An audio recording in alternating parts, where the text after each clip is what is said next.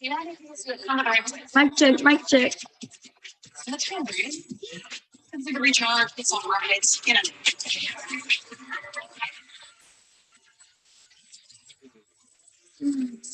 Now that's just a little commercial. Okay, cool. Um, just wanted to make sure that worked. Um, so I have time. Fuck it. I have time, right? She wants my attention. She wants it so bad that I've heard through her and others, right, that she's been calling for me all motherfucking week, baby. All week. All had something to say. Talk, talk, talk, talk, talk. Right? Nobody listening. She got mad when I wasn't listening to her. See, I do not subscribe to that bitch. I don't fuck with her. I don't fuck with her husband. I ain't got nothing to do with them. I'm not mad about it. Shit. Life moves on, bitch. That bitch don't like nobody to break up with her. Okay. She don't like nobody to break up with her. But I've decided today, bitch, that I'm gonna give you a little bit of my time because you want it. Okay. You could pop up if you want. Let's do it. Um, and if you don't, it's okay. I don't need you to come over here. I'm still shocked that your ass still comes over. Why are you listening to me, bitch? I don't listen to you. Can anybody explain to me why that bitch listens to me? Remember, I'm nobody. I wouldn't be anybody without her. You know, she claims that she's in charge. She wanted to be in charge. I was giving it to her like, here, bitch, here you go. You can have it. You know what I mean? If you got to come and ask somebody to give you the reins, you know what I mean, to give you the switch, if you got to come and ask me to allow you to be in charge, then that says a lot. Okay, it says a lot. It says that for some reason you just not the bitch in charge. Like you need permission to even be at the head, except with your husband. See, I understand why you will marry a nigga like Warren. Warren. Because you able to tell Warren what to do every step of the motherfucking way. You could be in control of Warren. You know what I mean? So you ended up marrying a bitch ass nigga who don't even want you, bitch. Your nigga is chasing down other women. He's licking on other niggas' balls and chasing down women. And none of those women resembles you. None of them. None of them look like a broken bitch who ain't got shit type of chick.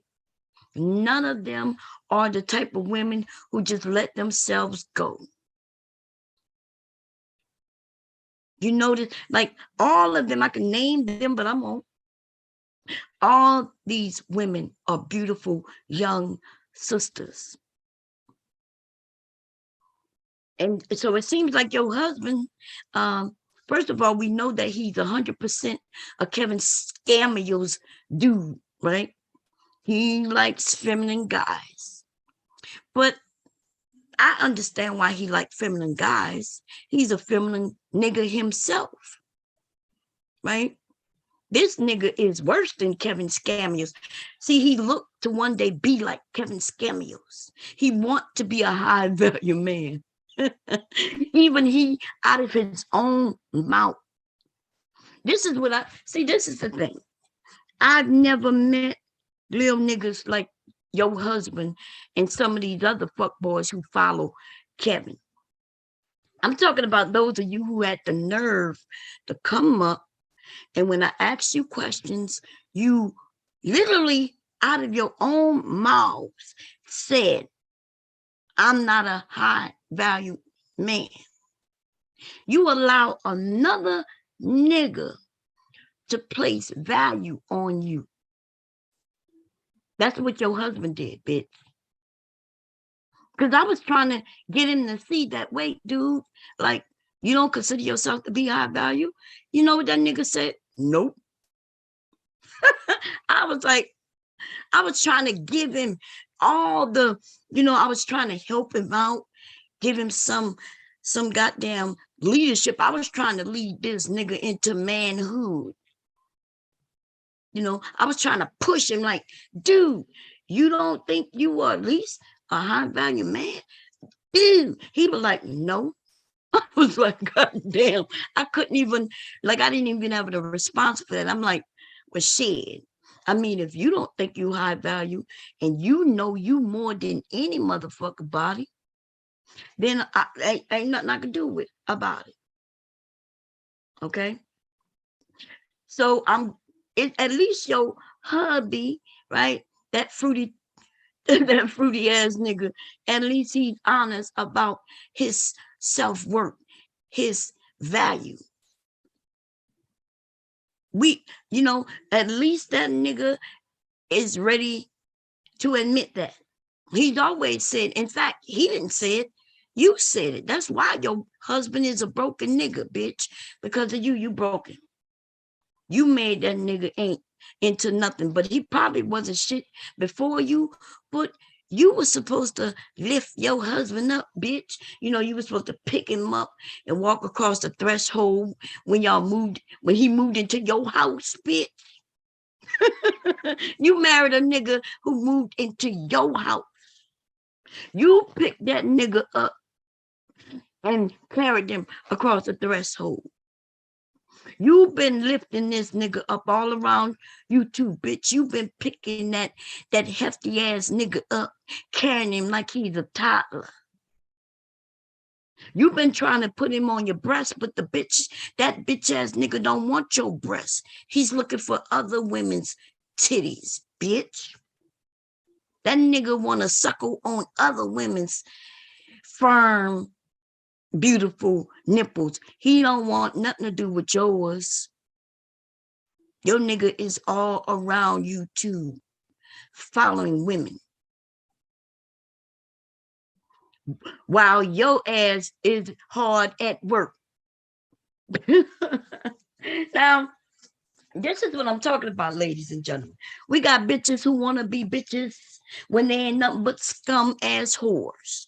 Okay, she want to be a hot bitch, but she knows she not hot.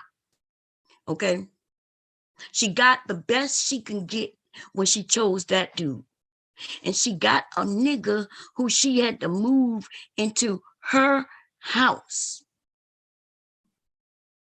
She sounds just like, what Kevin Samuels and the rest of these black manosphere men say when they say that these niggas only want a particular type of woman, and that particular type of woman better have something to offer, like Section 8 or at least a house. She falls in that category. This bitch didn't get with a nigga who had a home to move her in. This bitch had picked a nigga who ended up sliding in there with her. Now, I wonder, would he have married her if he had to take care of her and her motherfucking kids? Or do y'all think that nigga wouldn't have been looking nowhere towards that ugly motherfucking bitch? It's okay. What's up, Koja? Mama Rain? Lovely, what's going on, sis? Aries, what's going on? I just want to know, do y'all think that nigga would have married that bitch if he had to take care of her? Or do you think he just one of them niggas who have admitted he ain't shit? He admitted he don't have no value. This is what he's admitted out his own mouth. And he ended up with a chick who moved him right in her house. This nigga have a criminal record. Why did this bitch think that she's somebody of value, somebody above anybody? She's a fucking criminal. He's a motherfucking criminal. Okay? I'm talking about on some thievery ass type of shit. His ass is a drug addict of the past. And this bitch, I'm assuming that she had to been on some drugs too, because this bitch, the wrote a check. she done wrote a check and thought she was going to get away with it. I'm just thinking where they do that at. How she didn't think she was going to get caught. I guess she figured it wouldn't matter because she'll just pay it back after the murder. After the murder, she'll get the insurance money. After the murder, she'll be able to just give it back. Oh, man, let me put the link up in case she decided to come up. So she came on a couple of days ago. Wasn't yesterday? Was it day before yesterday, I believe? I think it was day before yesterday. I'm not sure. But anyway, because my days be blending in together, y'all. Okay. I think I did go to sleep last night. I did. So I think she came up the day before. And when she came up, she was on this, why you put my address out, my old address. That's what she said, my old address. Now, bitch, if it's your old address, then why are you concerned about an old address? Nobody is trying to come and visit you, bitch. I ain't send nobody for you. Why would anybody come and harm you, bitch? What they coming for? What you done? Remember, you don't do nothing. You ain't doing nothing. You ain't, you know what I'm saying? Remember, you said you ain't worried about none of that shit. Now you're going to claim that I doxed you? Like as if your address wasn't out there already? See, this bitch think everybody's stupid. This bitch got doxed just like I got doxed a while back. A while back. Okay? That's number one. Number two, yes, bitch. I was like, did I do that? Me? Are you sure it was me? She was like, Mom, I got it right here. I was like, you sure it was me? Did I do that? And then she said, yes, even in the stream, you said, here it go, and you don't give a fuck. And I said, are you sure it was me? Are you sure it was me, girl? Are you sure? Was it done on my channel? Was it my voice? Did I say I don't give a fuck? Did I say, yes, I'm doing this? Did I say, look here, this is what I'm doing? And bitch, for you to come and then say, Bomb, why you did it? Bitch, I told you why I did it in that stream. Because I wanted to. I don't even know why you come over here asking me some motherfucking stupid question, bitch. I did it because I wanted to. In fact, I told you why I did it. I told everybody why I was doing it. I even let people know. Some of the people I know, I said, hey, some of y'all, I know y'all not going to prove this, but this is what it is. That nigga won't stop. Bam, here you go. So I don't know why you come over here crying, asking me any motherfucking thing, bitch. I don't care about you, bitch. Nobody care about you, your feelings. Huh? No, I don't give a fuck about your husband. And none of y'all motherfuckers, I don't care about your crackhead mama, bitch. I don't care about none of you bitches. You did what you did. It is done, bitch. And you ain't nothing but shit, bitch. Every time I go to the bathroom and I feel like a little pressure that makes me want to just push a little bit, I think about you, hoe.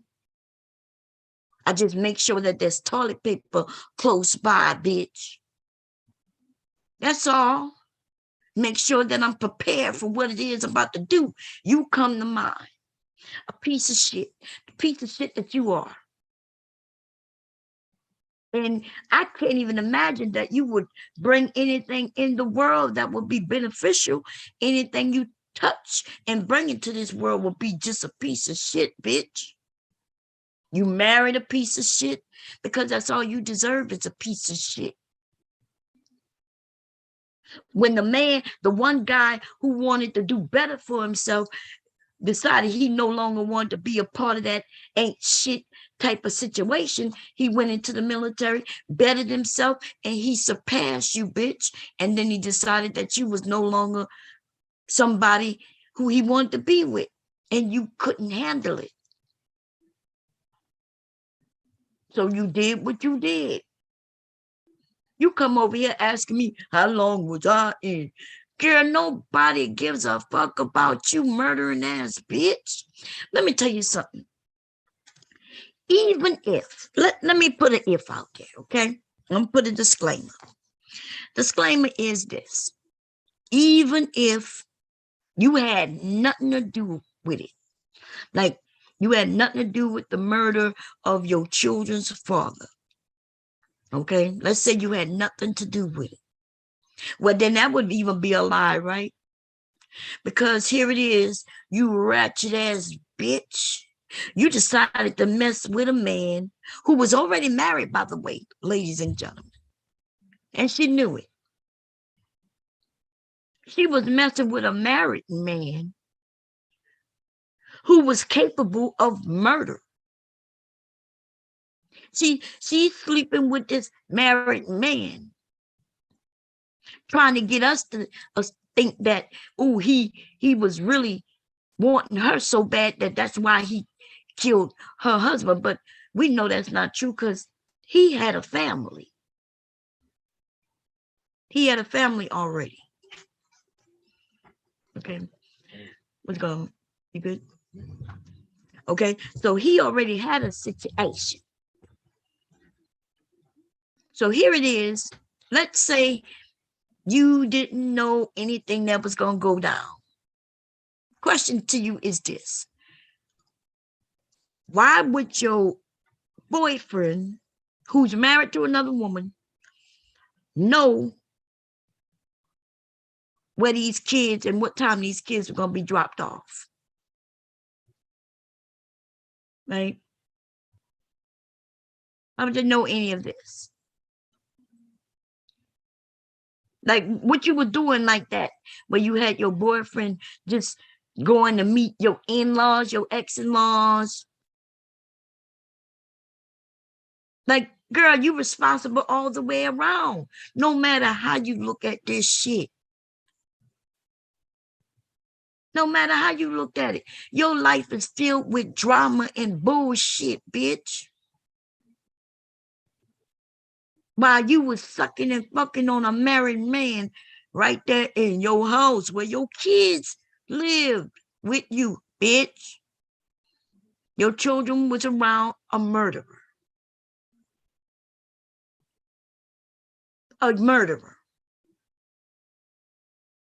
And that didn't even stop you, bitch. See, let me tell you, let's say something had happened to where I met this guy and I was dumb enough. Because, see, this bitch claims that she's smart and everything. But she was so motherfucking dumb that she was sleeping with the enemy. Bringing them around your children and all. And then, after something like this happens,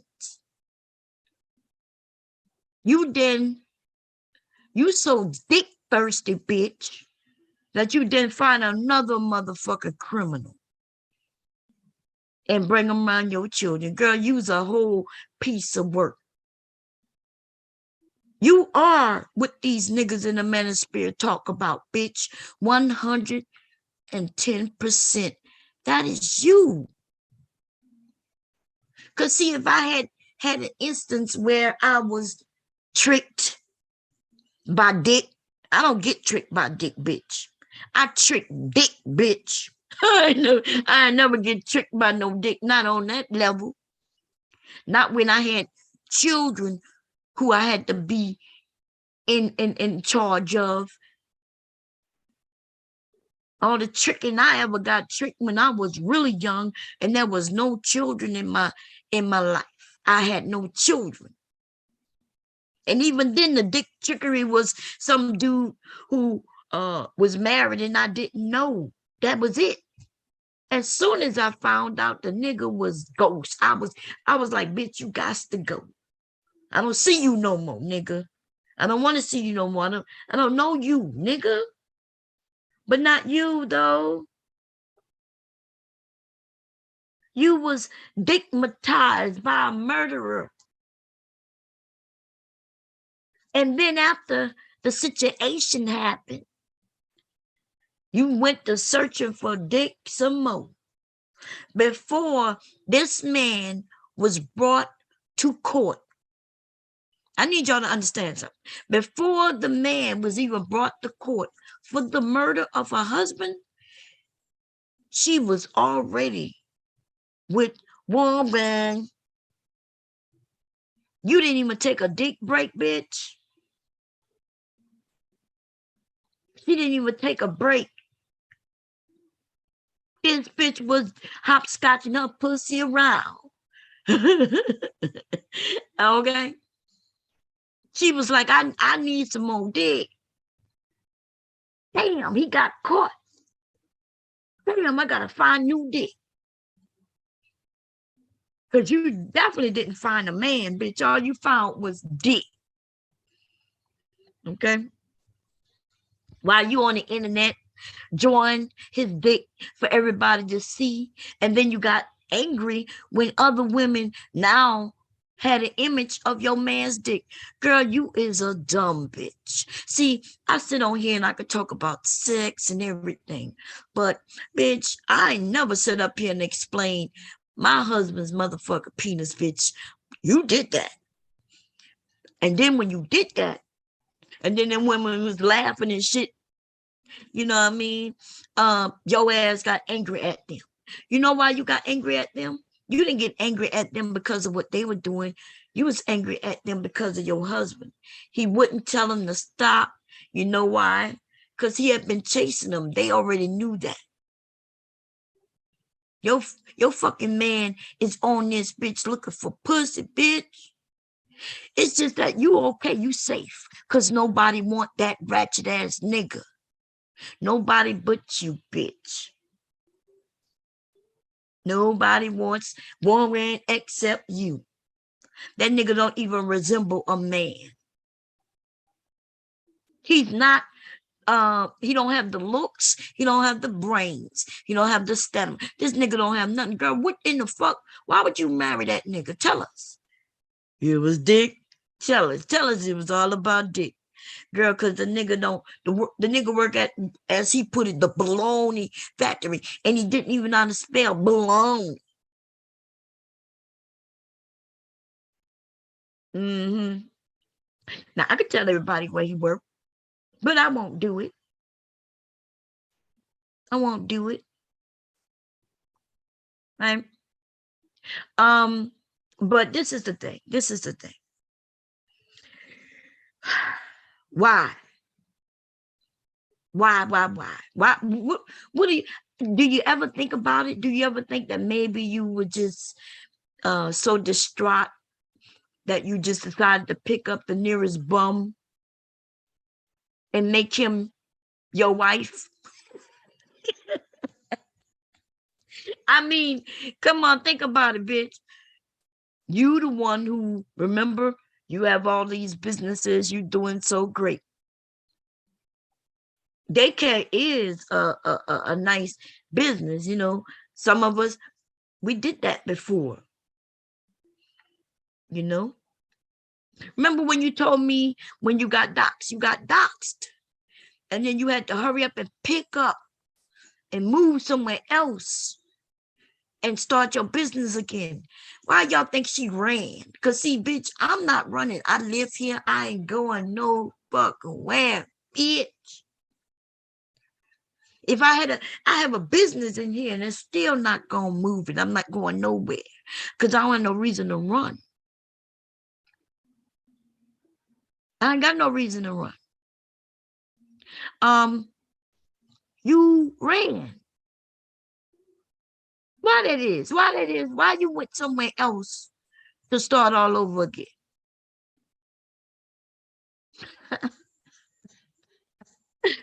Goodbye. Listen, yeah, I don't have no reason to run. You can put out whatever you gonna put out.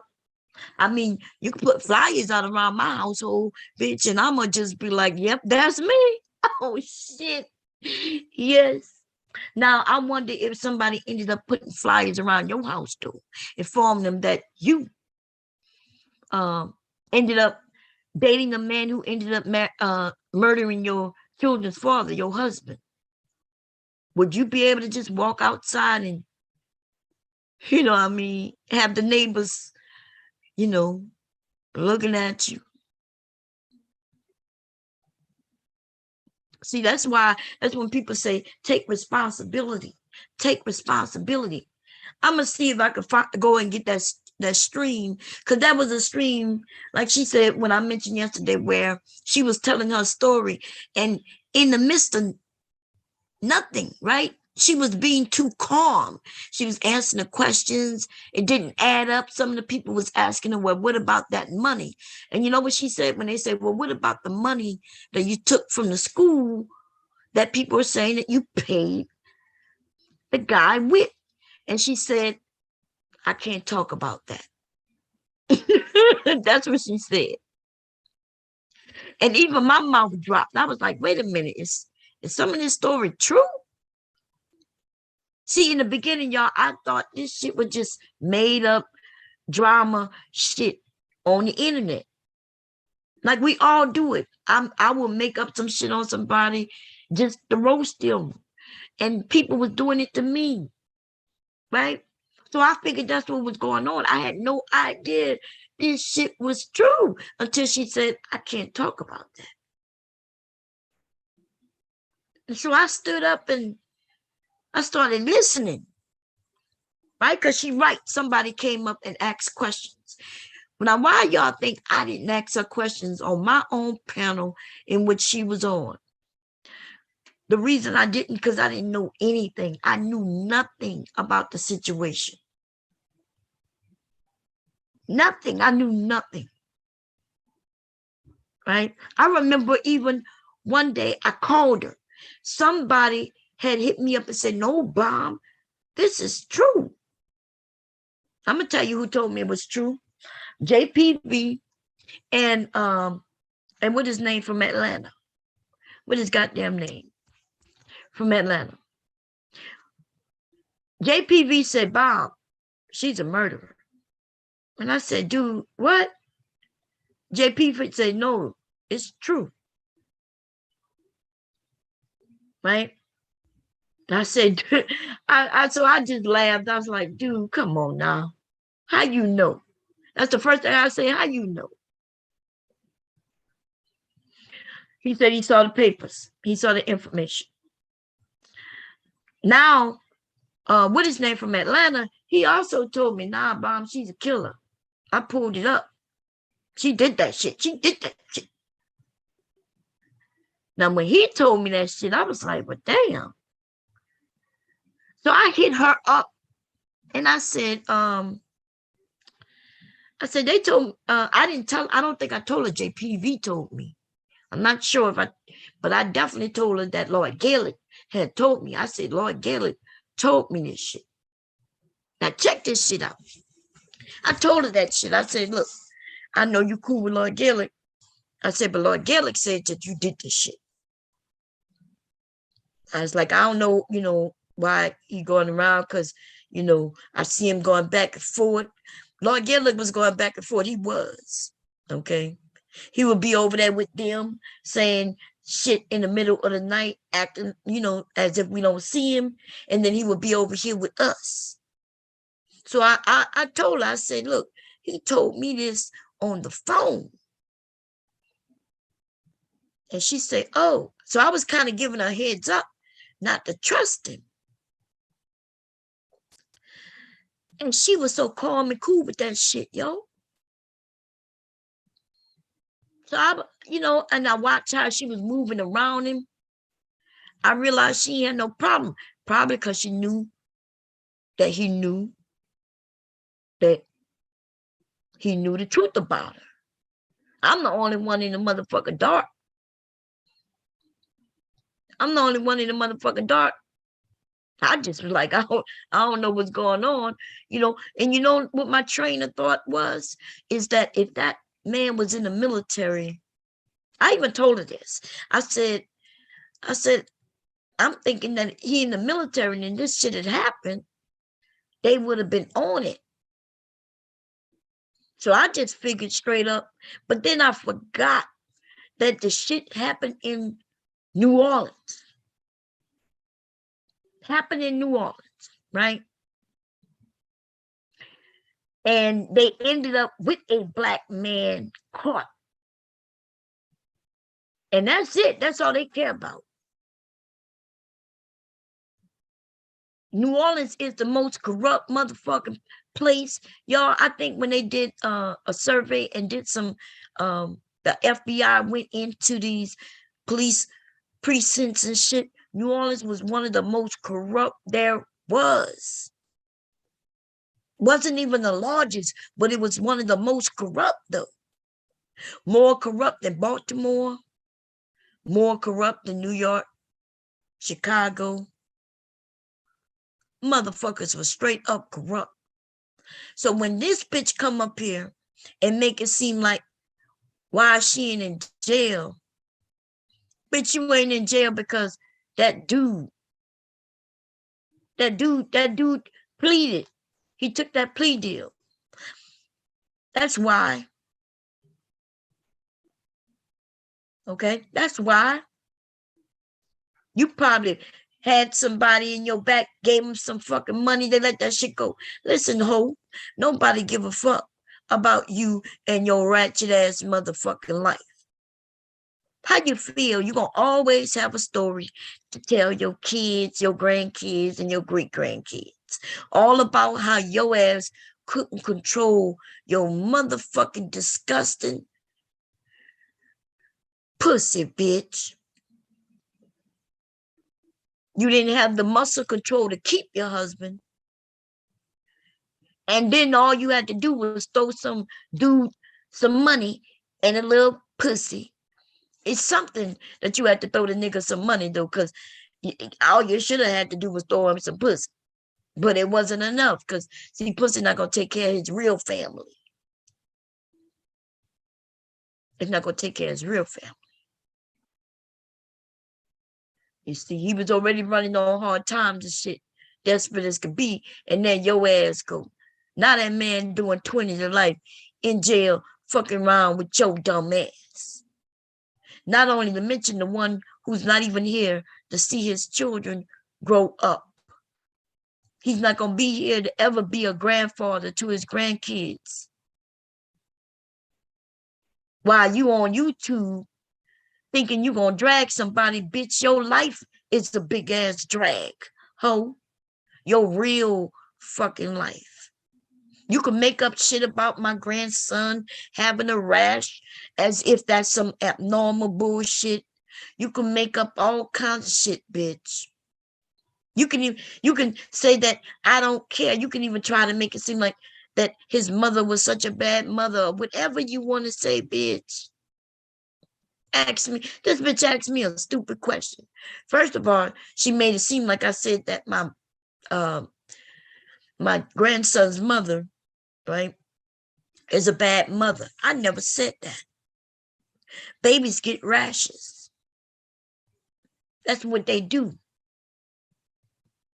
If I asked you about what I can get that would be natural and healthy to him, then that must mean I must care. Why would I ask you? Because you have a daycare. If you have a daycare, I'm assuming you know all the up-to-date formulas and different medications and shit like that. I'm thinking maybe you know something I don't know. Since the last time I changed anybody diapers was when my motherfucking children were babies. And my youngest son is 26, bitch. So if I asked you, then that must mean I care. It would have been something if he was just having rashes all over the place and it was so bad. In fact, I asked you because I was like, could he be allergic to something? Could we be feeding him something that caused this? I even asked you something else. I was like, do babies cry like this when they're getting changed? I was concerned. I was like, he won't even let nobody change him. You the one who told me, Bob, it might be because of he remember when he had a rash when he was little and he remembers it. But guess what, bitch, you're not the only person I asked. But you're the only one who threw it out there. You know what? There are women online with young kids, the same age as my grandson, or maybe even a little older. And you know, when we sit with each other talking and I ask them questions, they give me answers. They don't then turn around and bomb, bomb, you don't care about your grandchild. You don't care about your grandchild. Why? Because your grandchild had that time when he had that rash and you asked me what you could do. That means you don't care about it. You know why? Because that would be stupid. It would be stupid to claim that I didn't care if I asked. Everybody who listen to me know that my grandson, he goes from home to home. That's what he does. He goes between his mother and his father. That's right. Unlucky for you, or should I say unlucky for your children, though they're not going to be able to go from you to their father because you took that from them. You took that option from your children, you selfish, reckless ass, nobody having ass bitch. Now they got Warren to be their stepdaddy. Shit. They got Warren to be the stepdaddy. Is that what that is?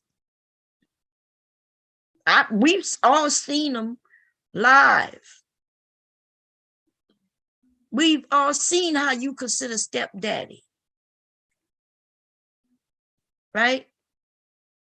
Playing fucking games like he's one of them, as if he's one of them. Warren was like one of your children. Your children played with him like he's their friend. And I mean, I guess that's cool if you was their sister and you had a boyfriend, and that is cool. But see, when you are the mother and he's supposed to be like the surrogate father, the shit y'all were doing over that bitch, that don't really work. That's when you trying to be friends with your kids instead of trying to be parents. That goofy laugh that nigga had over there with them, he's more like their motherfucking brother, older brother, than like their stepdad.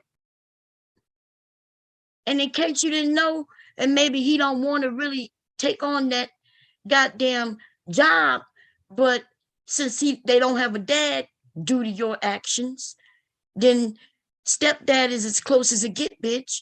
Anybody you marry becomes their surrogate fucking dad. That's what he's supposed to do. He's supposed to be able to step up to that. He should want to step up to that. But trying to be their little brother or their big brother, older brother, bitch, that means he thinks of you like you his mama. You mammy ass bitch. He think of you like you his mama. That's the situation you got over there. You didn't upgrade, bitch. You downgraded. And on top of that, you're repeating the same shit you've already done. Bitch, you are who Kevin Samuels and these men in the Black Manosphere, you are exactly who these men talk about. You that mama. You that mama who endangered them. Go ask your motherfucking kids, bitch. Go have a conversation with them. Especially the boys, the young men. Watch how that work out for you. When they know, see, they old enough to know now. Old enough to ask you questions. If they even want, they probably don't want to ask you anything because they love you, right? You their mother, but they love their dad too. If you didn't go and get them some help and then sit in that fucking psychiatry office and tell them the truth, bitch, take responsibility, it's gonna come back to bite you straight in your ass, especially with your sons. But this is not me giving you no friendly fucking advice, you ratchet, nobody having ass bitch. We already know you're going to repeat the same patterns because you've been doing it since day one. You raggedy hoe. You raggedy fucking hoe. You dick popping, trash hopping, ass fucking, nobody having ass bitch. And I keep saying you don't have nobody bitch because that dude who you claim you married bitch ain't nobody. He's a bitch who moved in your house, just like the other dude who was laying in your house, in your bed, being my married dude who ended up shooting your fucking husband in the head. And let's say he wasn't your husband. You ain't care about him like that because we know you didn't, bitch. We know you didn't. You was angry because he broke up with you. Just like you angry at me because I broke up with you, bitch. It's over. Let me find a song for you, bitch, so you can know it's over. It's been over for months, bitch. Months and months and months. It's been over between you and I. Do I have to make up an R&B song, bitch, that says so long? Go find you a new home. Go find you a new man. Bitch, I don't want you. I never wanted you, bitch. God damn.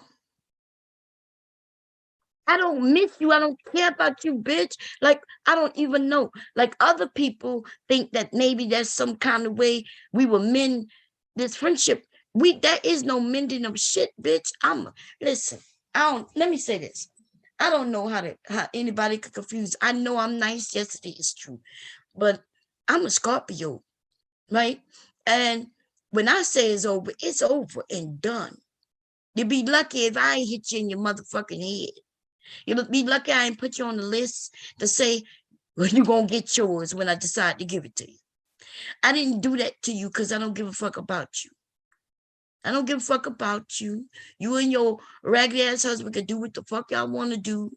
We could be in the same space, bitch. I promise I don't blink an eye when I see you. I don't miss you. We never was like that. It was never like that.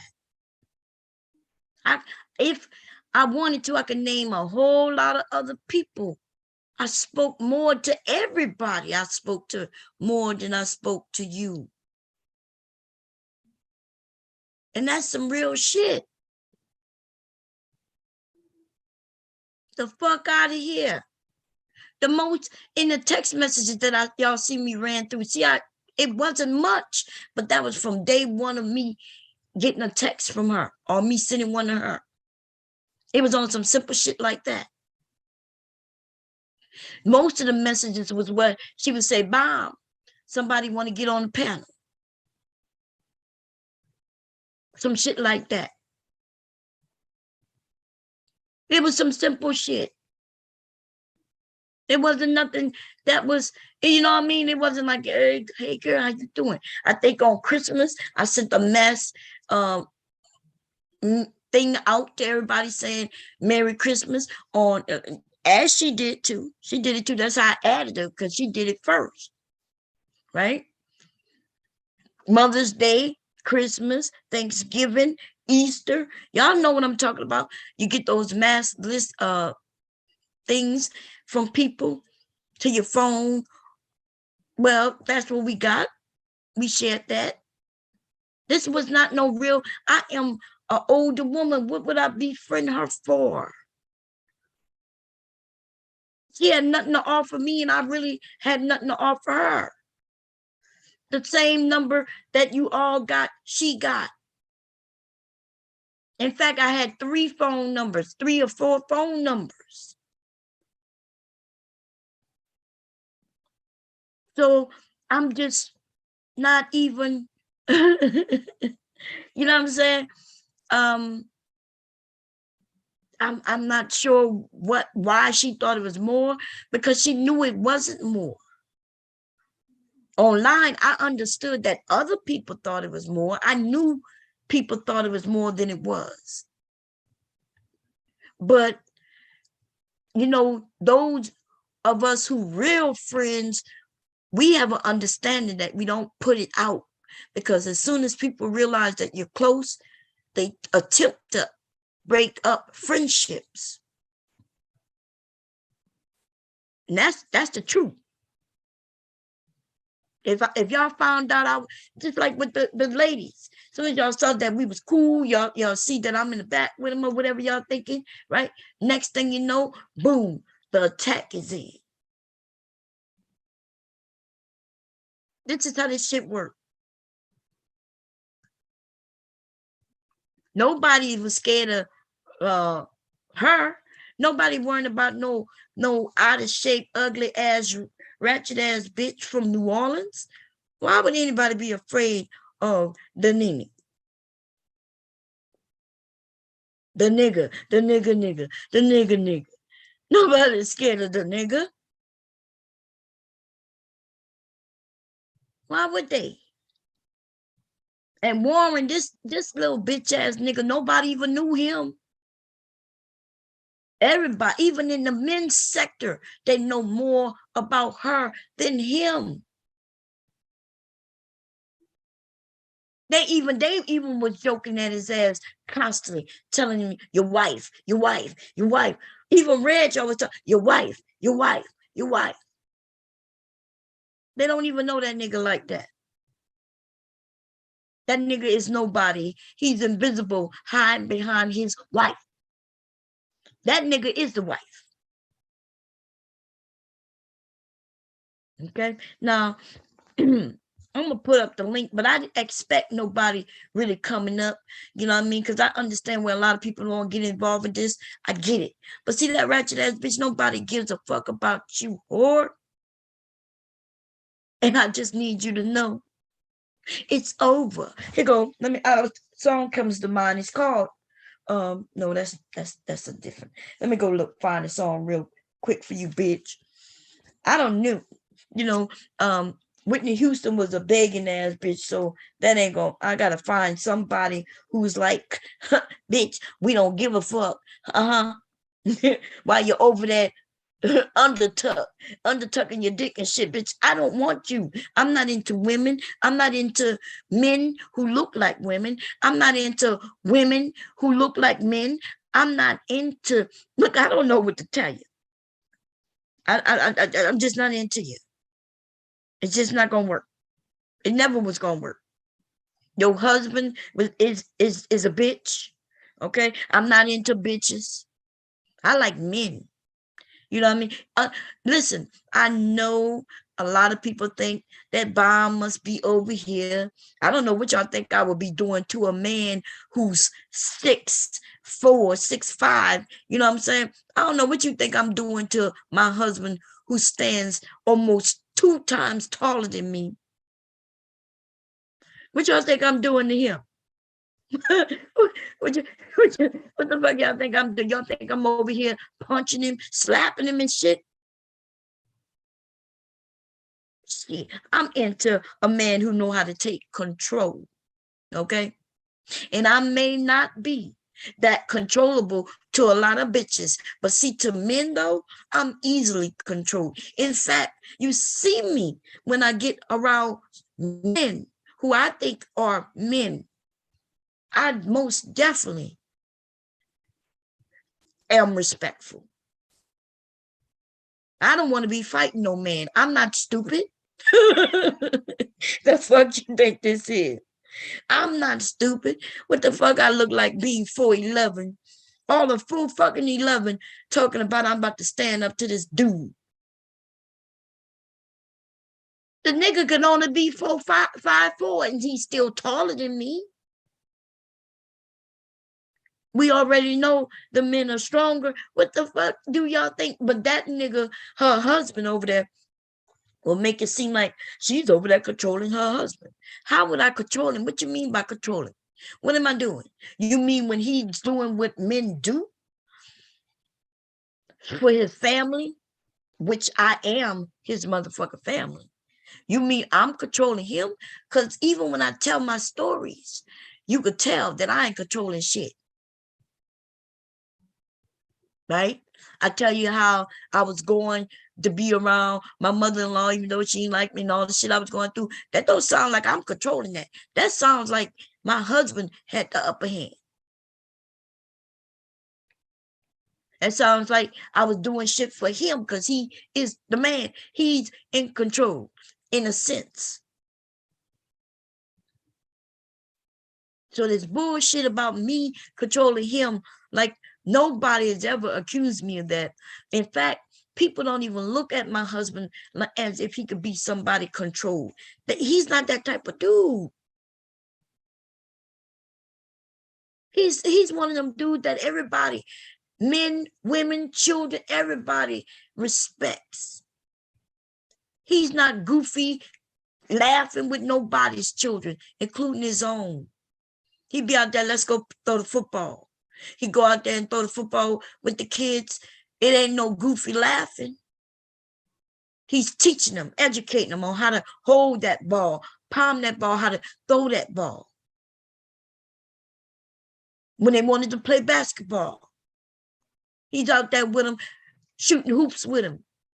But he ain't goofy laughing. They're not going up to each other, tickling each other.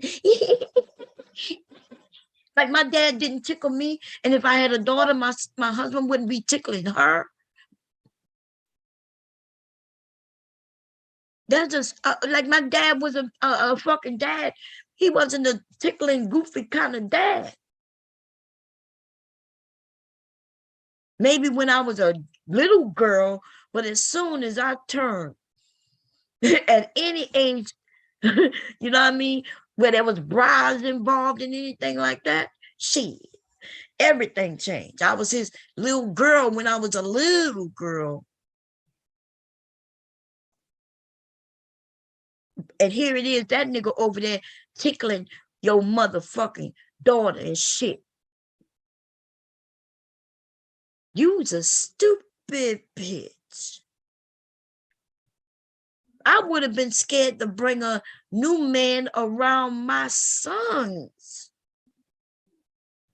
I would have been like, oh no, there would have been all kinds of background checks. He would have never been able to move in with us.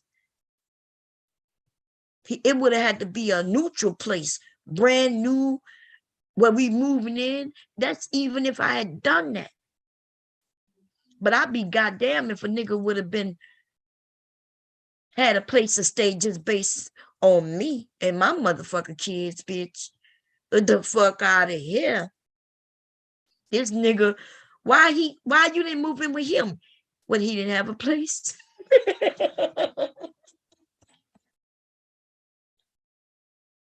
Wait a minute. So y'all got married and he moved in with you? Now I've seen this happen. I'm not gonna act like this doesn't happen. It does, right? I've seen it happen even within my family, right? I'm gonna tell y'all this.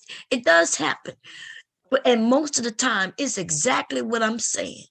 The man usually don't have a place. He don't have a place. He may have been married before. He's divorced, right? His wife got the kids. His ex-wife has the kids, and now he's living with his mama.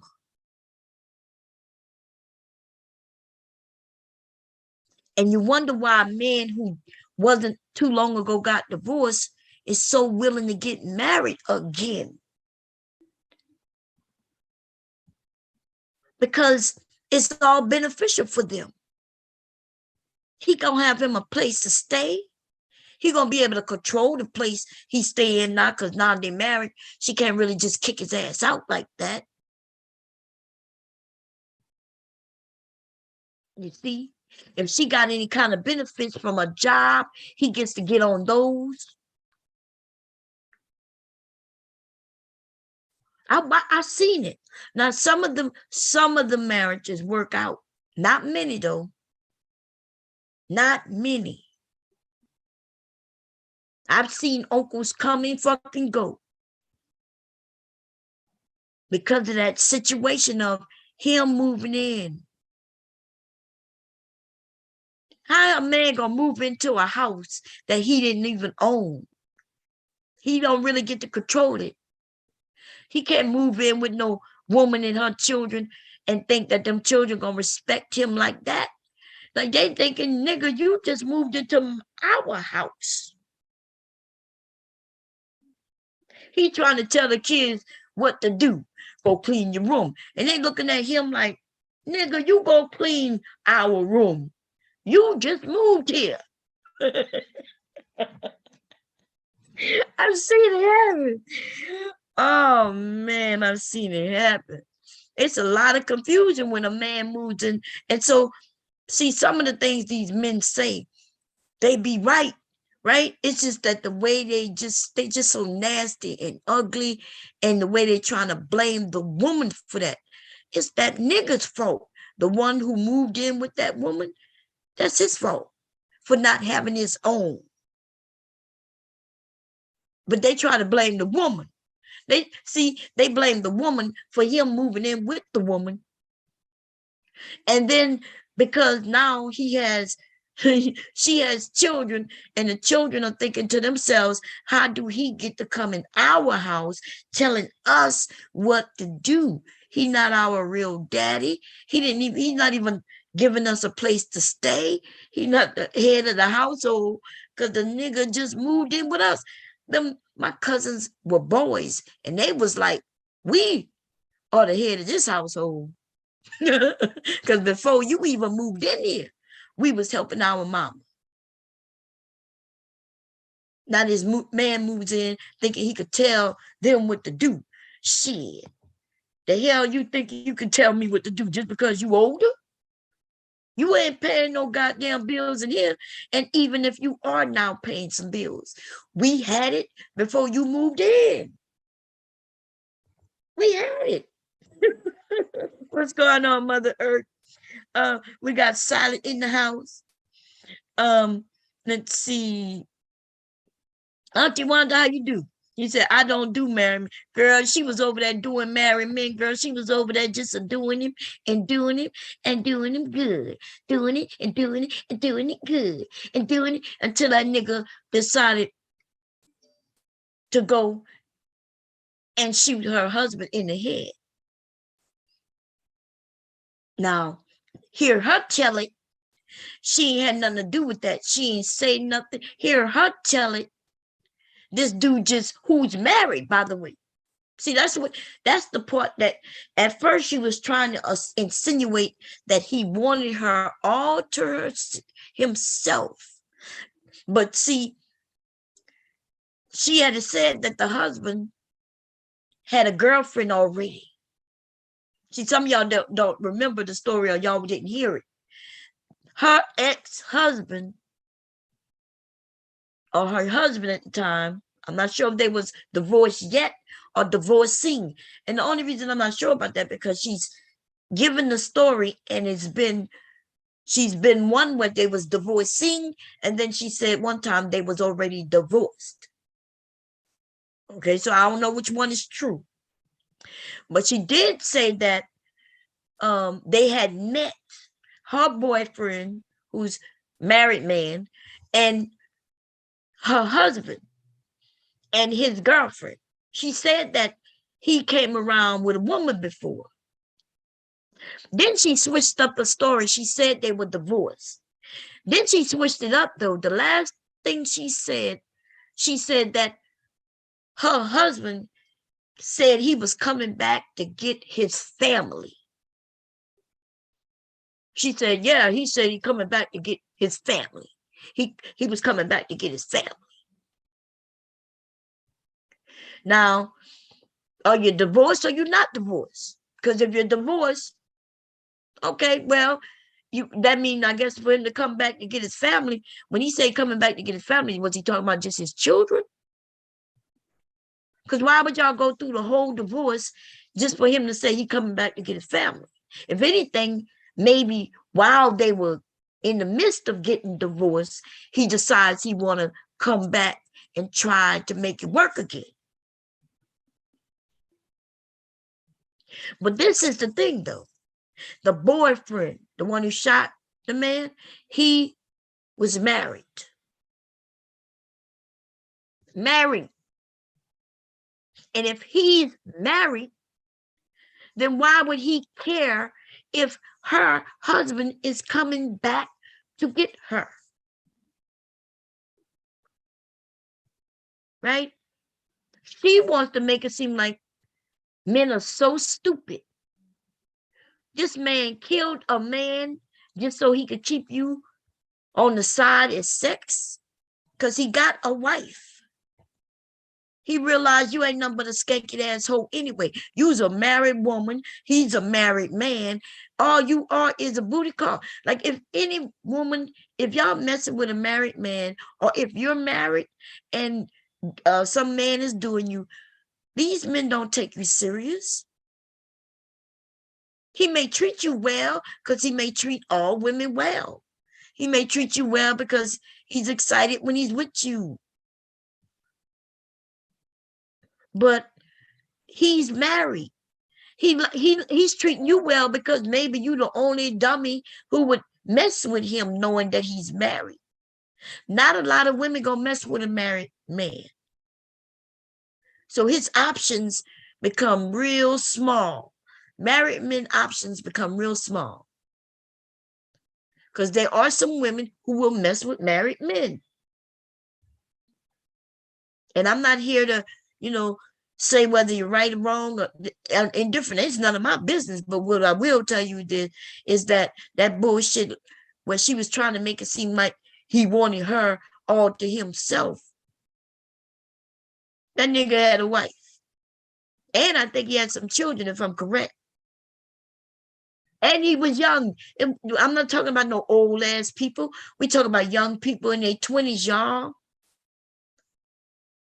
We talking about young people in their 20s. We all did stupid shit in our 20s. This dude went and murdered her husband. She done robbed her employment. This bitch, they brag about how she started her own little business. She had no other choice but to start a business. Who gonna hire her? Especially in that area, this bitch would have had to move straight out the area, which she did, right? She would have had to move out of the state to make sure this story didn't follow her. Ratchet ass bitch. This bitch is a real true crime story. And she on YouTube talking about, why did you send your grandchild back to his mother? She really asked me that shit. Because she is his mother. I never said she did anything bad to my grandchild.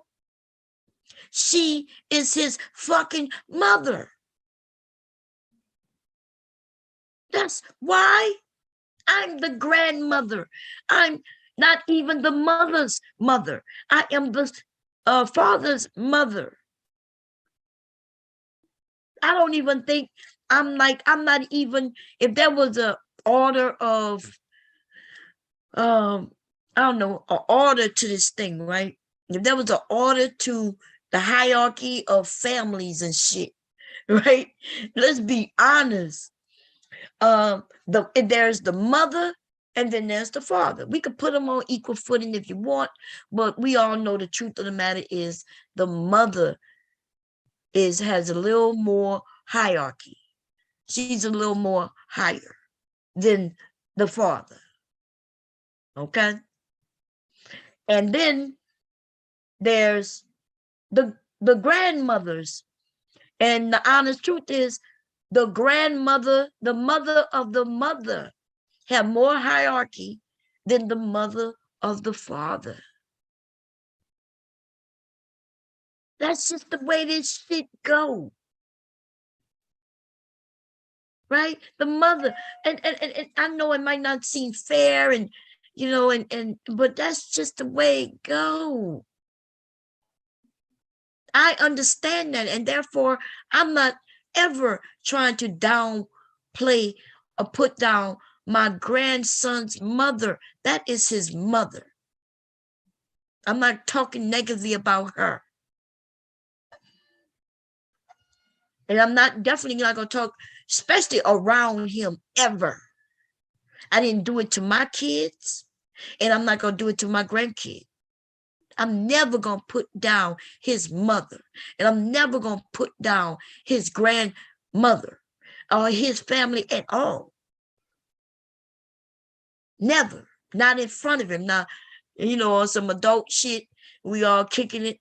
And if something happened and I think it's an issue, but I'm never going to do that in public. I'm never going to do that where he can later on in life stumble across it. But see, that is because I love my grandson. What's up, Trinity? Thank you for making it, girl. You always first. You always first, girl. Anyway, let me put the link up. But to that raggedy ass bitch and everybody who follows her, like if you follow her story and you believe her, I would love you to come up. You could come up on her behalf and just explain it to everybody. You know what I mean? Like explain this bitch, because I'm not sure if y'all heard her, and I could play it. She said that she did some things for me, and she said that she got an apartment. Now, you notice, if I said, hey, Trinity, I'm using you because you're the last person at the bottom that I see. If I say, hey, Trinity, I got an apartment for you, girl, you will ask me a few things about it if you're really interested in it. If we really trying to make a deal, or really, if I'm really trying to get you in it, if I was really interested in it, if you're really interested in it, I'm trying to get you in it, for whatever reason. Even if it was free, you still would have asked me some questions, and I would have asked you some questions. She's not going to be able to show you nowhere, ever, nowhere, me asking her anything about that place, because she told me she had nothing available. Okay. She even said she had nothing available. She said, yeah, she told me that she had acquired a place that they had just finished. And she said, and she got one place that's not available. It's not ready. She said she got a place that's not ready. That's all I had to hear. You got a place, no, it's not ready. I never asked her anything else about it. Because to me, I asked, she had nothing ready, and bam, that's it. Why would she then, now she's claiming almost 2 years later, by the way, that she hurry up and got some place ready. Well, even if that's true, when is she gonna show us, any of us, you, me, her dead daddy, baby daddy, or husband, whatever you want to call him, right? When she gonna show any of us any proof where she said, Bob, the place is ready? So see, she never did that. She never hit me up and said the place is ready. Because we never had no deals, nothing insinuating that I wanted it. She never told me how many bedrooms it was, and I never asked her. She never told me how many bathrooms it was, and I never asked her. I don't know if it's upstairs, downstairs. I don't know anything. I don't even know where it's located. I don't know if it's located in the city of New Orleans, if it's in Kenner, Metairie, Harvey, Terrytown, Bitch, Marrero, Greater New Orleans, in Jefferson Parish, Orleans Parish, St. Charles Parish, St. James Parish. Bitch, I don't even know if you talking about a place that was even in Louisiana, period. You could have been talking about a place in Texas, Florida, Georgia, Delaware, Philadelphia. Girl, bitch, get the fuck out of here. You ain't never give me no details about a place you said that you got that ain't ready. But the bitch, it made a claim that she said she got a place for my mama. Now y'all don't understand the importance of this. Some of y'all don't, some of y'all do. My mother had just passed away. See, it was never about her doing anything for me. It was never about any of that. What it was is she wanted to bring up my mother. Instead of her just saying, that's why your mama dead, this bitch start making up shit that she claims she did for my mother. She should have just said, that's why your mama dead, bitch. But your mama been dead to you a long time ago when she was hooked on that crack, when your daddy had to take care of you, bitch. When your daddy had to take care of you. Your daddy was your daddy and your mama. Remember when you told everybody that your mama cheated on your daddy? She was sucking on that glass pipe and sucking on strange men's dick so she could get that glass pipe. You see? That's all you had to do was say, that's why your mama dead, bitch, instead of making up bullshit about how you did something. This bitch said she got an apartment I got an apartment for your mama. Bitch, what? Now how she got an apartment for my mama? She literally said, I got an apartment for your mama. Now let's break that down a little bit though. Let's say she has a place to rent out. Because that's what she do, right? That's what she says she does. I don't know if it's true or not. You see, people say things on the internet. It doesn't necessarily mean it's true. I don't know if she really get places, fix them up, and rent them out. I just know that's what she said. Okay? So anyway, let's say she had a place and it met everything my mother wanted. Everything. It was in a place she wanted to be. It had as many bedrooms as she needed, as many bathrooms and all that good old shit. And we came to an agreement and she rented it out. We signed the lease and everything. Paid the rent, did everything that was needed. Everything legit. How is that something she did for my mother though? Right? I didn't know landlords was walking around this place talking about, yeah, because I rented you this place, I did something for you. Oh, because I rented you this place. I rented your mama this apartment. I did something for your mama. See, so even if she had a place and it met all the requirements, and my mother was picky, baby. My mother was a motherfucking Creole woman for real. You understand?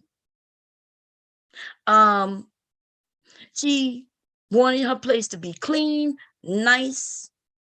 She wanted it in a nice area.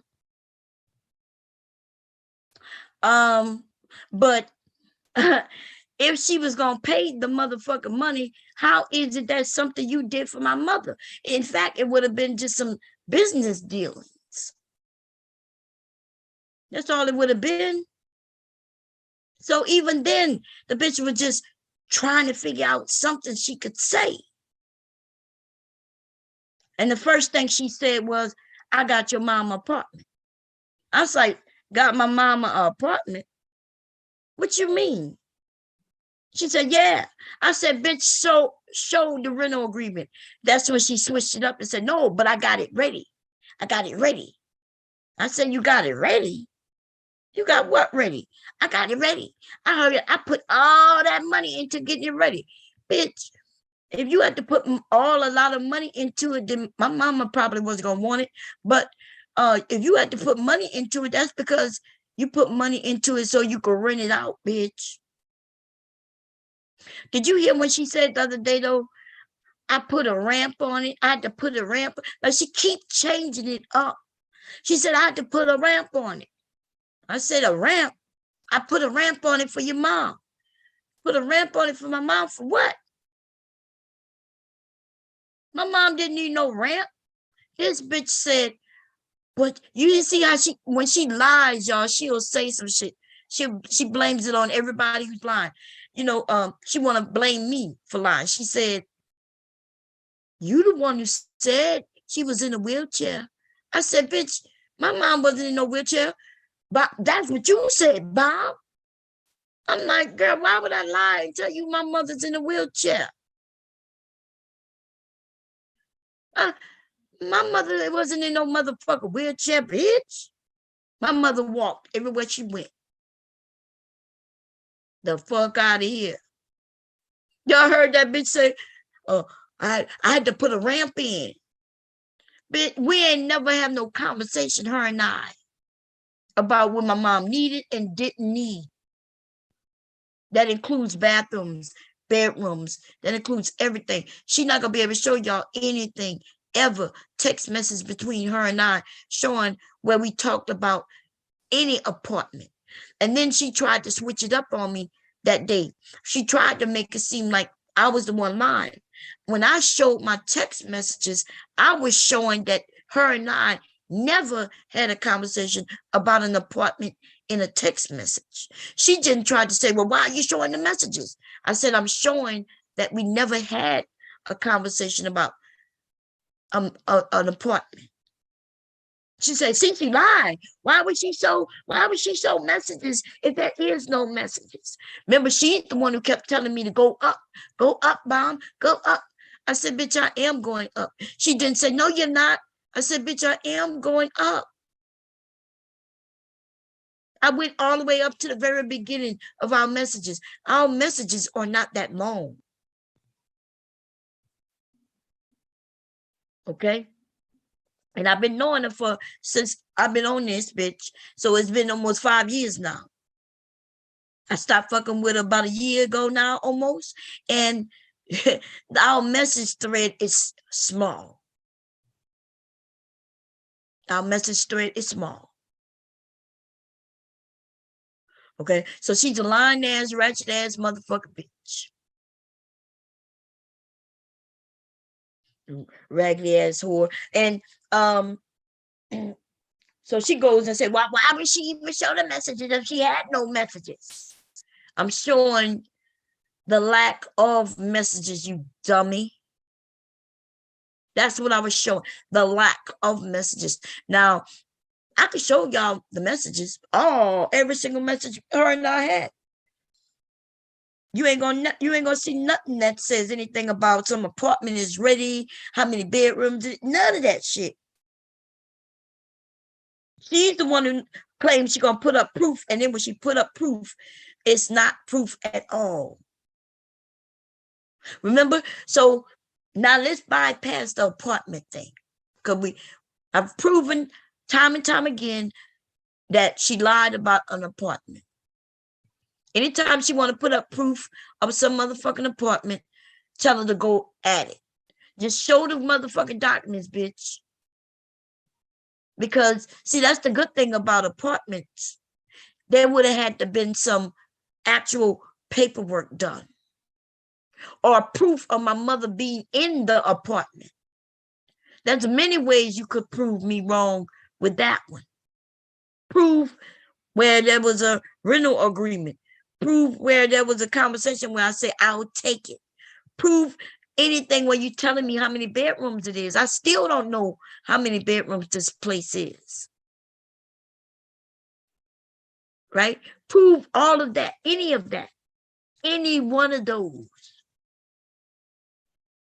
That's all she got to do is prove any one of those. Just like I was able to show my text messages, guess what? She could do the same. All she had to do is share her screen of her phone, just like I did. It's as simple as fucking that. Okay, now, so on to the next thing she claims she did for me. She claims that she paid for my mother's body to be moved from the coroner's office to the morgue, the coroner's office to the place who was going to take care of my mother's body. That's what she said in the beginning. She said that she paid for an ambulance to transport my mama's body from one place to another. That's what she said. That's not how that shit is done. Why would an ambulance? An ambulance is an emergency way of transportation. Ambulance is not transporting dead people who've been dead for a couple of weeks. She said she paid $700 something for an ambulance to pick up my mother's body from one place to the other. $700 something. That's what she said, yo. And the only people who believe that shit is stupid people. You think it costs $700 to transport a motherfucking dead body? What? It's cheaper to get a goddamn Uber. The coroner's office could have got an Uber and said, look, you got to come pick up this body. We're going to strap it into the back seat. You ain't got to worry about it. We're going to strap it in the back seat, drive it to this address. Some people going to come out and get it out. Would have been far less than $700 motherfucking dollars. But it smell like gas. Smell like gas. Call hubby. Let me see. Hey Siri, call Mark Edwards on mobile on speaker. Which one? Mark Jr. Edwards or calling now on speaker?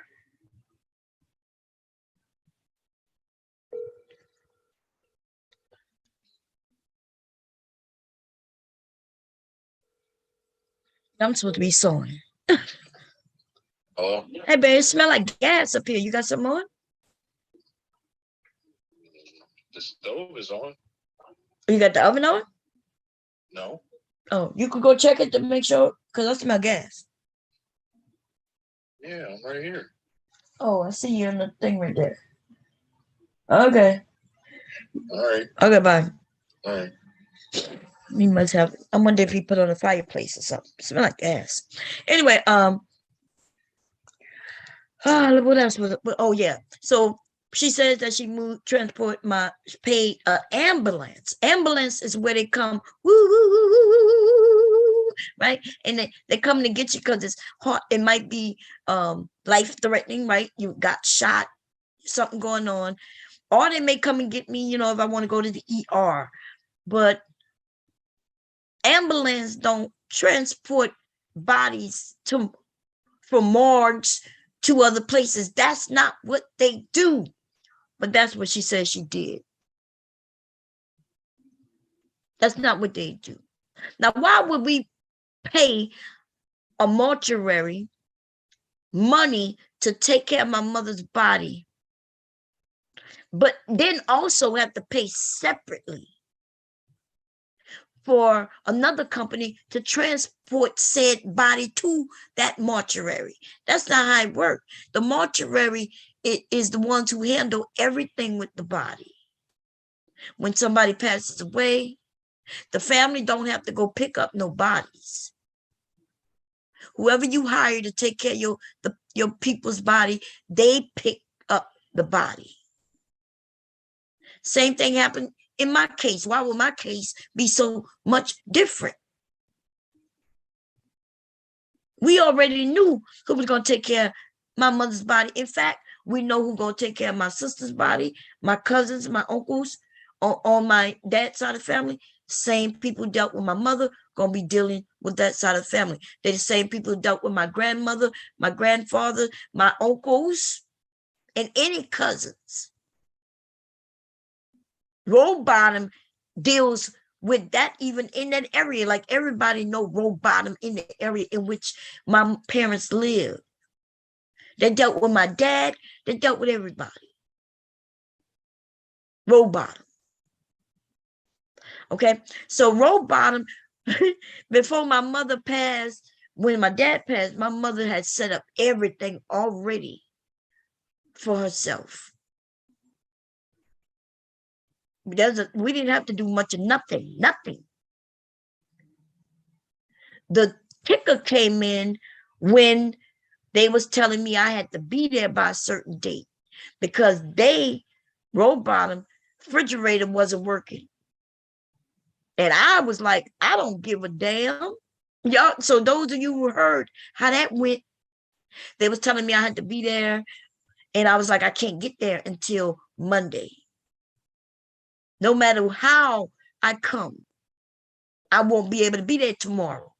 I'm in a whole nother state. Okay. There's things that I'm doing here. I can't just pick up and be gone. Most people can't just pick up and walk out the door and go and do certain things that's out of state. Okay. Some of you will have to contact your jobs, let them know what's going on. You know what I mean? You got to get the transportation and everything that you got to do. This is my mother. So therefore, I have children, and not only children, but grandchildren. Or a grandchild. We all in another state.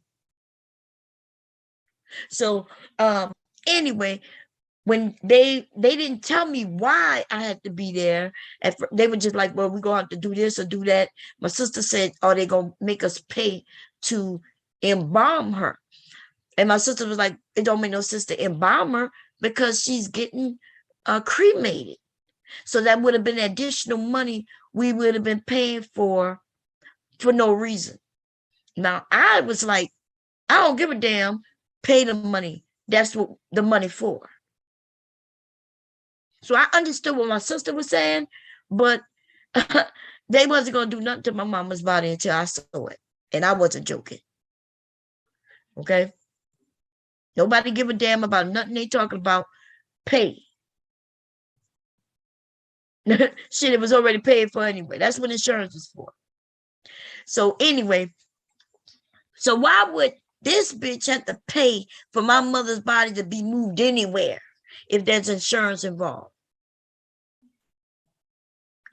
I promise you, nobody gonna sit there and tell you, hey, this is how much it's gonna cost to move the body. This is how much it's gonna cost for this. The things that deal with the body, they're not gonna break that shit down.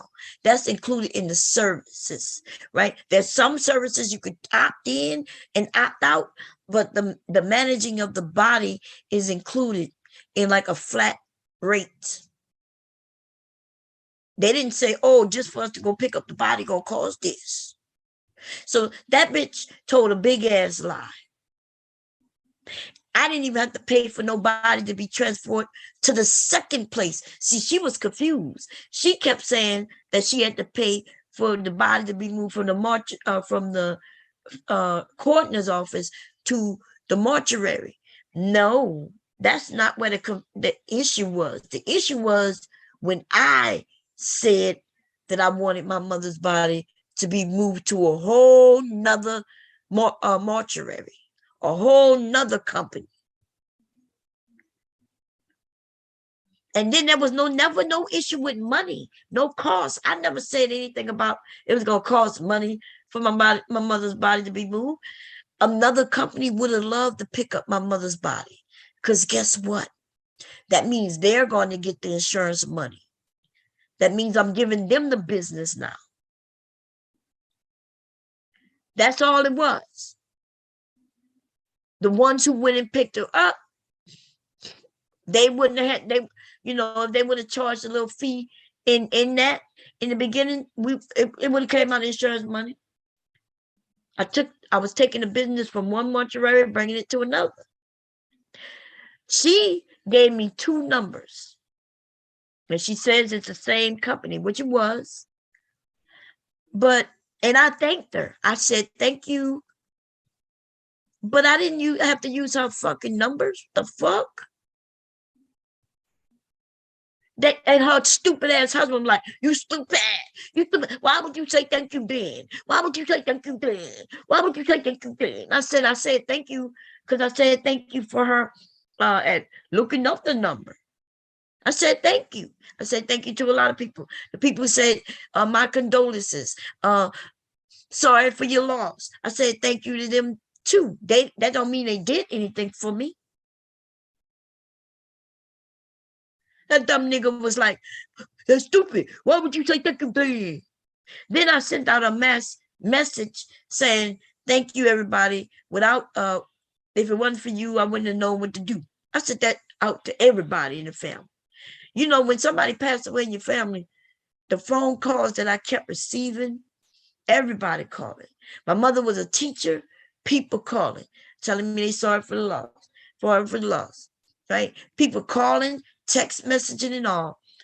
And me and my family, me and my sister got together and sent out a message. That's it. And she happened to be on that list and got that message.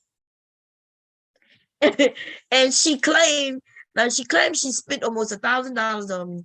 But all I had to say was thank you for what you done. That bitch ain't do shit. You ain't do shit, bitch. You ain't do shit for me. How? I don't need you to do not a motherfucking thing for me, bitch. The fuck? That bitch is dumb as fuck. Okay. Anyway, anybody question? Let me put the link up so we could change the topic. But you raggedy ass bitch, listen, get your life together. You already was in the center of a murder for hire. No, and you the one who hired the murderer to kill your husband. Nobody gives a fuck about you and what you do. Okay? I don't give a shit. I don't want you, hoe. Okay? You got mad when I started ignoring you. I don't want to be around you. I don't speak on you. And the only reason you ever come up is because your motherfucking husband. Okay? That raggedy ass nigga who didn't have a home. He didn't have a door, a window. If this nigga wanted to, this nigga don't have shit. Nothing. When you divorce his ass, if you don't kill him first, you black widow ass bitch, the nigga gonna go right back to the streets, right back to his mama, where you picked him up from. Ladies, don't be picking up men from their mamas. Not like that. Like if you pick up a man from his mama, make sure it's y'all going to a place in which he's providing. Okay? Don't move a man in with you and your children. I wouldn't advise that shit. Wouldn't advise. It just smell like gas. Maybe it smell like gas. Let me see the fireplace. I gotta go. I might have to go on the 3rd floor to make sure. I smell gas. Might be something outside. I don't know. It's just giving me a headache. Worse than my headache already. Shit. Anyway, let me put this link up, y'all. Let me grab it. Participant.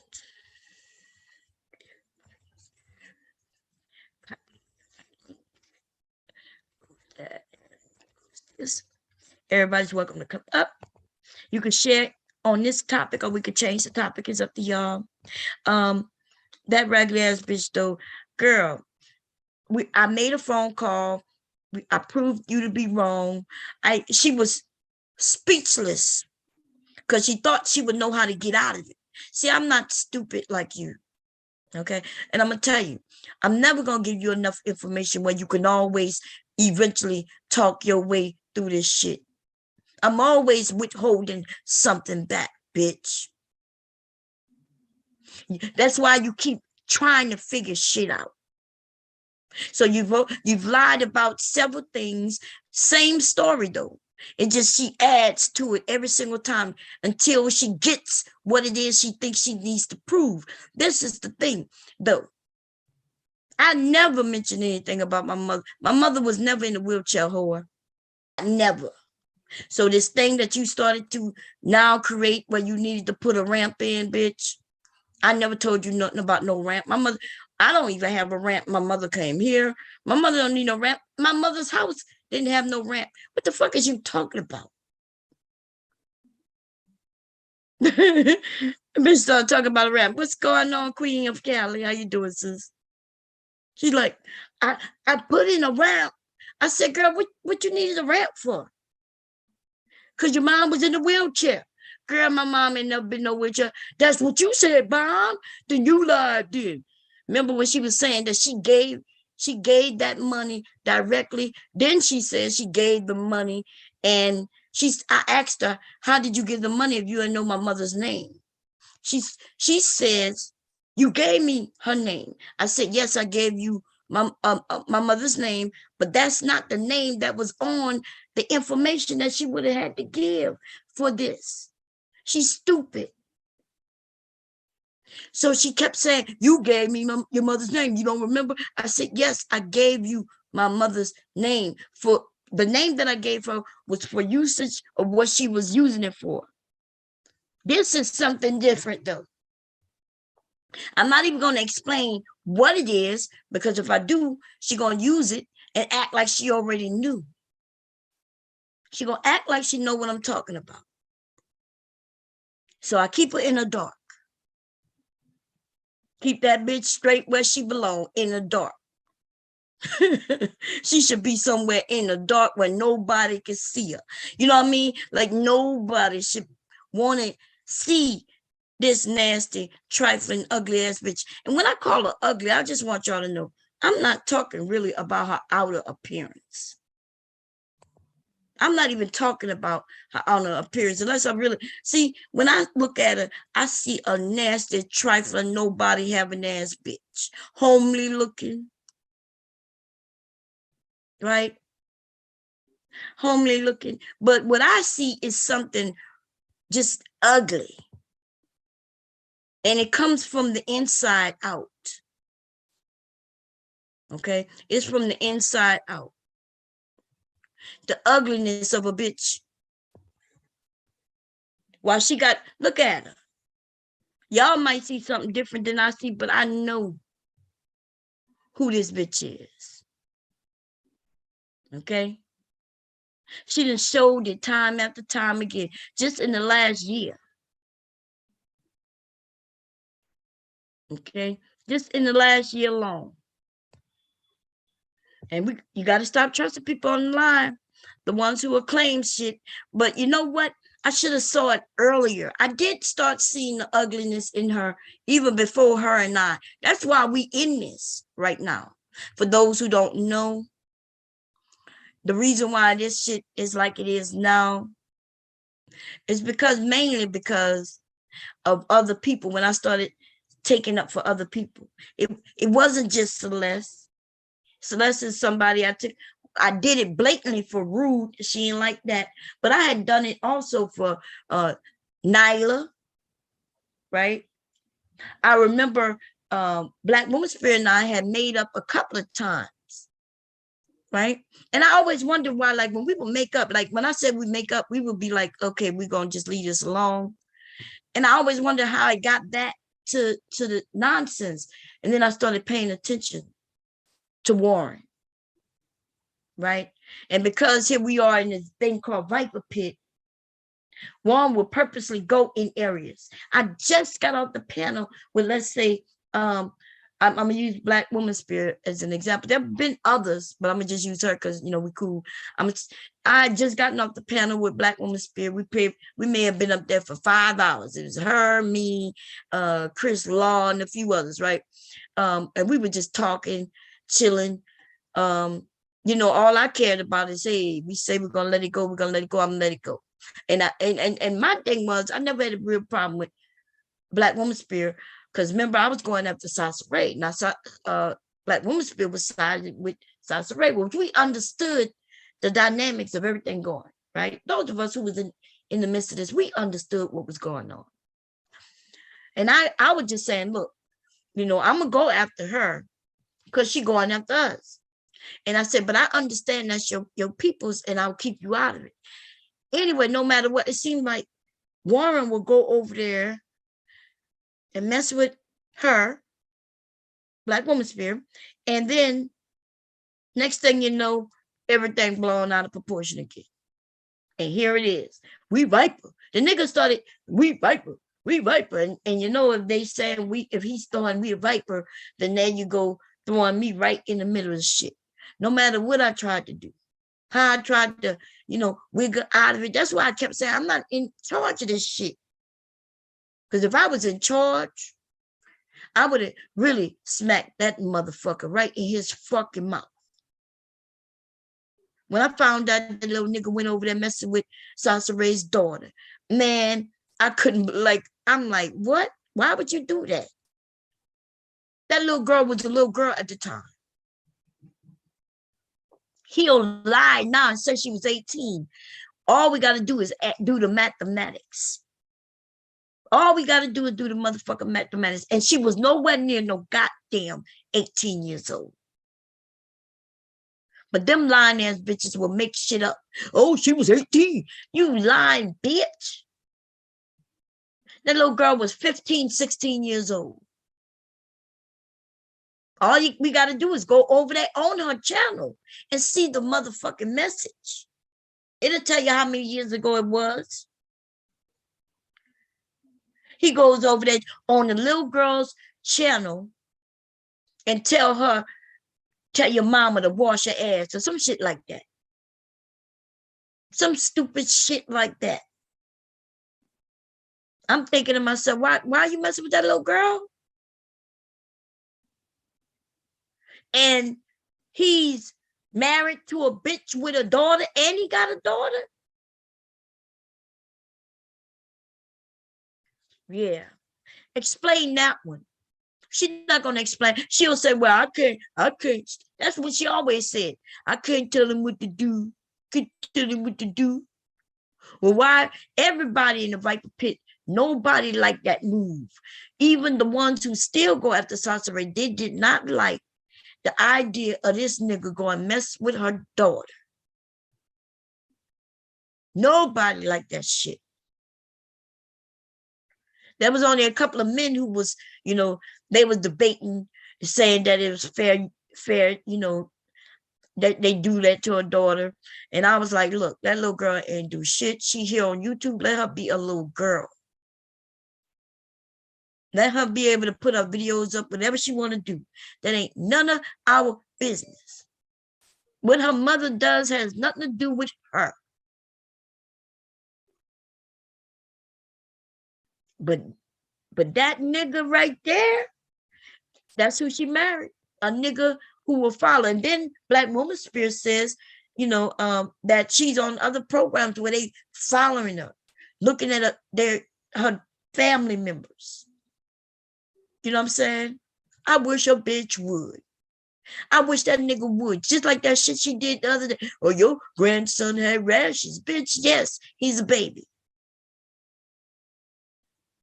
I wish they would, though, follow me and leave some nasty motherfucker comments under a baby's video. They the type of niggas who is the reason why kids' videos you're not allowed to leave messages anymore, because nasty, dirty, funky ass bitches like them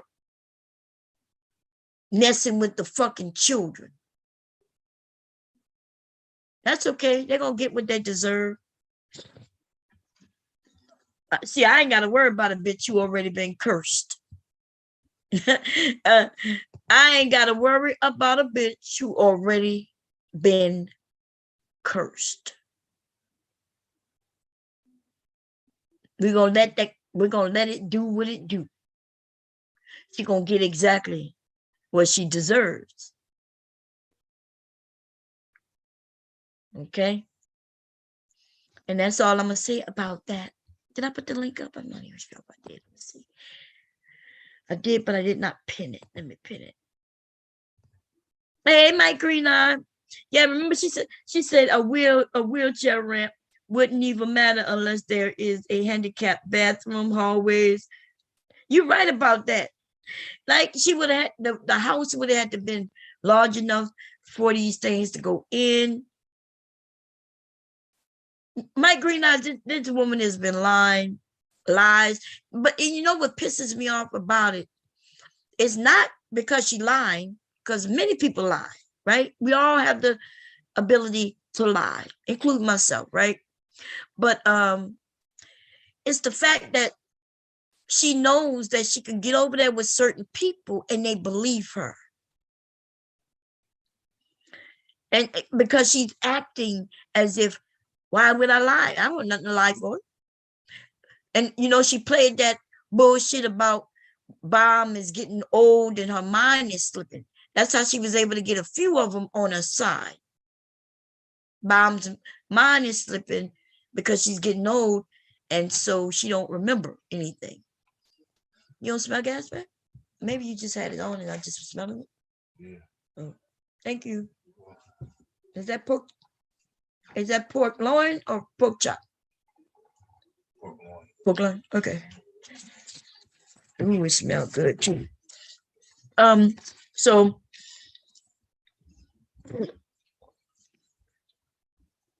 sorry for you. Thank you, Mike. It's been 2 years now, so it's been 2 years. And yeah, it don't get easier. You know what I'm saying? I guess I'm still, and then I gotta fight this dumb bitch and she lied on my mother. But anyway, long story short is she's a liar. And she has people over there who believes what she's saying. And I'm thinking about, and they had the nerve to come over here like, Bomb, we come over here to save you.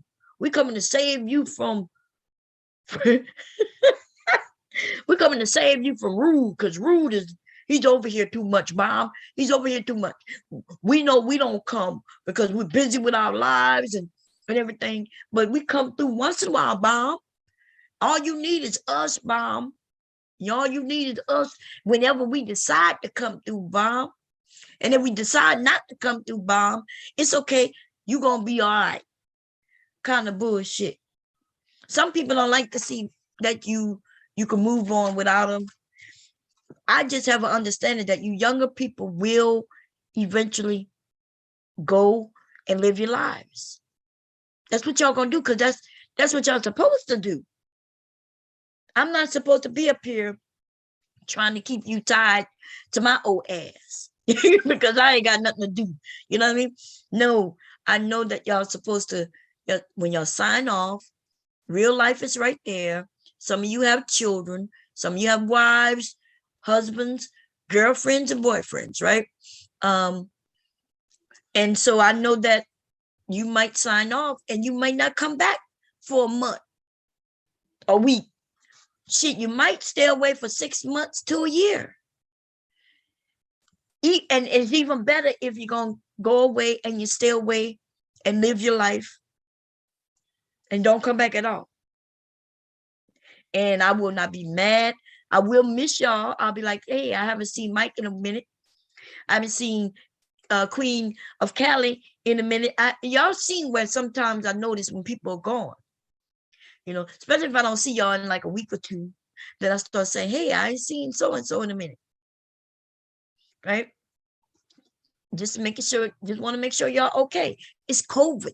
People dying.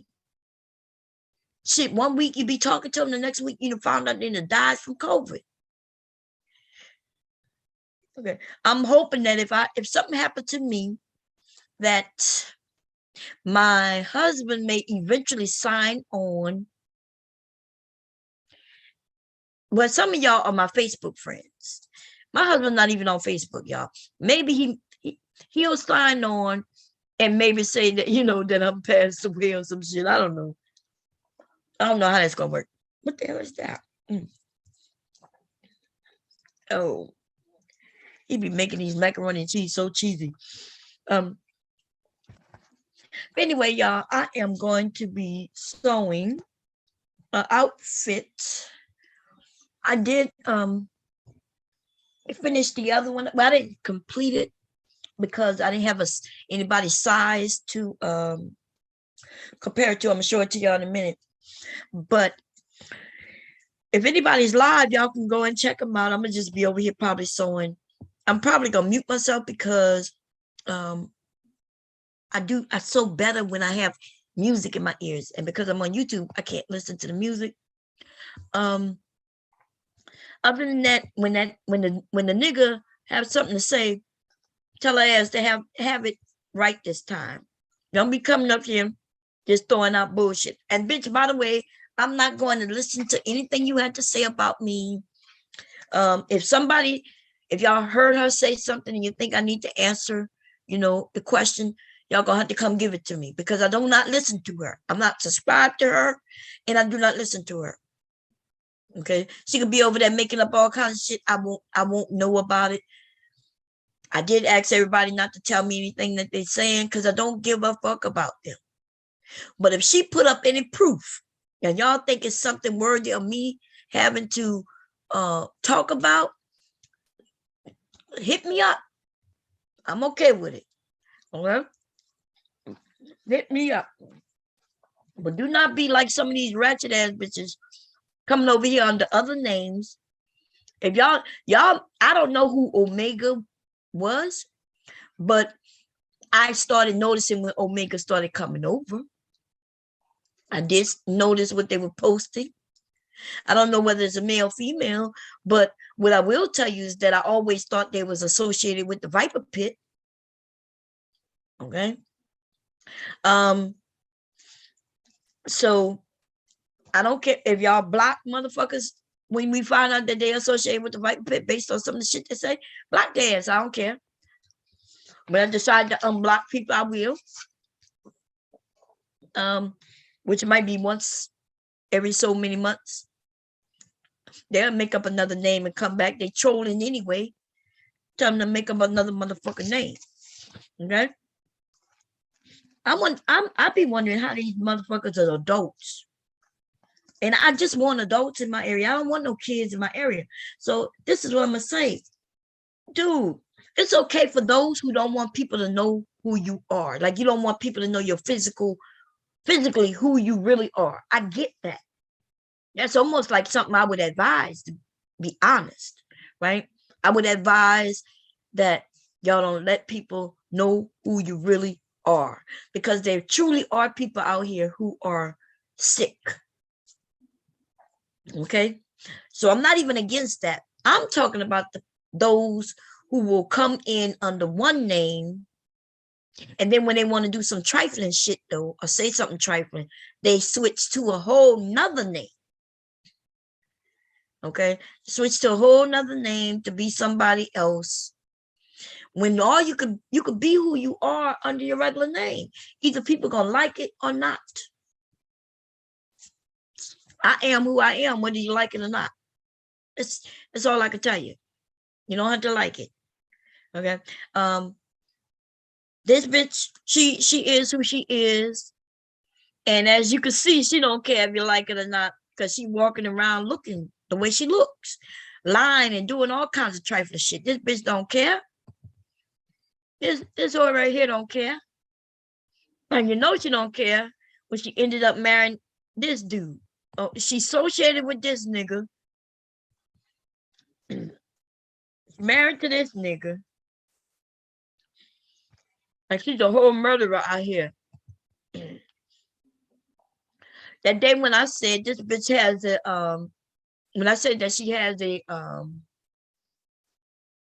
what's it called?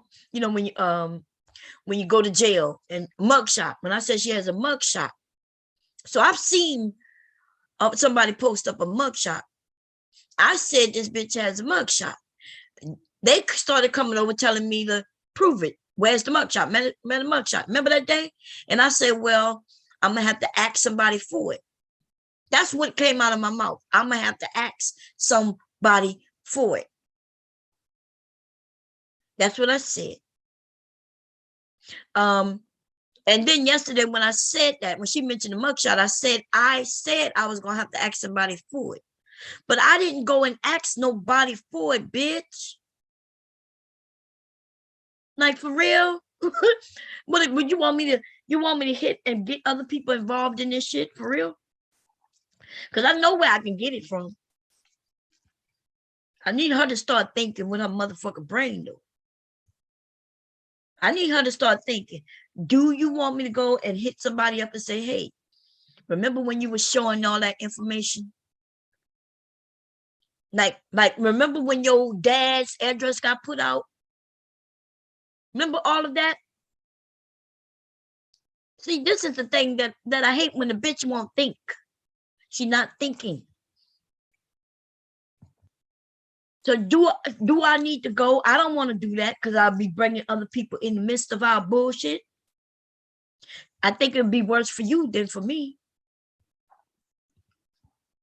It'd be worse for you. Because your husband is the reason all that shit even popped off. So if I go and ask somebody, hey, remember that all that information you had on her? Can you send that to me? Then you'll really be yelling. But I'm over there really doxing me. You're really over there sharing my information. You was crying when the other person was doing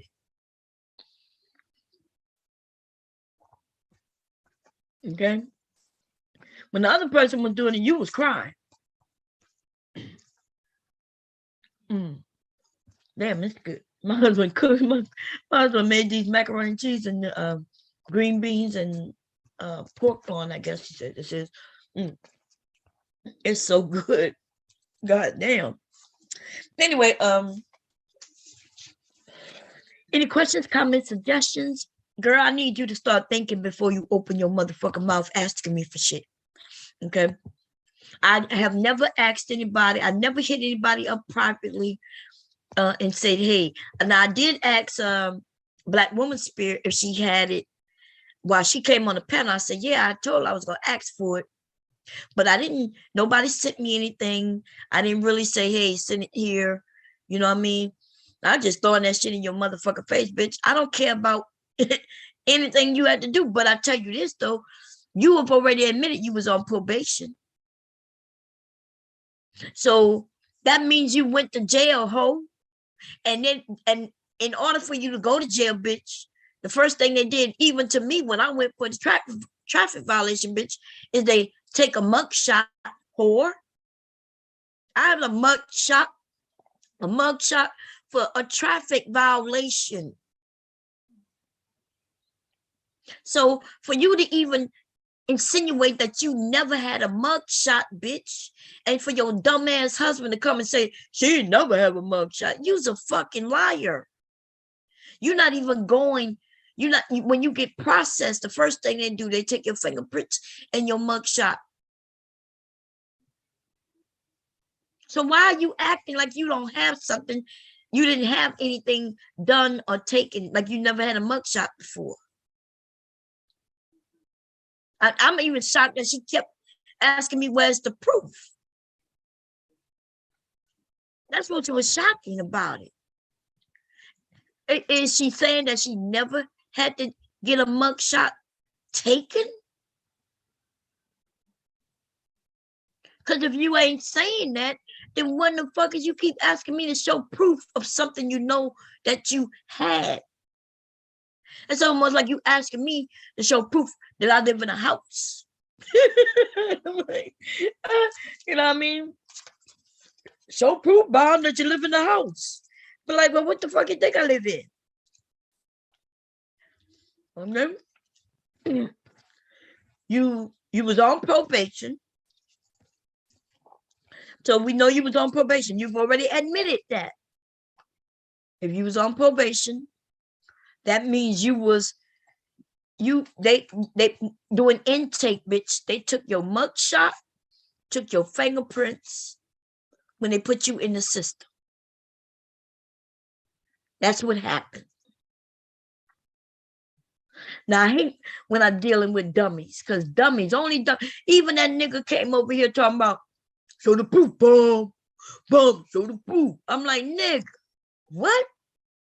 You don't remember she was on probation or parole? I'm not sure what the difference is for probation and or parole, but I know they are together, right? I mean, here in Delaware, when you go to, it's called probation and parole. It's one office. I think one deals with maybe more serious crime, maybe one when you're dealing with federal, and maybe the other one, I'm not sure. We're gonna look it up though. This could be an educational teaching moment. Let me motherfuckers gonna come at me like I'm lying. I ain't even have to have ever seen her mugshot. It could have been even a mugshot that somebody made up. It could have been that, right? This is what I'm telling you though. I'm telling you that I know that you've had a mugshot taken just based on information you shared. So even when I said this bitch in her mugshot, then all of a sudden, prove she had a mugshot, Bob. Wait, let me go here so I can share the screen, y'all. Man, listen, this shit is gonna be all fun and games, but can we at least use some motherfucking common sense though? That's all. Can we do that for the most part? Let's see what probation and parole is, y'all. Let's see. Probation. Uh-oh. Yeah.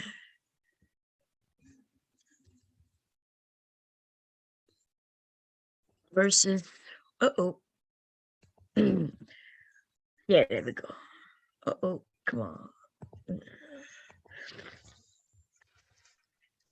Okay.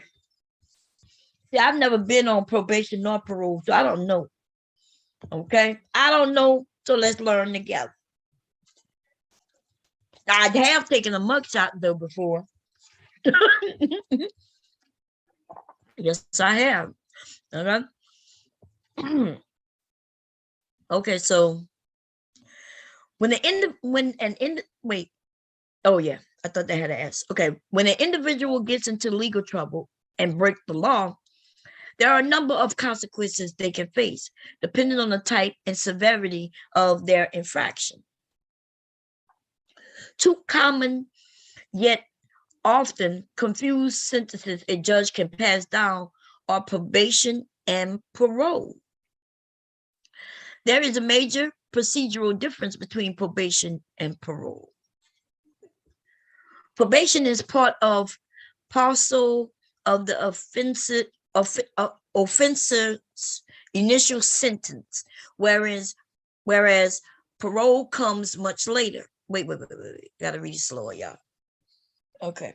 Probation. Okay. Probation is a part of a process of the offensive initial sentence, whereas parole comes much later, allowing the offender early release from a prison sentence.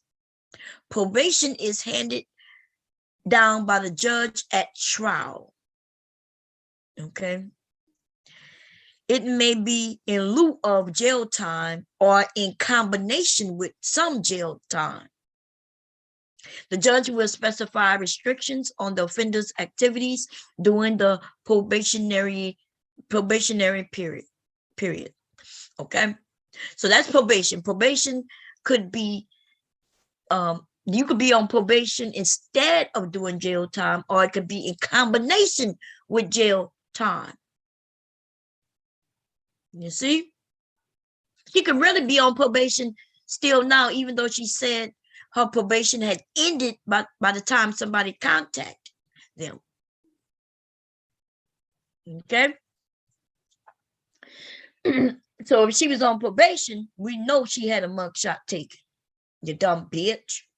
Anyway, parole is granted by the parole board after the offender has served some or perhaps a lot of time, the parole board may consider factors such as the offender's behavior in prison and the level of rehabilitation and let him or her out early. The parole board can also specify restrictions on a person's activities while on parole. So I can go into her videos and find where she was talking about her being on probation. She says her probation officer. My probation officer. She was no longer my probation officer when they called. She was no longer this.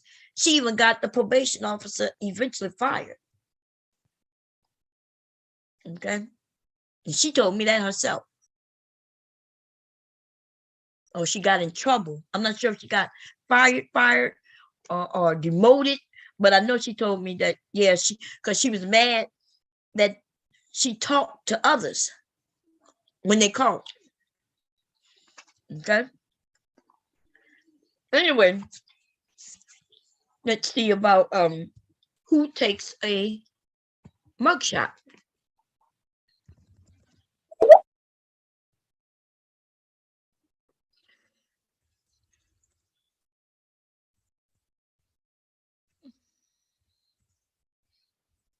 Because I know I had a mugshot.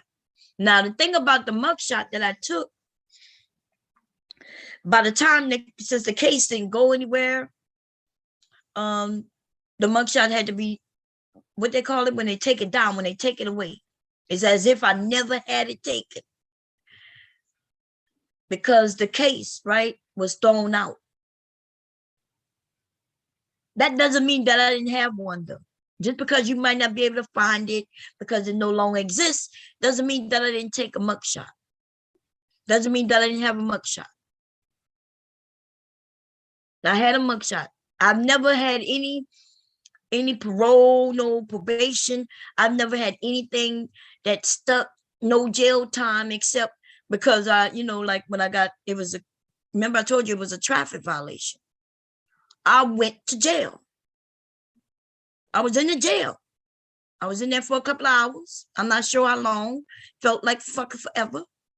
That one time, and the second time, I was in there for like 2 days.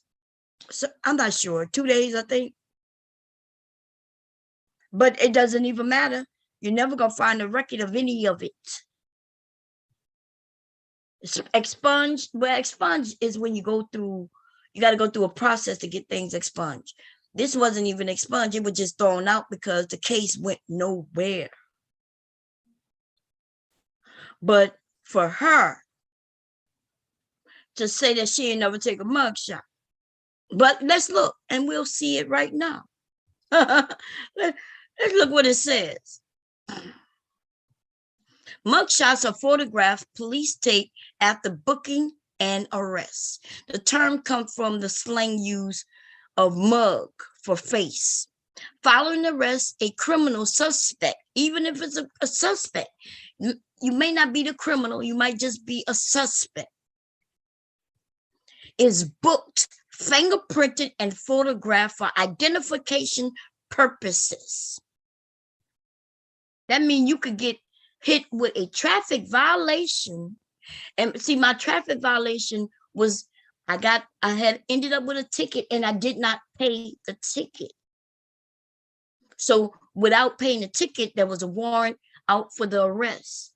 I told y'all when I had an accident, even though it wasn't my fault, the police came to the house. I wasn't here. My husband let him go in. It wasn't even at this house. It was an other house, right? And I told y'all my husband had me call them. I called them people and they arrested me. They didn't even know what the warrant was for. Now, I'm not sure if this is true, but I just know what the police told me. The part where they said they didn't know what the arrest was for until they got me to the station. They had to go on the computer. And when they went to go put all my information in, it finally told them what the warrant was for. And the warrant was simply for a traffic violation, for me not showing up to court. Now, that's what the police told me. Now, I don't know if that's true or not, but that's what they told me. Okay. You know, police, we know they could lie. Because I asked them, I was like, wait, because I kept asking him, what's the warrant for? What's the warrant for? The way they would treat me like I was a hard-ass motherfucking criminal. I didn't know what the warrant was for. Like, I'm thinking you got me confused with somebody else. Right? We get down to the station, and then I'm like, okay, now what's the warrant for? Now they come see I was handcuffed behind my back. Then he pulls up all this shit on the goddamn computer, and this little motherfucker comes over and unhandcuffs me. Now he's nice. I can use the phone and everything. I'm like, hey, what am I being arrested for? What was the warrant for? He tells me that it's for a warrant, a bench warrant. I was like, for what? He says, it seems like you didn't pay a ticket. I said, wait a minute. So you came to my house and did all of this for a traffic ticket? And that's when he told me that, well, he couldn't see what the charges was for until after he got me there. I was like, well, goddamn. Okay. I guess he thought he had a hardened criminal. Come to find out, it's just goddamn traffic ticket. Anyway, but I think by the time before they took me to the jail, because see, I had to pay a fine. I had to wait to see the judge, and I think on that night I couldn't see the judge. They had no judges at night, late in the middle of the night. That means they got to keep me, right? They already done booked me, so now they got to keep me. So guess what that means? Before they put you in this, when they put you in the system, they got to identify you. That means you get that motherfucking mugshot. That means they took the picture, fingerprinted me. See, I had to tell them if I had any tattoos or anything, any identifying marks, all of that shit. And then they took me down to the women's correctional center. I'm not sure if that's a jail. I'm not sure what the difference between jail and prison is and shit like that. I'm not sure, but I do know that they took me to the women's correctional facility, which was right around the block, right around the corner. I'm gonna look it up in a few minutes. Okay, see what it is, if it's a jail or not. But anyway, look what it says. You get fingerprinted, you get photographed for identification purposes. Okay. While the booking officer takes down personal information about the suspect, confiscates your personal belongings, the mugshot identifies and records the arrestee. Victims and investigators use the mugshot to identify the perpetrator of a crime or locate a fugitive. They said, but since most crimes are misdemeanors, and nearly 1 in 3 Americans has a criminal record, should the mugshot be used for commercial ransom? I'm not sure what they mean by that. But you see what they say, 1 in 3 Americans have a criminal record. Criminal record ranges from, like I said, a goddamn traffic violation. If you're a traffic violators are criminals in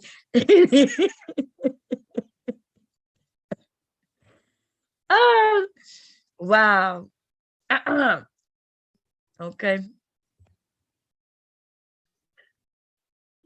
I'm gonna have to look, because when I went to go look to see it, my mugshot, it was gone. It was gone because, and they did explain to me, because it was nothing, right? It was nothing that was serious. It was really just there for a certain period of time. When the case went nowhere or got dropped or whatever, everything associated was supposed to be taken out of the system. Boom, that's it. And that bitch, though, she thinks she's smarter than everybody. She thinks she's smarter than everybody. So is she claiming that she ain't never have a mugshot? Or was she just claiming that I can't go look it up? Because like I said, I've had a mugshot taken. You're not going to find it though. You're not going to find it. And if you do find it, let me know, because I'm going to sue the shit out of it.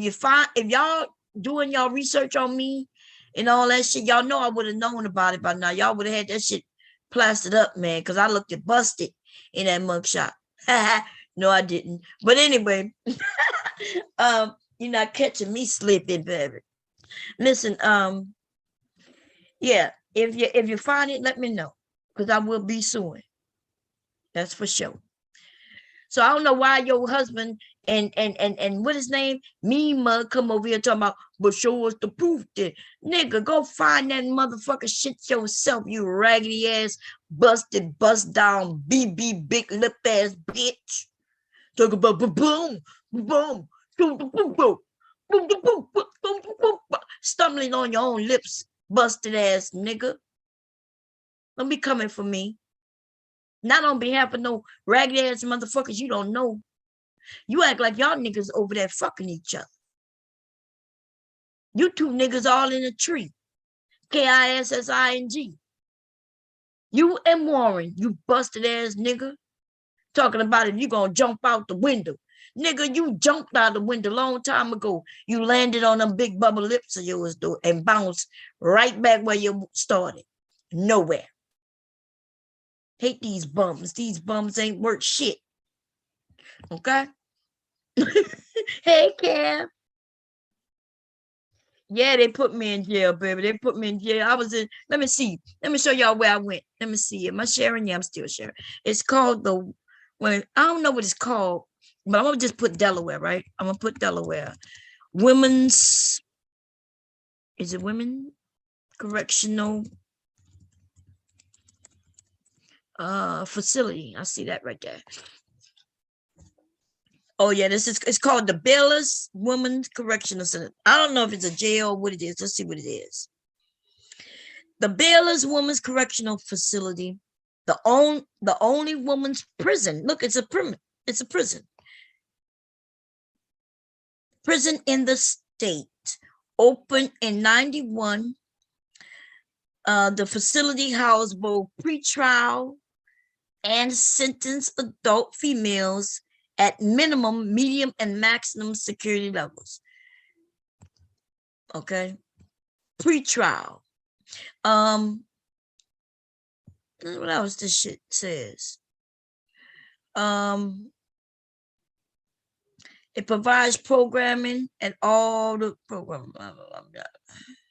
It provides treatment services, religious services, drug therapy, educational vocational programs, counseling out. Okay.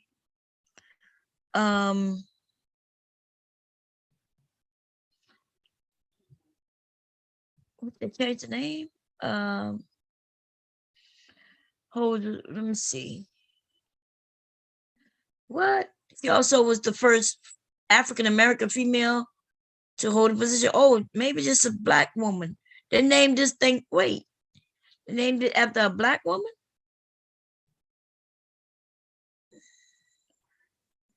Because she was a warden, I guess. In 74, baby. Okay. That don't make me feel better that it's a black woman's name.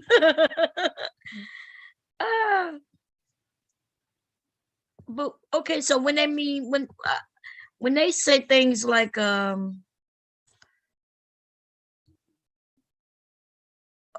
pre-trial and sentence, is pre-trial like me, like when I was waiting just to go before the judge?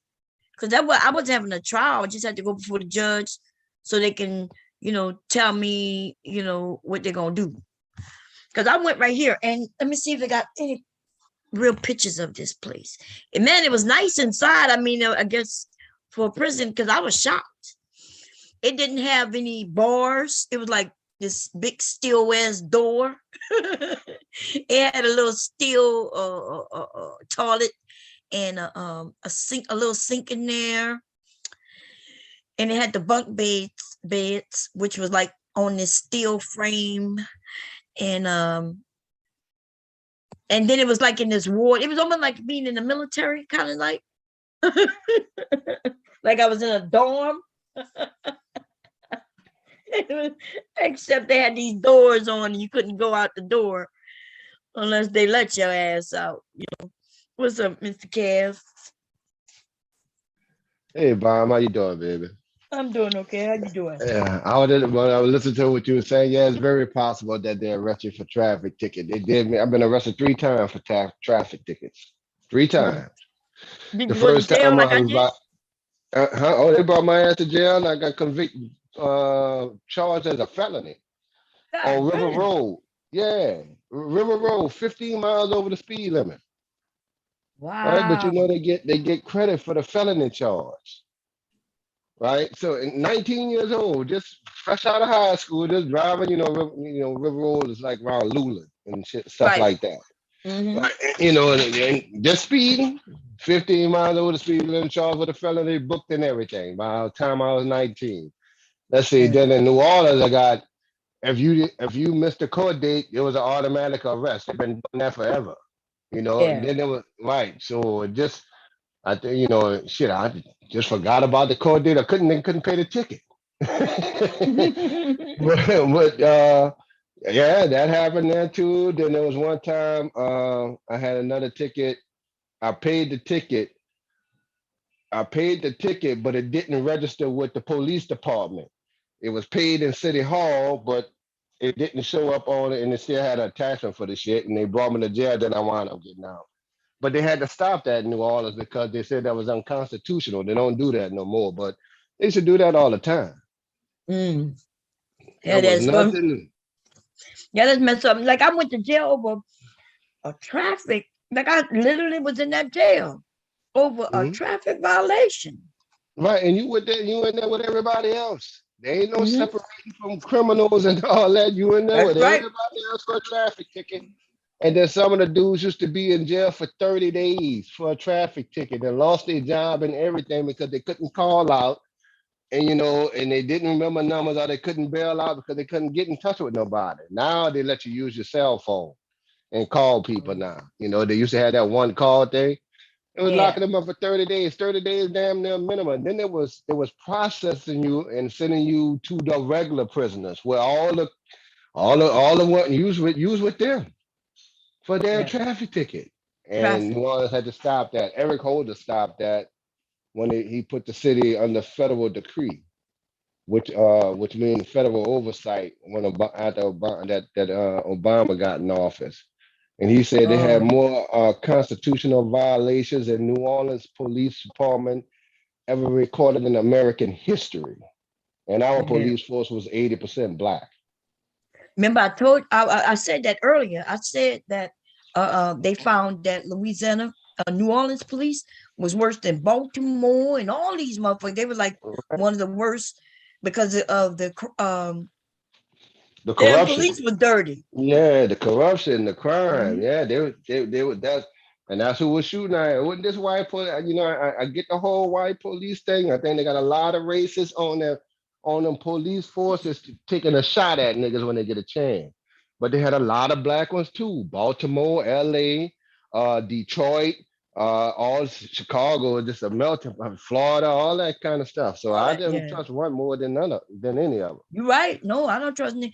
I just saw on True Crime on like Oxygen. I think that's where they do the true crime. them. There was they showed police officers that got arrested in New Orleans, right? And Hmm. this I can motherfucking name black them. cop, this black Lynn cop, Davis. is Lynn that who it Davis. was? Yeah, He dark had skinned some people motherfucker with an killed. old Jericho. Yes, he sent the hit on a mother of four Yes, because he he called showed maybe did. one complaint.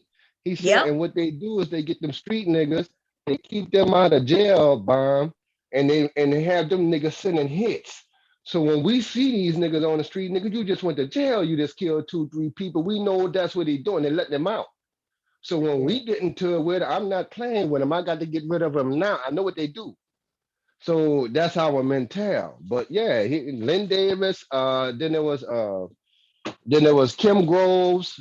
Uh, I think the lady name was Kim Groves. Then there was another cop. She killed her partner and robbed the Asian bank.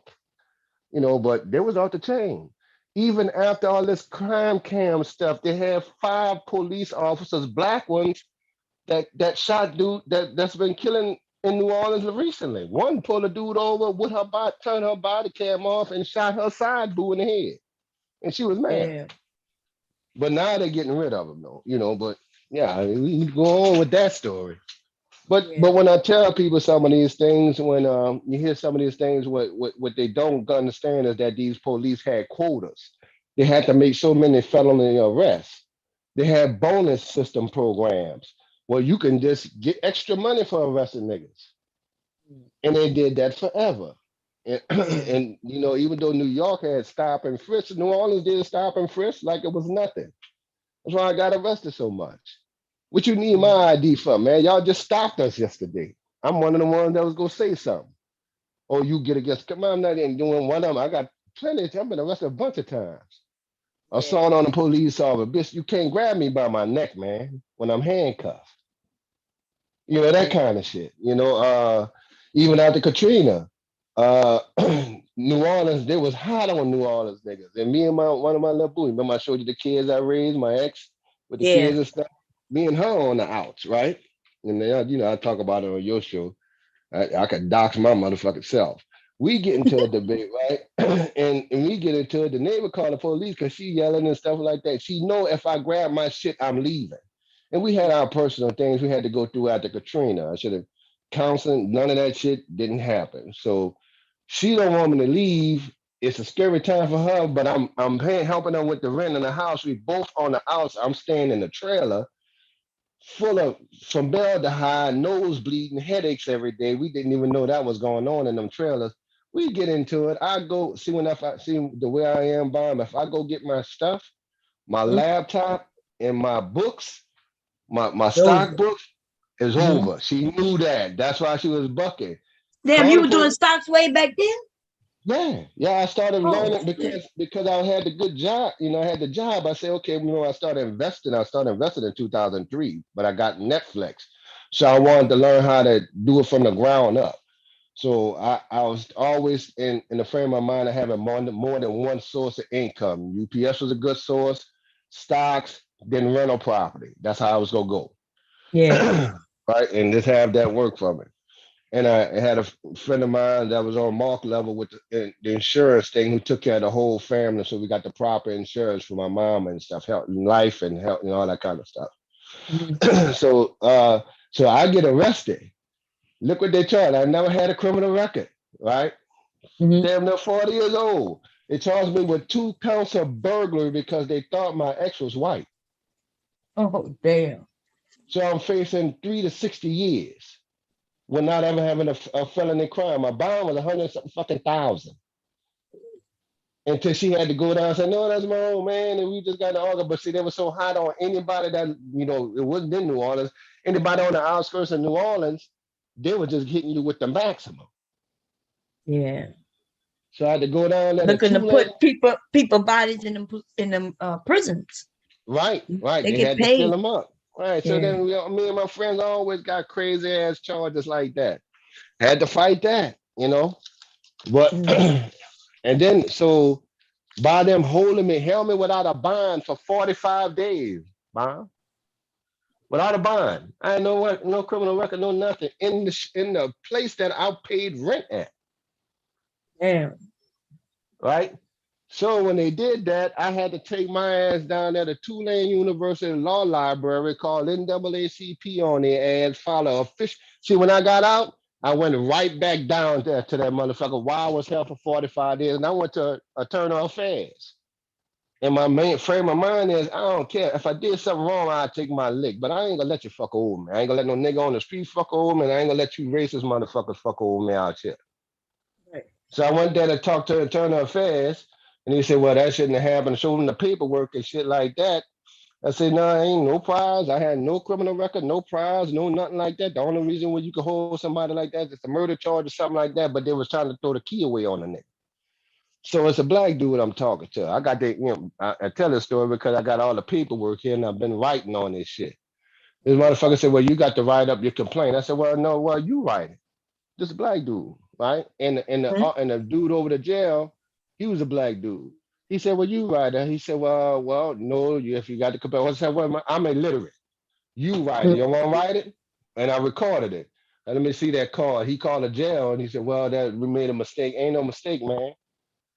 I'm gonna bring it down there to the Fed. He said, you got an attorney? I said, no, I'm gonna bring it on the federal level. Brought it to the feds and wrote the shit up and brought it to Baton Rouge myself and had them bitches sign. And brought all them motherfuckers to court, federal court, as a pro se litigant.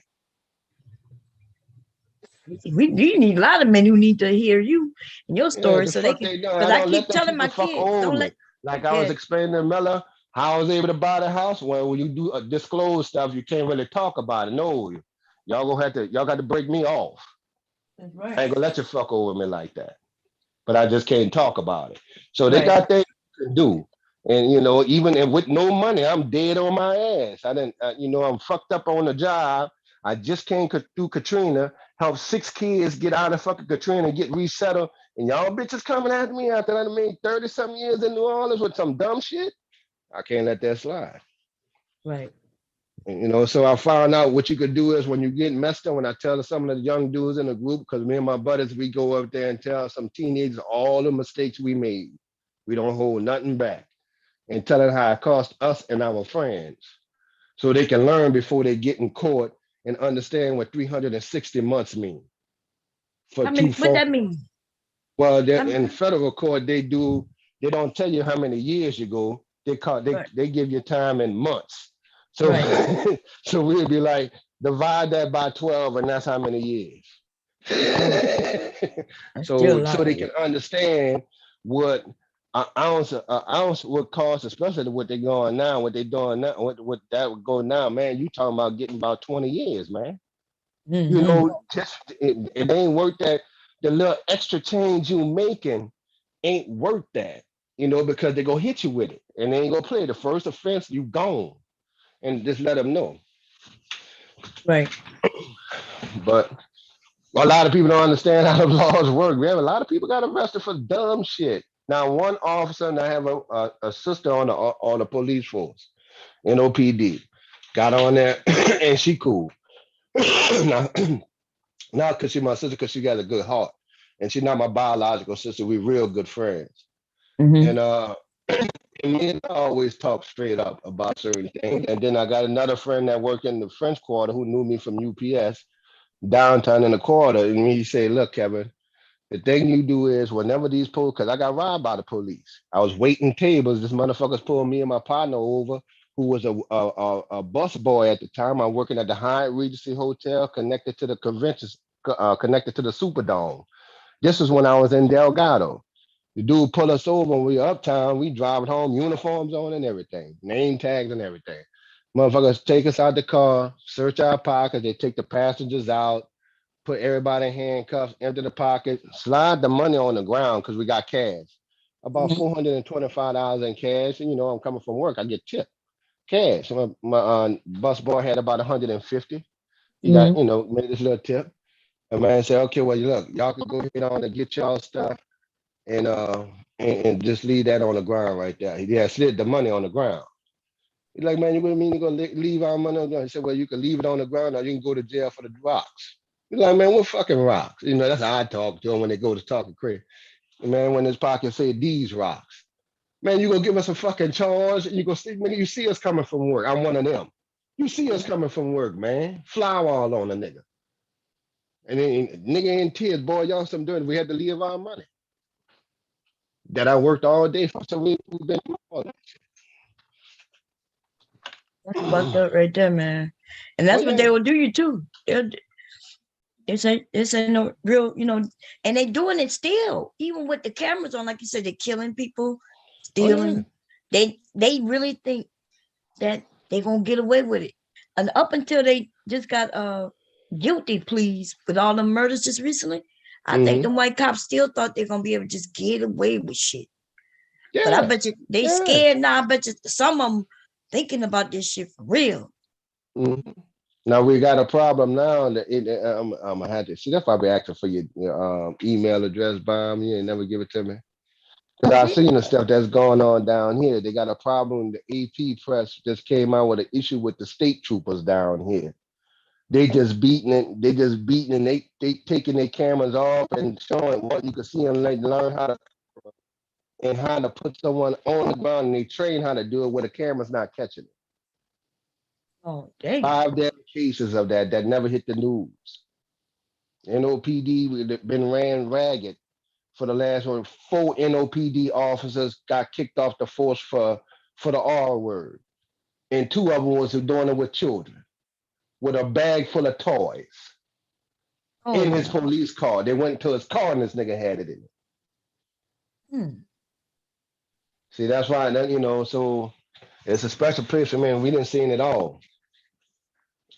And so that's why I get on some of these politicians so hard, Bond, because in New Orleans they know that was going on. The city hall, they've been knowing that. I didn't even know NAACP was on Poetry Street, downtown New Orleans, to after Katrina. And that guy it's a black guy, got a little mole on his head. He tried to run for mayor. Like, nah, man, you've been here all this fucking time and you see how they've been doing this all this time. I don't have no tolerance for none of them black in New Orleans. That's been No, there that's for a right. while. That's what I'm saying. Period. I hold them more accountable than fucking Gunner. I expect Gunner. Gunner can't hurt me. When he come out there in that water, I got something for Gunner ass. The same shit he got, I got it too. But it's the Mhm. ones we don't see who would funnel money to their relatives who went to Lovely School, right? Me and Mhm. Lovely from the same down the block, we went to two different schools, and laugh at the niggas who don't have books in my school at John McDonough, who only had 5 books to each class to learn fucking chemistry, and they laughed at that. Half my partners went to jail and had to hustle because they had a shitty education. Yeah. But their friends did all right, and they all come from the same school. St. Mary's, Xavier, 35. St. All Mhm. that same circle in Kennedy. And they've been fucking over everybody else. So I go deep with it on Yeah. that. And that's messed up, man. Yeah, but I don't trust none of them, Byron. And I can tell you all those cops' names. We remember when they had another one called High Top, skinny nigga with a high top fade. He rolled with Lynn Davis and had a big built nigga, red nigga. He was another cop. They was pushing 200 kilos of cocaine every 3 weeks. That's the video you watch. That's the documentary. And they were sending. That's the one who sent the hit on that lady or the mother of 4, Kim Ain't Groves. that yeah, just because she made a complaint. He Right, was because there he was beat already her nephew. He beat her nephew on the corner. He was like 15 years old, and she called a complaint. See, the reason why we couldn't call complaints in New Orleans because when you call in a complaint, they call and tell a motherfucker you complaining on, and they coming to right. get you. They never file a shit. Next thing you know, your ass beat. Or what happened to this lady here? She got killed.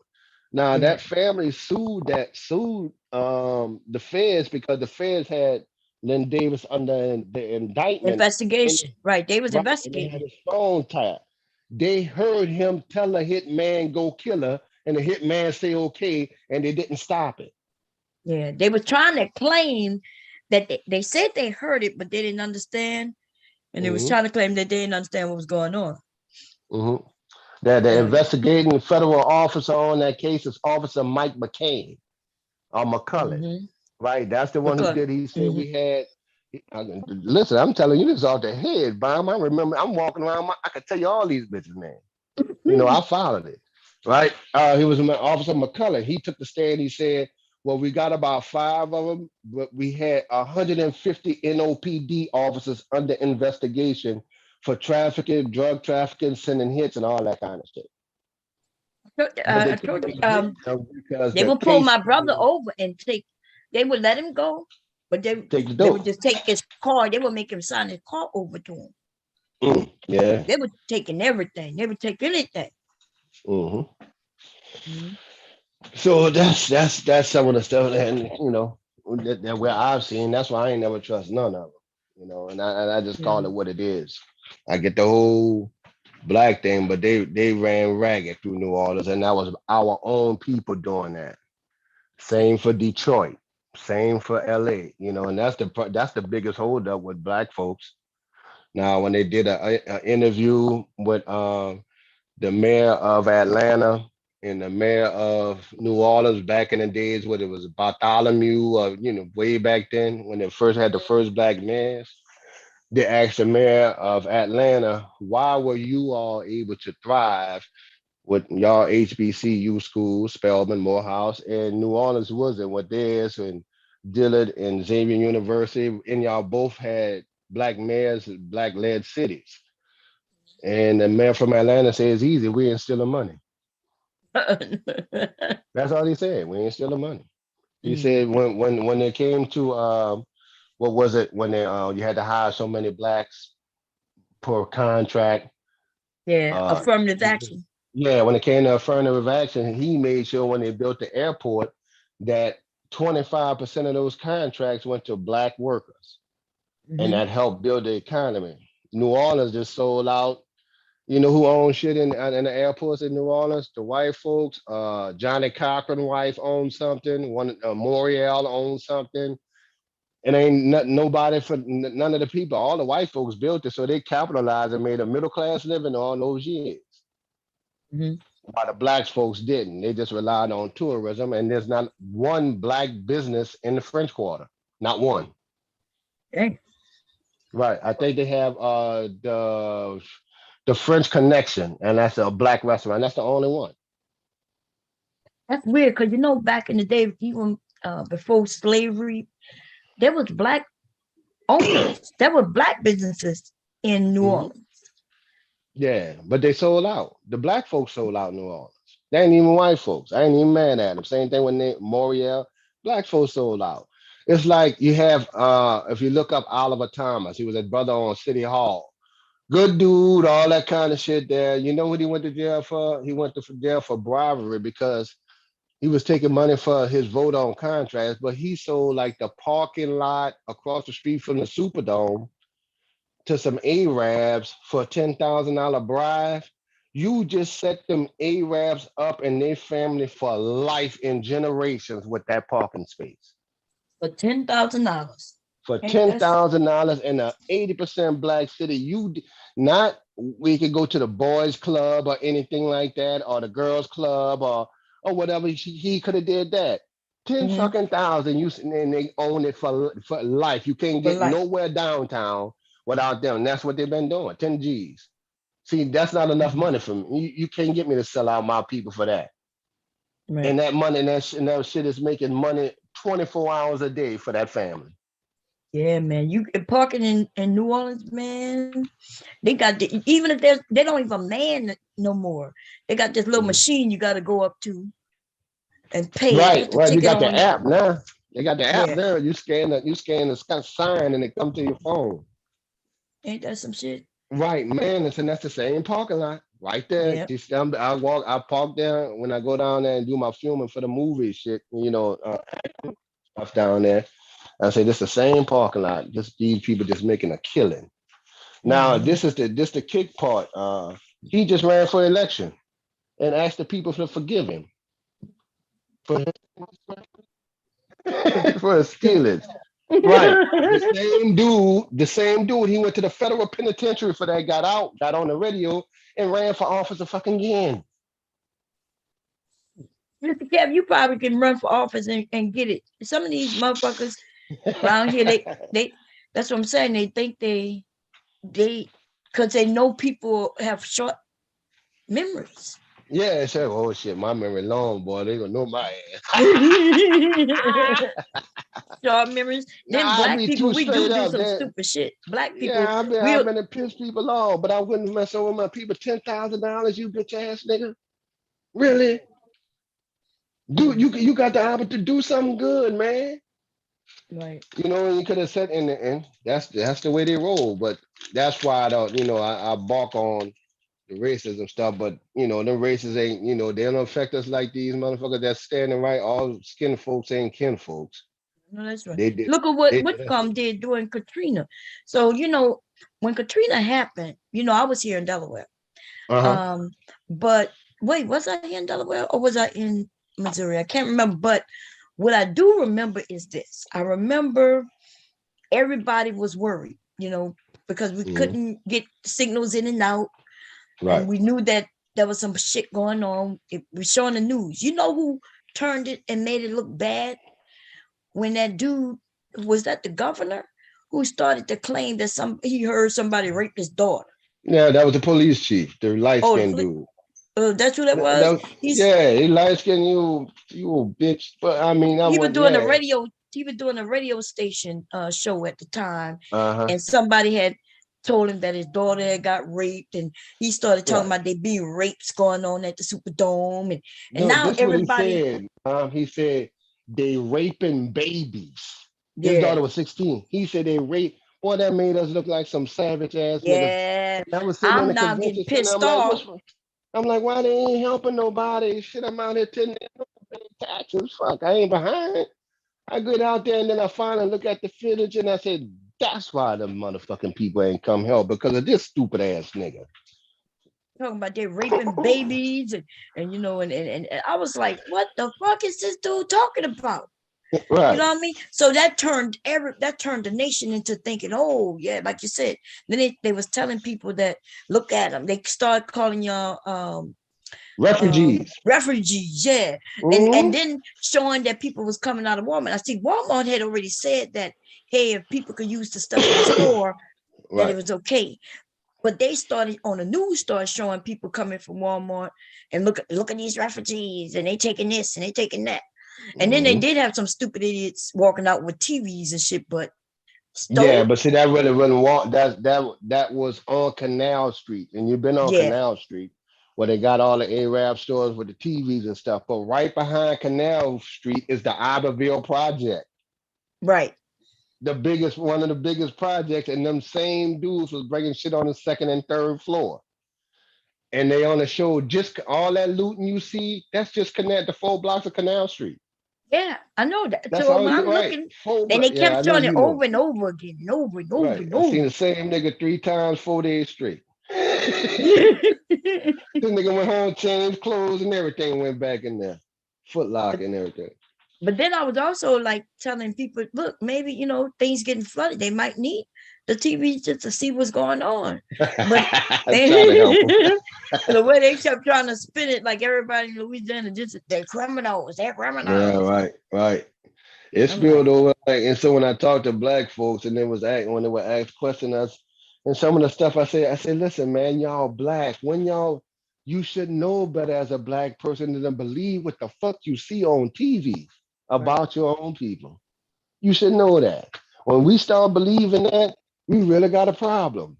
yeah. You know, like it's like when I heard That's where somebody, we are. We got a problem right now because yeah, I heard people, somebody say they got more black men. A black lady said they got more black men in jail than in college. No, they don't. They got right, more dudes in jail. They think they're overdoing it because they've heard it so much. right. They actually believe it. Like, no, most dudes ain't in college, and most of them dudes ain't all bad dudes. Most of them niggas just trying to make extra money. That's not the savages, And you then we got know. to think about what we putting them in jail for. Like you said, if you can go to jail for a traffic violation, they add that to their numbers. They add My that to their partner numbers got when they throwing them 5 year stats. sentence for 2 $5 bags of Reggie, a swag weed, when I was Mm, 19, 18 years old. 5 years, because they gave him distribution because it was in more than 2 packs. But that's how the mm, dude sold it. 5 years. He had to take that charge, drop out of school.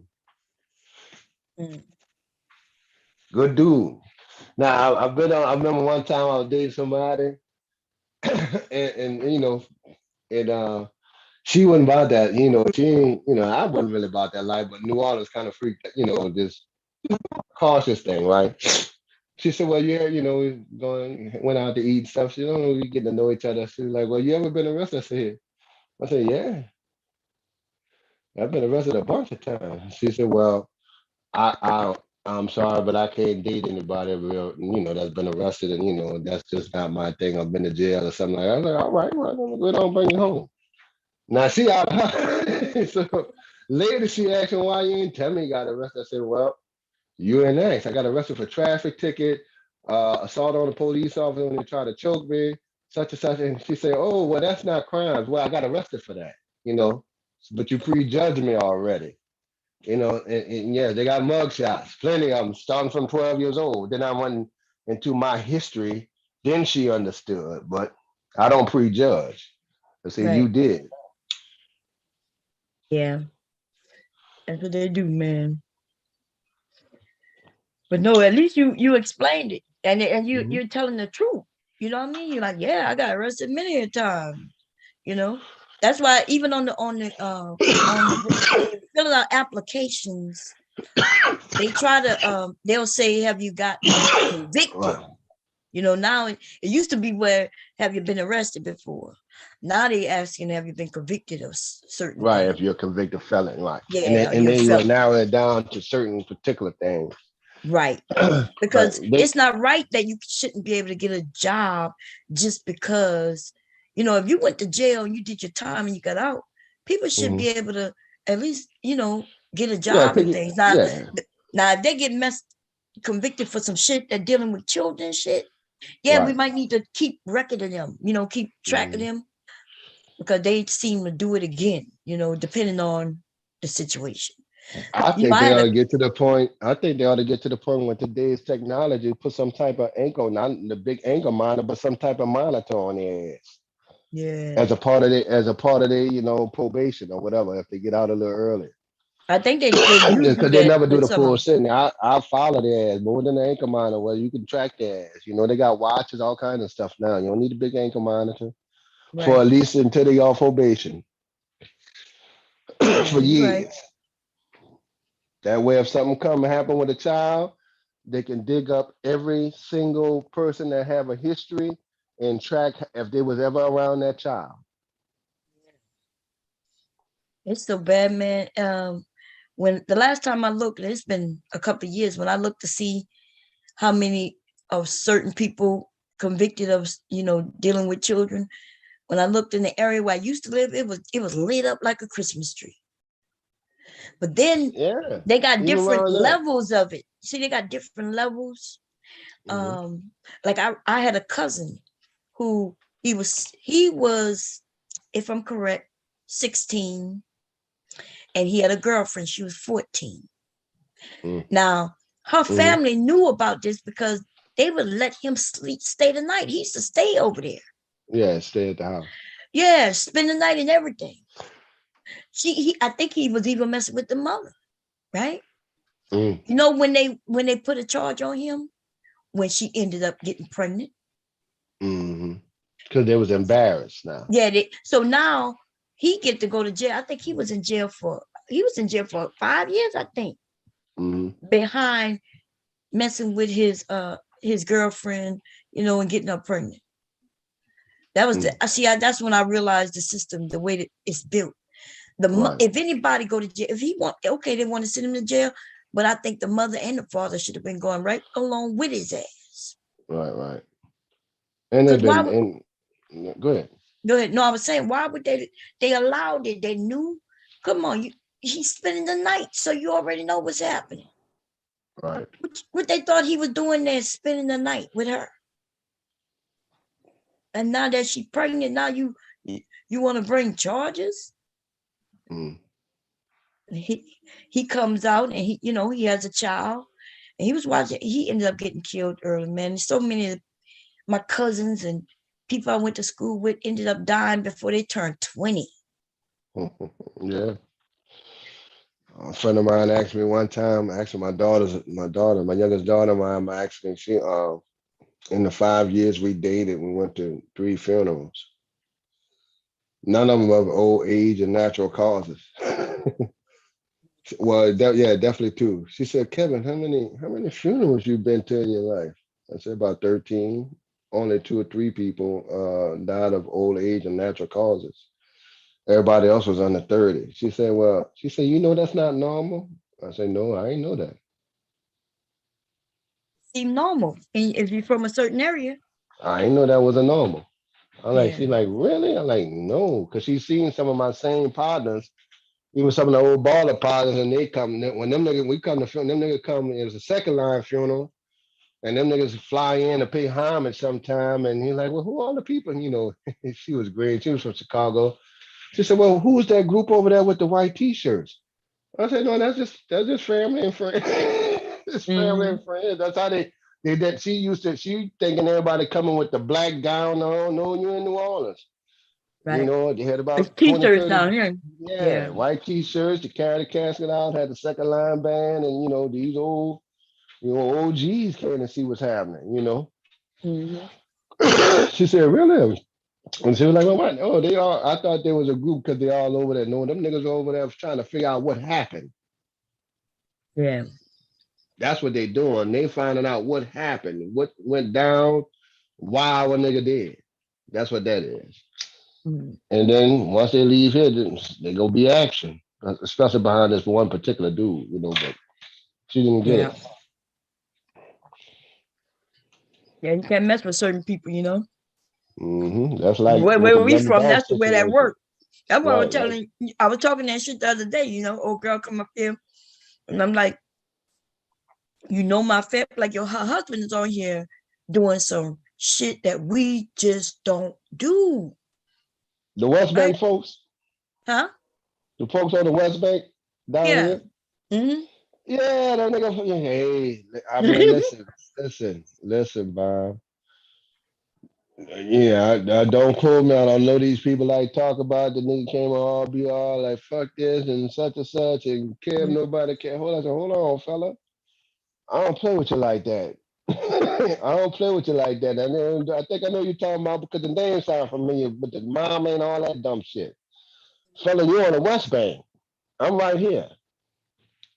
I'm right uptown. I don't argue with no man online, Right. especially with that shit they doing. I heard the story, but wrong nigga. They gonna play. They gonna cross the wrong nigga on YouTube one day. Mr. Kev in jail from beating a nigga from YouTube had to death.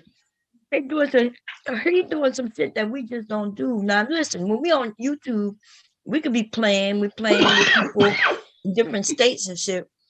But then I'm like, I asked them to stop playing with me. We from the same area. Don't play with me. You know what I mean?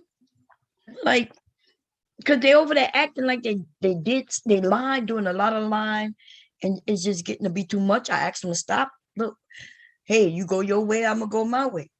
But that nigga though wants to keep fucking with me. So See, they we don't didn't already broke understand. bread. See, this is the thing. We broke bread. Right. They will end up getting real fucked up for real. Mm-hmm. You don't break bread with people and then come back. You don't come sit at my mother's funeral and then come back to YouTube talking about that shit. Yeah, Lying on right. it. Right. I You remember know that. that, I heard it now. yeah. Yeah, and old girl wanted to kind of drop the shit. If that nigga keep that shit going. Right. Yeah, that's on. Yeah, I know. That's exactly who I thought that was. I got it. Yeah. Now at least I know who it is. Especially when you put my name in your mouth. I'm not good for views, nigga.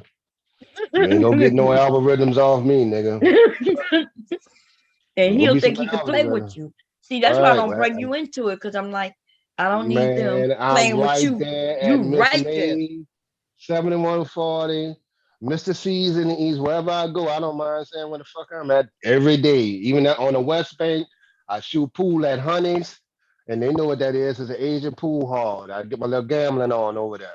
And I'm Mhm. right up there in my Rebel and Harley. Right there by Villa D. Ames. That's where I went to juvenile, and I'm still good with them niggas too. It don't matter, Okay. but yeah, but no, they know what I'm talking about because I'm calling Hmm. their side of the river out where I go. Right. If they ever want to talk to me, I'm cool with it. And like drop locations. But see, my You, thing is, ain't the biggest, baddest nigga. But what I learned in life, listen, man, like I tell them youngsters, there's an extra price to pay when you kill a good nigga. I couldn't even stop my youngsters and my partners from fucking over you. Not killing you, fucking over you. mm, Because they got something worse than killing you, and that's torture. They ain't gonna let you exactly. just go like that. They ain't gonna just send you to the Lord in peace like that. In a lot of cases, money done changed hands already. These niggas got when they hear stuff like that, they done made money with you. They don't need to send no money to put no money down on no hit. No who? Go ahead on and send something for a nigga be volunteering. I got it, dog. That ain't y'all. I got it. That's it. But that's why I always watch what I say and who I talk to. Right. When I'm groom like that, I don't know what they talking about. That YouTube shit is a motherfucker. I'm I like, was thinking the other day, I was talking about something, the power of some women have. I was thinking about, I was saying this. I said, Bomb could have got 3 or 4 niggas killed if she really wanted to. Growing up with your situations, easy, yep, easy. If she wanted to be a vindictive motherfucker, she could have did that. that's right. Easy, and there ain't nothing to do. If anything, she saved the men in her family, and because they wouldn't, it would be a problem a long time ago. Right. Easy. I feel funny about that nigga now. I knew there was that nigga that's still on my mind. Mhm. Okay, all right, and I'm around here, Bob. So now Yeah, I make sure. I'm glad you told me that. You fucking right. I'm glad because I need to know. And you know how that nigga was going. This is what I wanted to tell you now. I don't want to bring up bad, but you know how that nigga was gonna get away with it because motherfuckers liked him so much, and he was a good looking dude. Nobody would ever believed in the female. He did that more than once. You see what I'm saying? Like, why would yeah, he do that? The women would have checked the women on that. Wouldn't have believed the women. right. Well, You that's know. life process though. I believe because I know how niggas can be. Mm. Well, I mean, there was a lot of people out there. It wasn't like it was just me. You know what I mean? Hmm. But yeah, man. But like you say, even out here, all the way through when you get those maps of sex offenders, all kind of stuff pop up, and you be like, man, they got that many in the area, in every area, especially in the white areas. They got a lot of that too. Yeah, Got a lot of them. Yeah, they got a lot of them out there yeah. throughout They, Betteridge, Jefferson, River Ridge. A lot of them, all white. A lot of them. yeah. You know what else? The Mexicans here, that's the ones who getting caught with a lot. You know why? Because the Mexican men, they like they like black women, but they ended Hmm. up offering money to these young black girls and for sex, and then they're getting Right. caught with them. All kinds of shit. They Yeah, see setting a up the lot of that in Mexican men there. right here. They did. They was doing it around here too. In New Mhm. Orleans, they was robbing them because they knew that they wouldn't. They was illegals and they was doing the roofing and they had some extra Yep, work coming in the got all city. that money. Yep, Right. It was they just getting easy. robbed here in Delaware through their own people Mm. because, like you said, everybody know they carry cash. Like they literally have a lot of cash. Like my husband, my niece had an accident with a car accident with one of them, right? A Mexican guy, and of course they don't want you to call the police. So they Right. want to, so they'll give you money. They'll hop out, try to make a deal with you. We tell them how much, and they come up with that money, give you that money. Right. They don't Um, want. They ain't trying to get deported.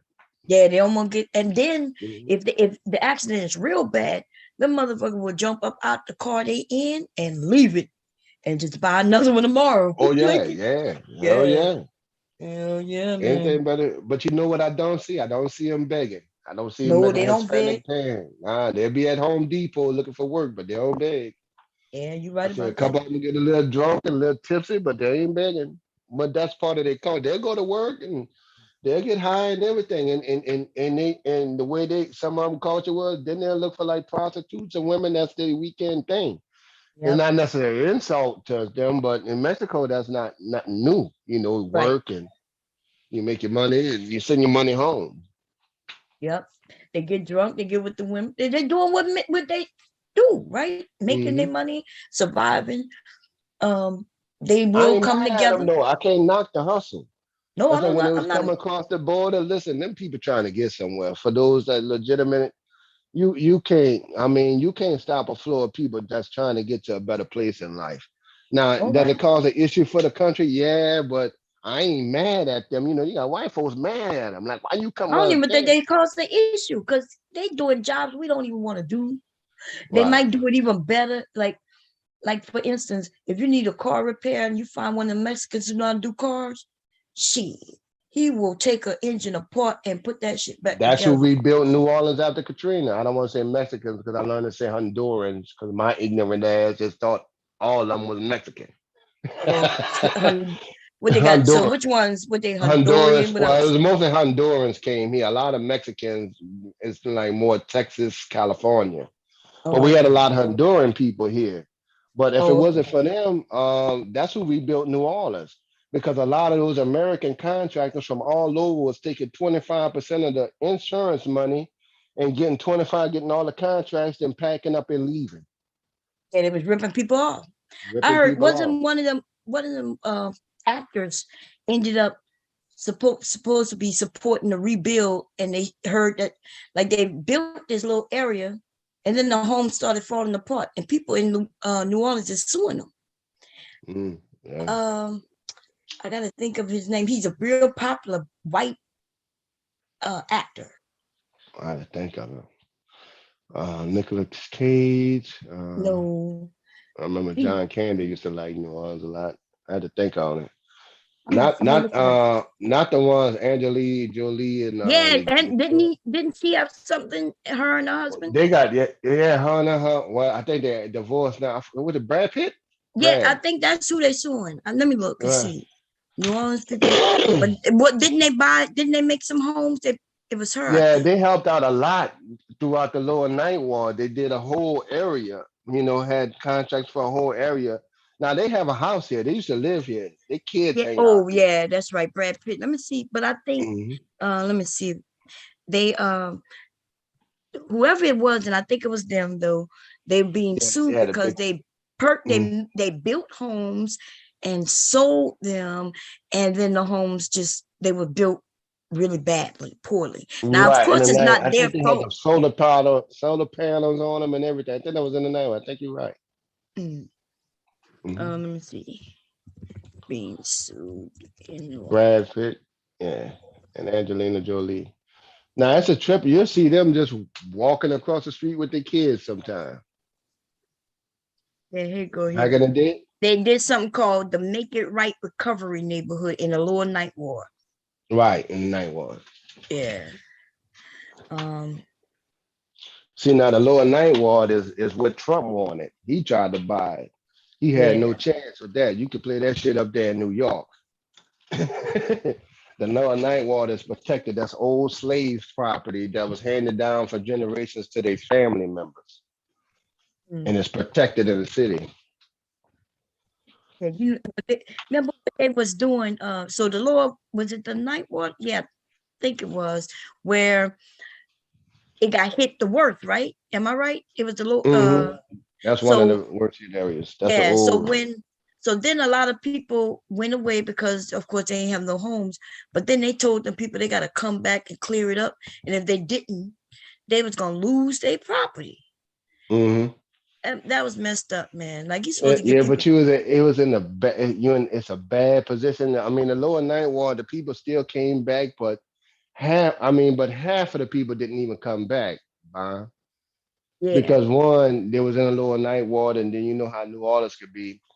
Two, it took a little too long for the road home money to come back federal wise. It took almost a year, 2 years. Some people never got it.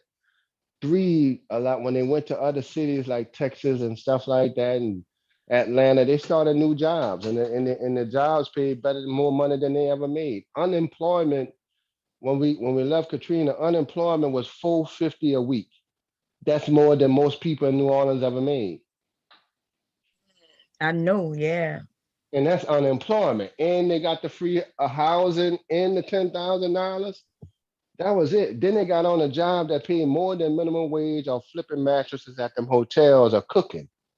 So they were like, man, I'm not going back. And a lot of them just, that's why I went from 80% black in New Orleans down to 60%, almost 50-50 now. Yep, they said that a judge has denied the actor Brad Pitt's request to be taken off the lawsuit. So uh, people are suing them because people bought the homes based on Brad Pitt and and his wife. Mhm. So even though they not the ones who built the homes, they hired people to build the homes. So he was asking, hey, judge, take me off and let them sue the people who made it. And the judge was like, Right. no. The judge was Hmm. like, no, you the one who started this project. Right. Now, see, And here's the thing, though. When they had, you remember the building fell in New Orleans? It was a high rise. They was making a hard rock cafe, right? oh yeah. Right. And then see, it's the same similar situation. The people that died in there and the people that it collapsed on and got hurt and stuff like that. Hard Rock Cafe is saying, don't sue us, sue the contractors. And that's a big court battle. Okay, because they owned the land, they was go build it, but the contractors, they feel like the contractors liable, not them. Kind of similar with the Pitt situation. Well, the contractors are liable, but his name on it, so that's gonna be difficult. Yeah. So yeah, you were I was there when it happened too. I came for something and the accident happened like the day before I got there. Hmm. It happened the day before I got there. I was like, damn. Um, Well, yeah, I think what you call 'em, I'm gonna tell um, you when it was. What that was, 2015, 16. I think it might have been happened around when my dad passed away. I think that's why I was there. Mm-hmm. My Cause mother passed I away in could tell you 19. around the time it was because I was work. I had to walk past that every day to go to work in the French Quarter when I used to catch the bus, listening to your channel. As I could tell you the Yeah, time. that is crazy. They it was a what you call 'em, a crane that hit the building, right? Is that what happened? The whole building collapsed and the crane landed in the middle. They had a big old building crane, and that collapsed too, and went into the middle of the street on Rampart, right down the side street by Kraus, where old Yeah. Kraus used to be. I think they said wasn't somebody's dad in that place for over a year?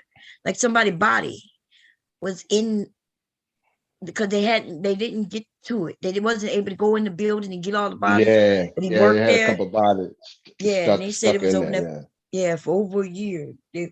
And people was mad because they were like, we just want to bury our people. yeah, but I mean, what can you do? you know. I, Oh, I know why they was mad because it took so long for them to get started with the debris removal. right. Or who go do it, how it's done. They had to call people in, and And I at think that it, time, and also the people it was fighting shit in court, like who gonna get sued and who's right, responsible, and all them right. people wanted was their people's body. Like get my like Shit, you know yeah, what I mean? it's messed up, but damn. Yeah, over some court battles and shit. I guess they wanted to know who gonna be responsible for that. Well, like, man, can I just get my uncle? Can I find my Yeah, own damn uncle? Shit. no, that's right. Oh man, I got.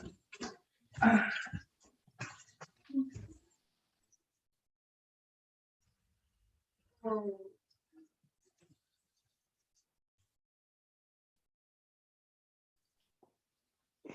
Mom, I was just listening to Mac's channel. He had a decent channel up there. He was saying they was talking about the differences between Martin Luther King and I'm about to say MLK, Martin Luther King Malcolm X. and Malcolm X. Yeah. In So the at the end there was no difference, but in the beginning there was a major difference. right, and see, and what I was telling.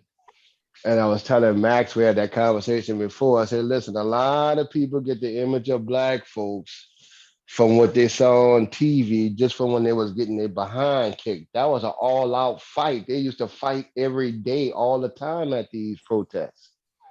But it wasn't until MLK said, okay, we can't keep fighting because we're gonna lose the message. And if you got to fight back, don't come because I think in his mind, he knew that when you show America its own evil without fighting back, that's the only way you was going to send a message on the treatment.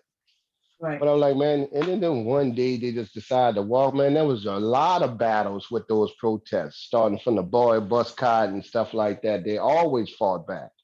he had to stop it because he wanted to reach the White House, and it wasn't gonna get there unless they were completely peaceful. You know, and I was like, that's a personal mission with them, him, his church, and his church parishioners. A lot of Black America from the West Coast, East Coast, Midwest think that was weak, that he just got his ass whooped. And then they think that's how we are in the South. I'm like, no, dude, y'all watch too much damn TV. I keep telling y'all niggas that. But it is what it is. So, but on the Malcolm X end, we're just like, well, just tossing opinions around. That's all. Okay, well, yeah, Malcolm X, he did say, which me and your dad and my mom and dad and grandparents always did hold that gun at the door. That's nothing new. By any means, protecting our land and our family and our house was nothing new. But Black America took it like he was the only man that stood up with the gun by the AK by the door. Okay, then that's the vision. But at the end of the day, who got more accomplished? Right. Because Malcolm X never committed no violence. They had a lot of racist white folks around him. He never physically did anything. And then MLK, his message got through at least for the voting rights and some civil rights action. So his movement, it was effective. But yeah, but like you said at the end, after Malcolm went to Mecca, even though Malcolm used to criticize, I mean, even though, yeah, Malcolm used to criticize Martin, but he understood that they understood each other at the end and decided to get together. So both of them had to go there. Yeah. Yeah, You both of felt them me? changed to a degree. They kind of ended up Mm-hmm. meeting in the middle, right? Because Malcolm X went to Mecca, right? And started Mm-hmm. to believe in just not, the white man isn't just the devil who can't do anything. But Right. Not Malcolm, all white men are evil like that because he right. prayed to And God. and then Malcolm Martin Luther King himself decided that just being so docile wasn't going to get him what we needed either. He got tired of getting hit in the head. Black people Mm-hmm. wasn't doing that shit no more. When the Right. See, when the he changed 70s his came, message. He said, yeah, when he gave I led my people into a burning building, he said, now that we got that, we need to go for economics, equality. And after that, when you start talking about that money, white folks go kill you.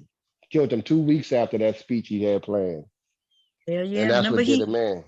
Remember we started to be able to move in certain areas and shit.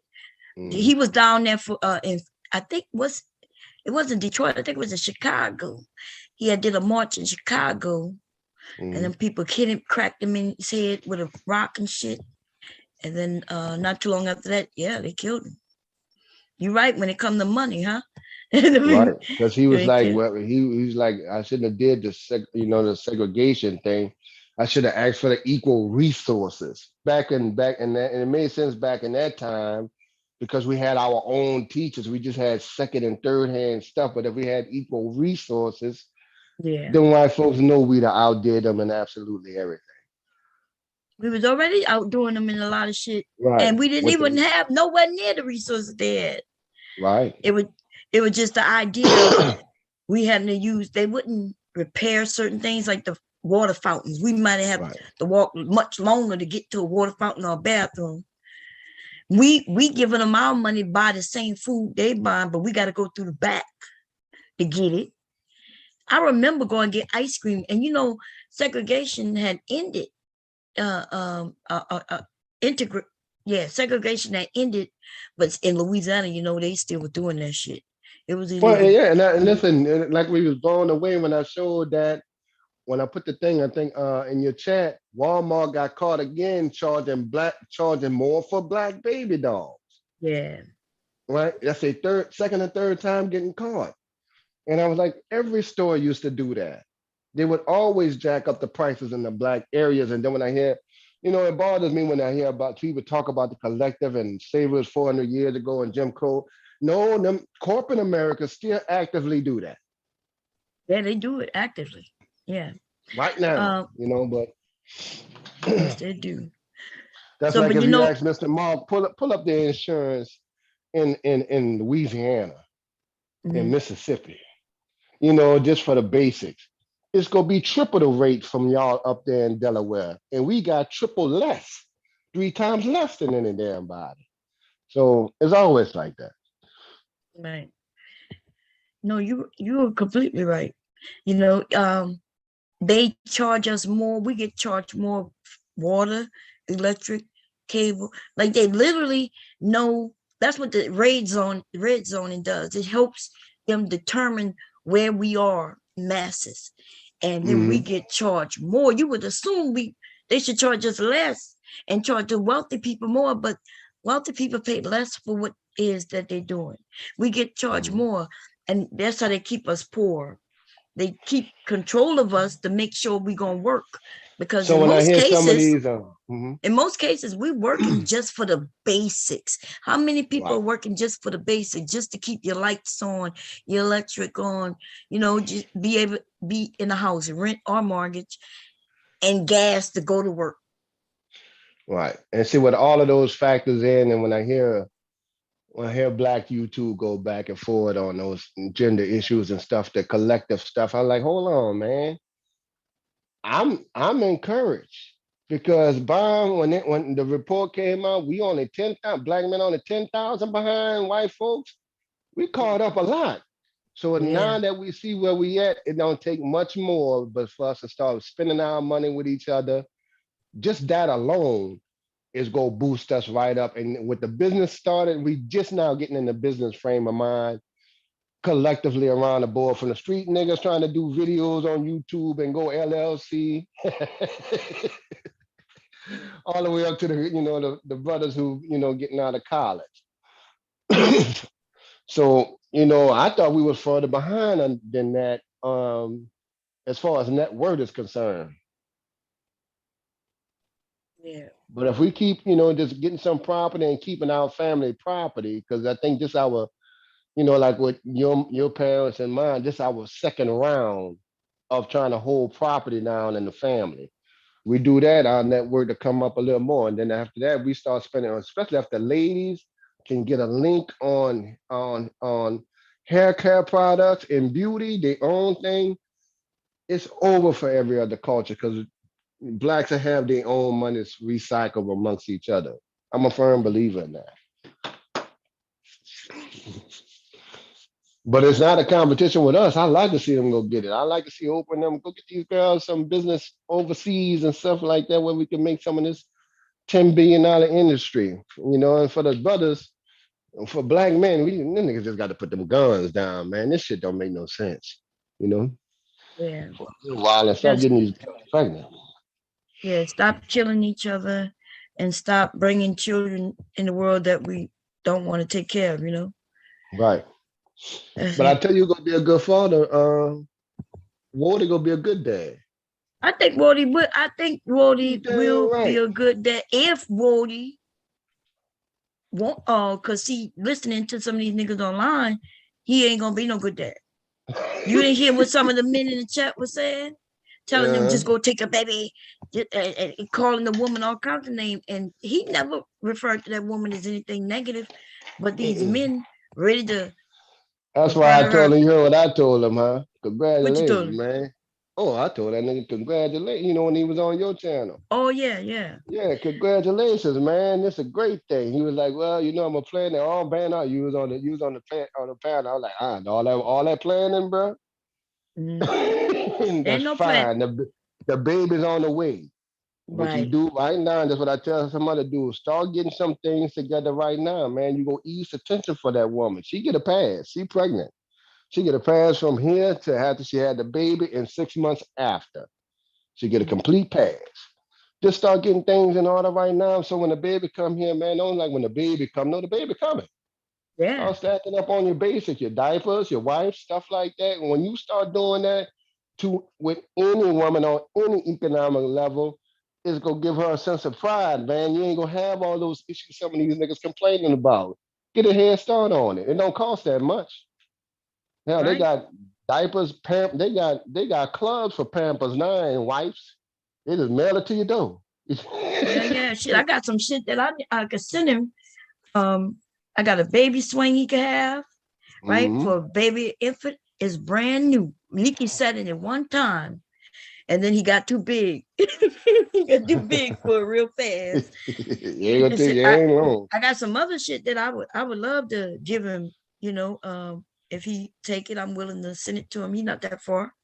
And Yeah, he he ain't gotta good. pay And me a then dime. It'll be just from me to him. yeah, and he now said, boy, you in New York and your people from New Orleans, boy, the child already coming out with being coming out well rounded already.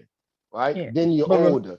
You already took your licks and made your mistakes. You take life seriously, so your child will feed off of you and how you are.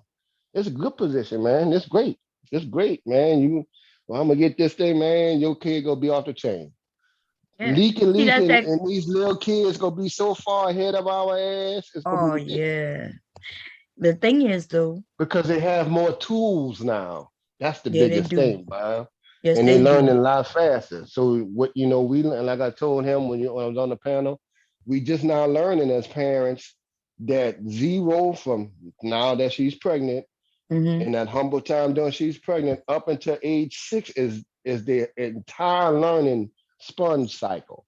They Yeah, know they smart. you can, They sponged right, up.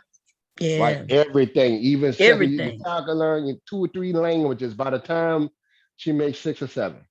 He or Yep. she.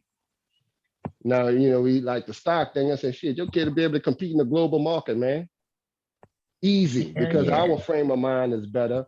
That gonna make your child frame of mind better as a parent. All you just got to do is just be yourself and be the man you've been. That's the leading part.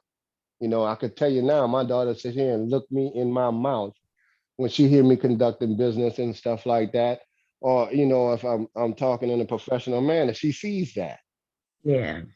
I purposely get up every day. I could work in my house, but I don't lounge around in t-shirt and shorts. I get up and put on slacks because she sees me every morning, Right. or You some teaching jeans us or something. something deep. Yeah. Yeah.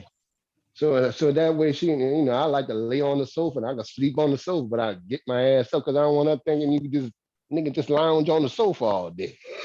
Right. That kind of stuff. So.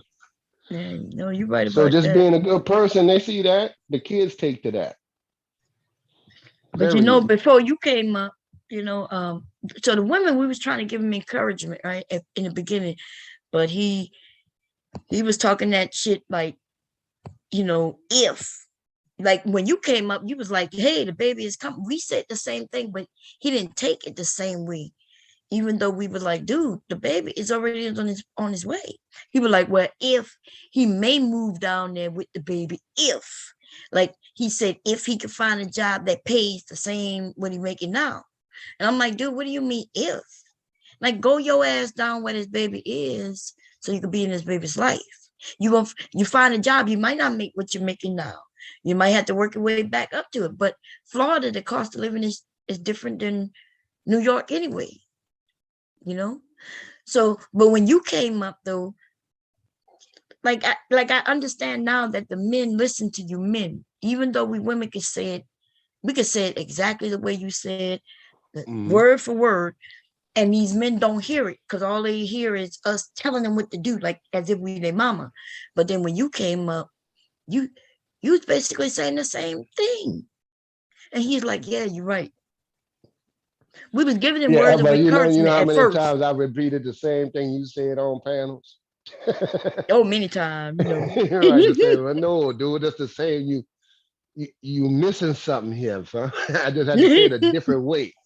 Yeah. That's what I got in him. Oh my goodness, oh Jason, now come on, Jason. Jason said I got nice shoulders. Oh man. You remember That's you what I'm. said, well, you Yes, you know different, what I'm kid. saying. Oh my goodness. Yeah, but boys and young men do take to boys and young men differently, you know. Yeah. And I'm not just saying that. And outside of that gender stuff, it's like me with it's like you with Mark and Mr. Mark and your son. Mhm. Leak respond to them different. It's not a Oh good or a yeah. bad. It's just different Oh because yeah, of it the way you. is. Yeah, it's just different. Leaky And Leak see, looks at his grandfather. I'm not even joking, y'all. I don't even know what it is. Like he knows us the same amount of time, right? But he looks at his grandpa. He love him. He like him, but he don't play with him. If my husband tell him to go close the door, he's going to close that door. yeah, he don't If I limit say test. Yeah, if I say close the door legally, legally might tell me no, or he might play around like you're gonna close the door. But if his Mm. pop said close the door, why y'all think that is? How he know the difference? I don't even know, but it's something. They say it's the tone, and also don't forget, you know, children are more comfortable who you're around. You and people, humans are more comfortable around who you're around the most.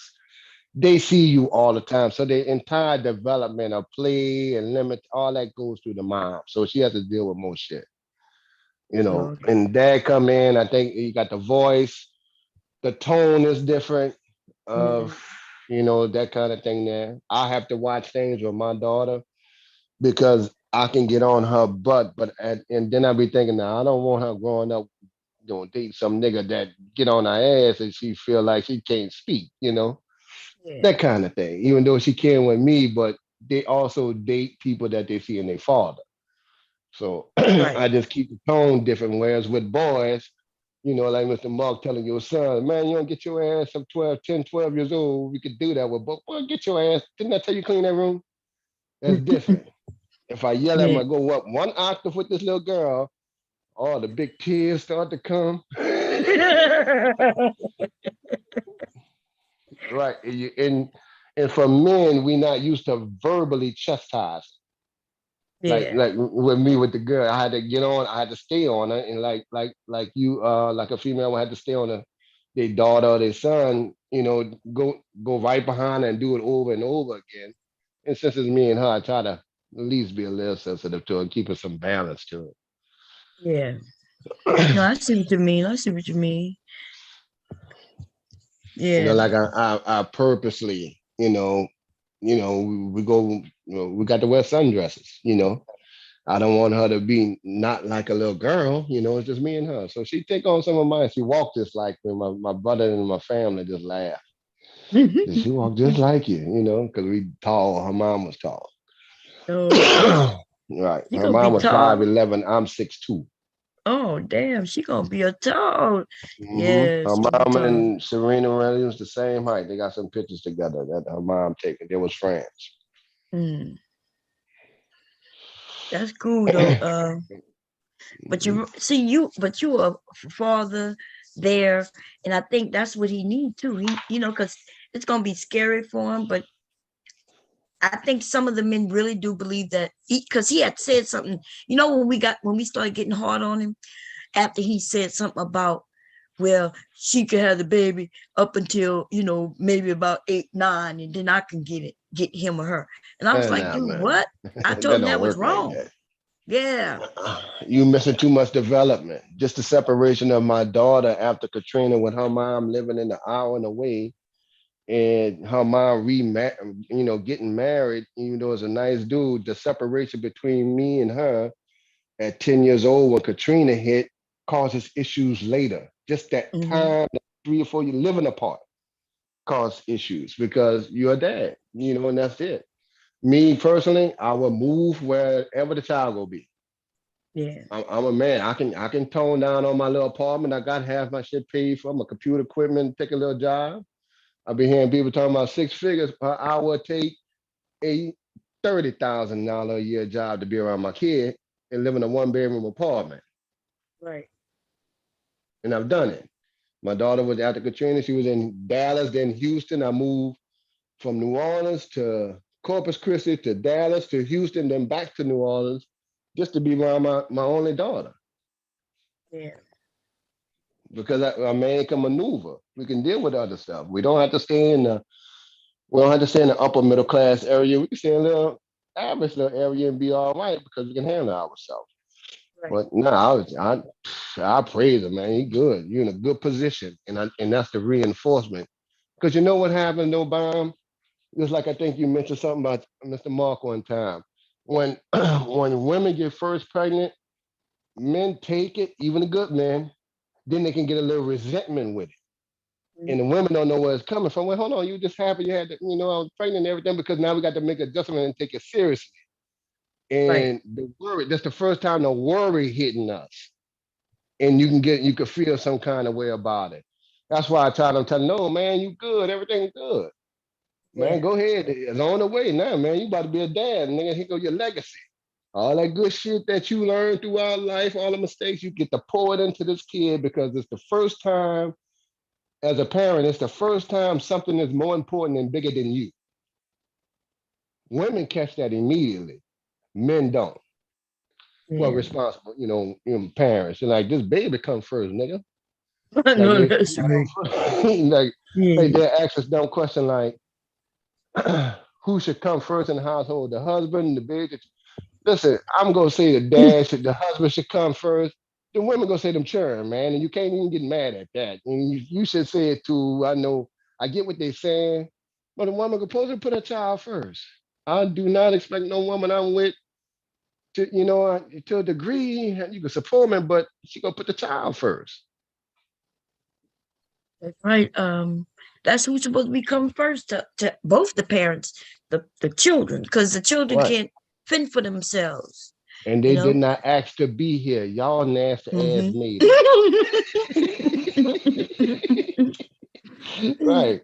That's y'all nasty ass. And now y'all gonna get mad at him or her.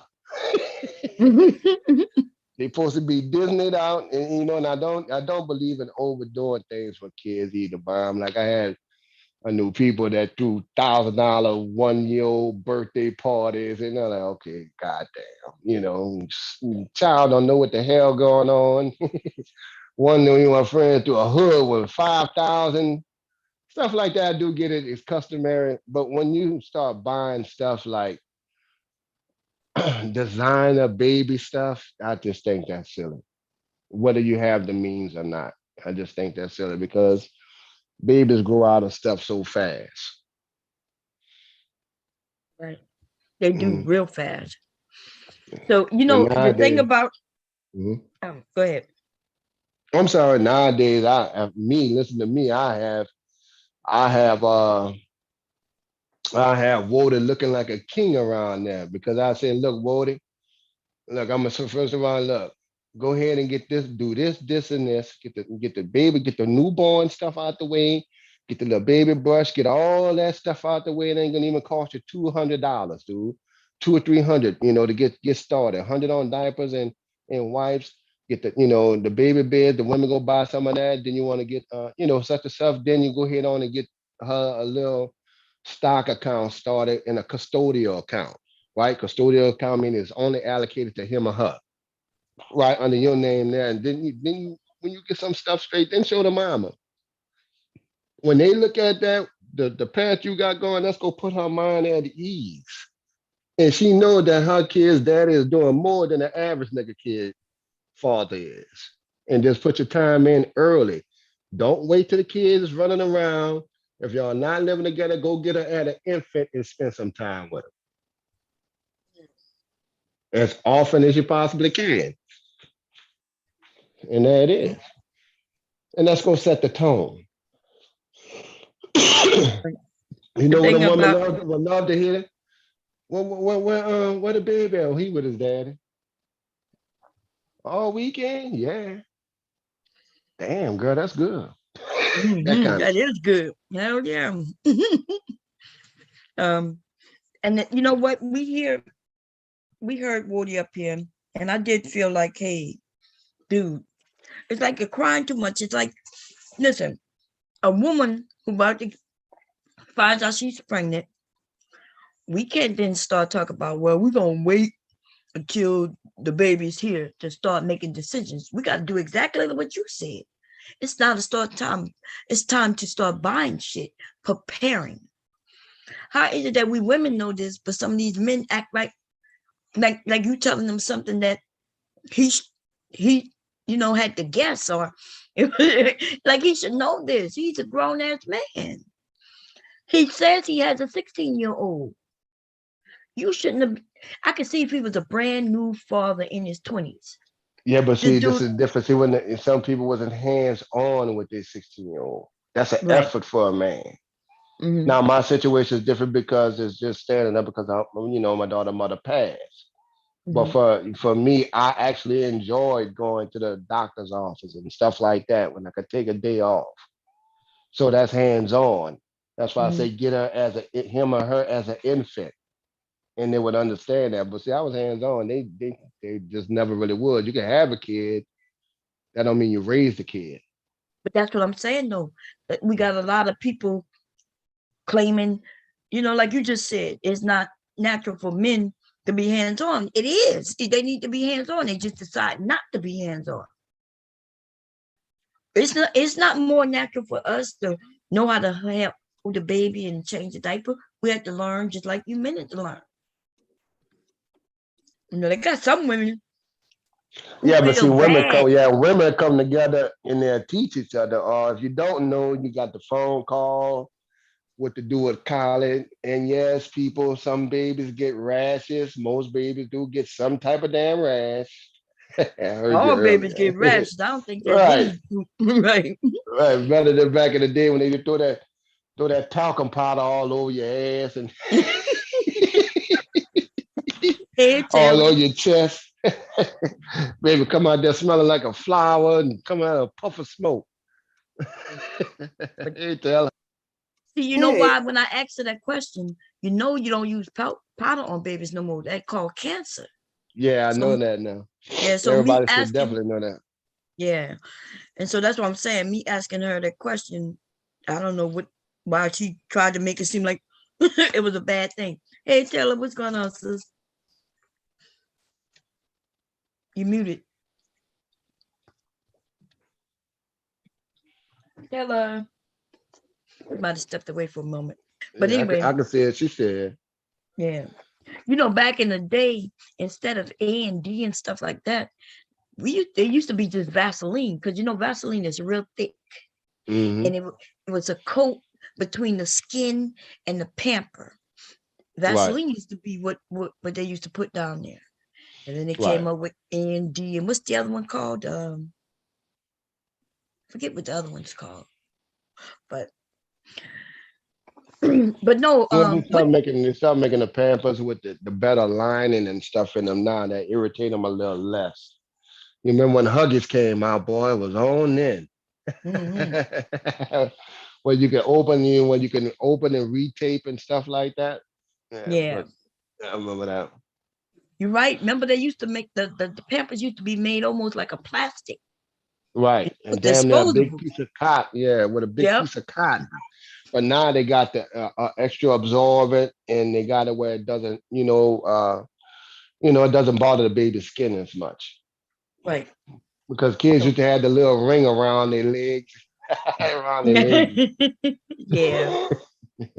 Now when I was a kid, uh when we were kids, it was what you call them diapers, remember?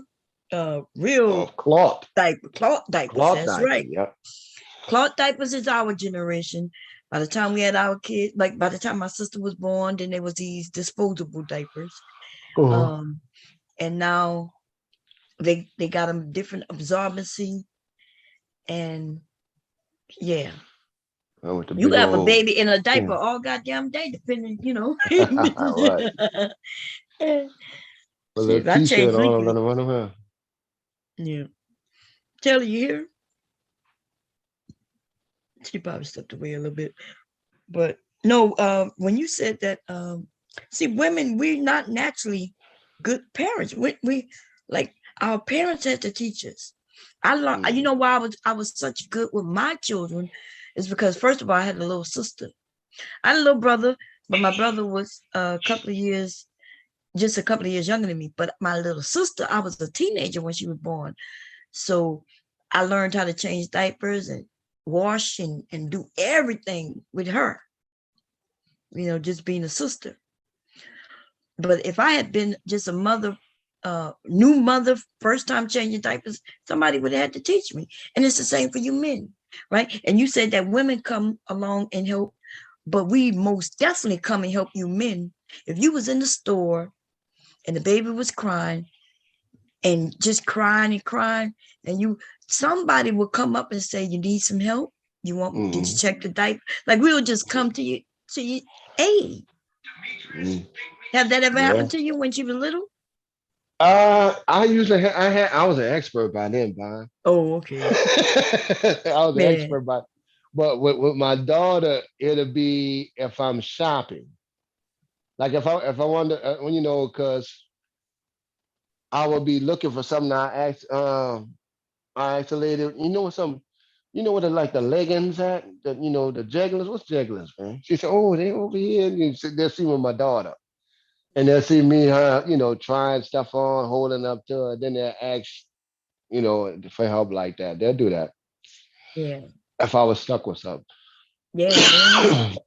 It's a good flirting tool. My baby, man with a baby, shit. Man. You remember when I was yeah, I was on your panel, Bomb. Like I was at the bus stop, my daughter bus stop, Hmm. and I said, "Look, Bomb." I said, "Hold on, Bomb, look," because I was dropping my daughter off. I'm standing up there. I got a bunch of, you know, like 4 or 5 white women looking at me like I'm a piece of meat. Oh, look at, you know what? But they think it's cute that I'm, my daughter go, they see me with my daughter. You know, they all, some of them housewives, stuff like that. But they always, it's always a cute thing, especially when I go to the school. Oh my goodness. They don't even call me by my name. My daughter's name is Kennedy. They say, that's Kennedy's dad. That's all I'm known Yeah. as. I don't even That's know a, my real name. that's what they're gonna call you for the rest of the time. You're gonna be Kennedy's dad. Hmm. Yeah. But yeah, that's that I understand. But yeah, I was a natural to it. Um, and we love to help the men walk up to you need help. Are you good? Okay. Oh, there, yeah, though. Let me tell you how much women like to help men, even on YouTube, right? Mm-hmm. I dropped down out the clouds, right, during a gender debate, right? Mm-hmm. Years ago, I dropped down in the middle of Nala and Black Woman Sphere while they on the panel. Mm-hmm. And I was like, okay, well, listen, I'm a single parent father, but there's still stuff we don't know, stuff like that, and men just don't know stuff like that, such and such. You know, and I'm like, I'm a single parent dad. That's what I told you. Black Woman Sphere, the first one told me how to comb my daughter hair. Yeah. She said, no, you got the wet and you're coming from the ends and stuff like that. And I said, okay, because I've been messing it up. And look, the grandma ain't want to say shit. You know, her grandma was like, I ain't telling you nothing, nigga, you're on your own. I'm like, well, what products y'all use, for, hair care and stuff like that? Because now I wound up selling in on Shea Moisture. That works well with our hair because you can see our hair is natural curl and stuff like that. So I was like, yeah, even in the middle of a gender war, they was willing to stop and help and give advice on that shit. I said, well, all right, because all the hell, they got dads out here that can use y'all help now. Why y'all not, on simple shit? They got single parent fathers and good fathers out here. Y'all don't have to wait to see a commercial of a man combing his kid's hair and think, oh, that's cute. We out here every day. But that's how I got my advice for them two. Ain't that some shit, huh? I better not Yeah, go over there yeah. now. I can't go over there now. Oh Lord. Oh, I yeah, still support them because they're sisters, but damn, ooh. man. You know And say I go the over there now, I'd be like, okay, well, what kind of, do I do when I get the ties, the rollers, do I get the flexible rollers or the old? See, that's what's wrong with you niggas. Y'all don't know shit. You stupid mother. You see. Right. Hey, you can go ahead. Shit over there now. All right, I'm sorry. Fuck it. Well, baby, just walk around with an afro. I know how to do that. Oh man. Yeah, yeah, you just find some have she ever had her hair braided? Well, I Yeah, know you I got probably a hairdresser. I got a hairdresser. oh, okay. I got it. It was, Okay. but it was day to day. Like last time I got a braid, this girl 3 days she took it. I started taking it out. What you doing? I wanted to change it. Like, oh, we just Oh. got it braided, baby. Yeah. You might have get her some braids that way All she right, could and change it then up a little she bit. listen. You can't see it, Bomb. She cut the front, trying to cut bangs.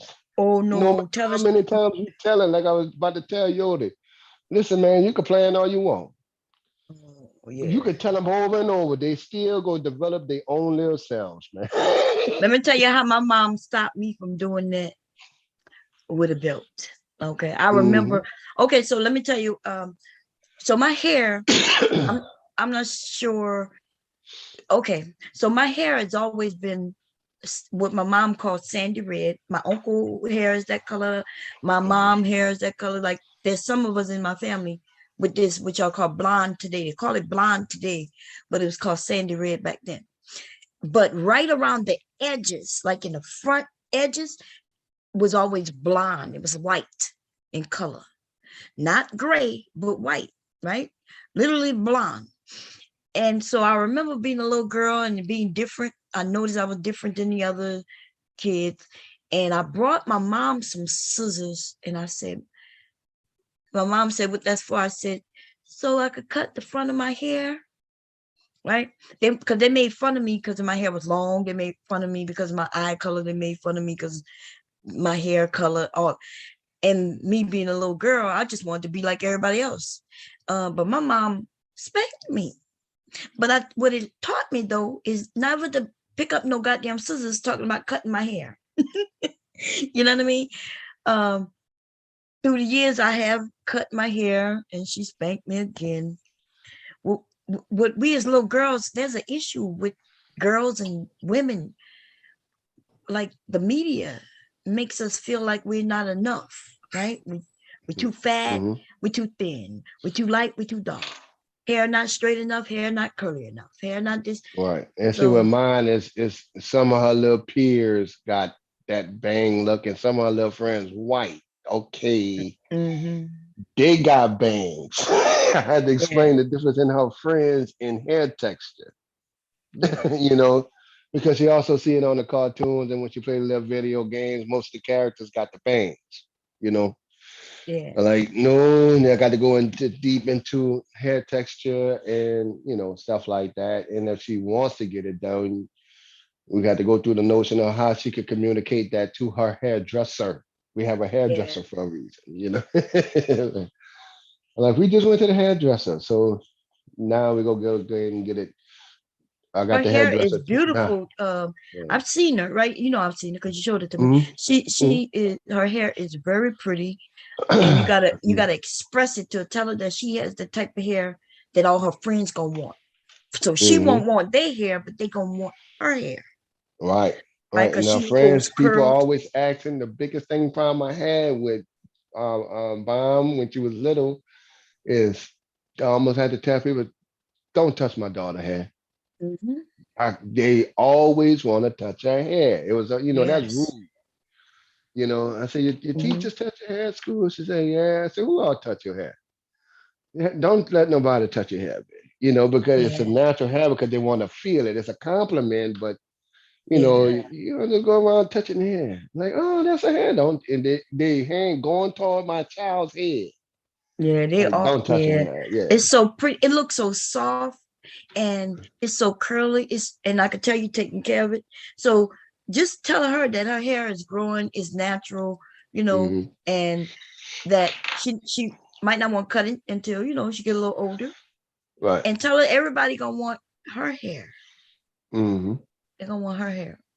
Right. Hey Taylor, you back? You muted. Yeah, Oh, can there you you hear go. me? Yeah, I can hear Yeah, you we can hear now. you now. Hey sis, Okay. Hey. how you doing? I'm You're barking Uh, a little bit, probably Taylor. gonna cut out because I'm getting ready to go in the shit. oh, okay, we hear you. So you about to go in Can you hear me where? now? Yeah. Yeah, you're going in the precinct, you say?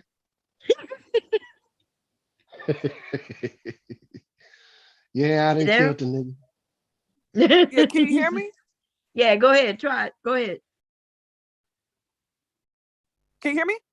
Yeah, go ahead. Okay. I heard you guys up here talking about parenting and whatnot. And I said it in the chat. Even if, let's say hypothetically speaking, even if the dad is around per se, the burden of proof will always fall back on that woman. Well, not the burden of proof, excuse me, the burden of responsibility will always fall back on that woman because essentially she, especially her toddler, she has to take care of that child, actually take care of it, change his diaper, feed it, play with them, and everything else that comes with it, right?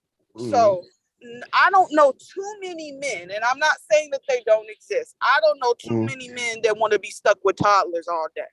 Right.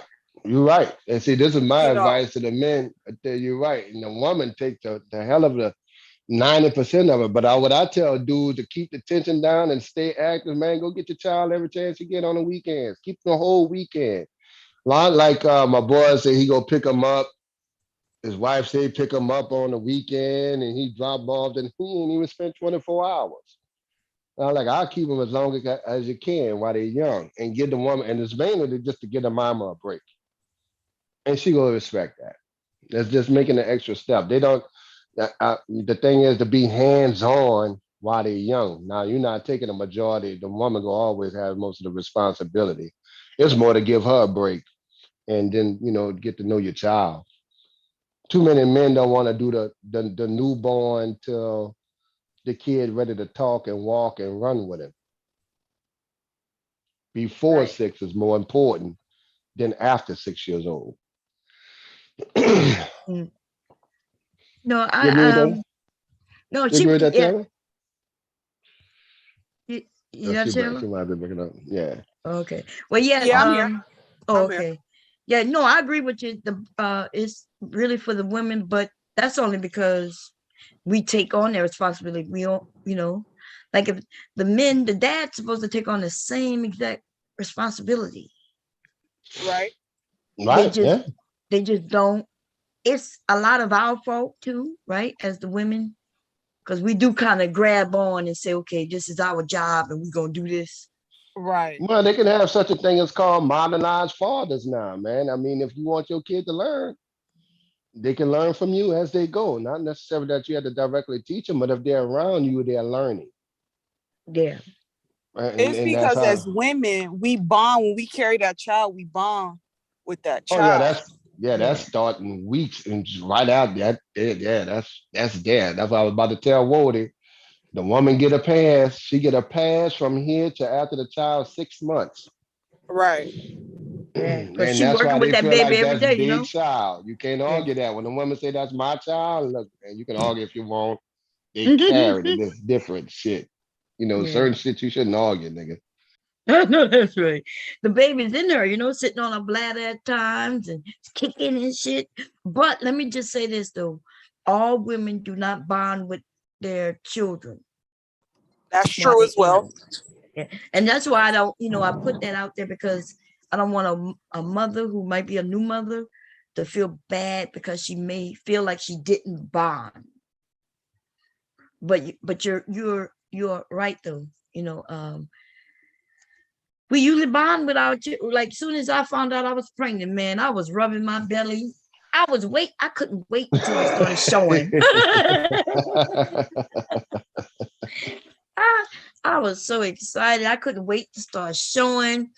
I was even claiming I was feeling kicks, and my mom would say, "Hey, the baby's It's not big way enough." too early. Yeah. Yeah, she's like, "It's too Stick in your early." stomach out. I can see it now. No, it's gonna be a little different. I was so damn excited. I couldn't wait. Oh man! And then, like I Yeah. said, my But tell mother. I got some answers for the men asses when they want to ask me about babies though. See that Tyler age, if you got your own, I'm just assuming that they're not together. If you are together, that's even better. But I'll lock them off in a little area where they, put the little plugs in the socket and everything.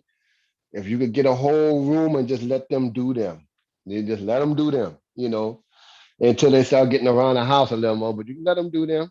But but the biggest thing I learned is learning their eating patterns and how long they run around before they get sleepy, and that changes. So you can estimate that if they eat right now, in the next hour or so, they may wind down a little bit. So I had to do that. But my daughter was good with it. And so I didn't have too many terrible tools issues.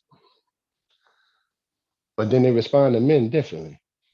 Again, that's what I'm saying. My Right. my my God, Right.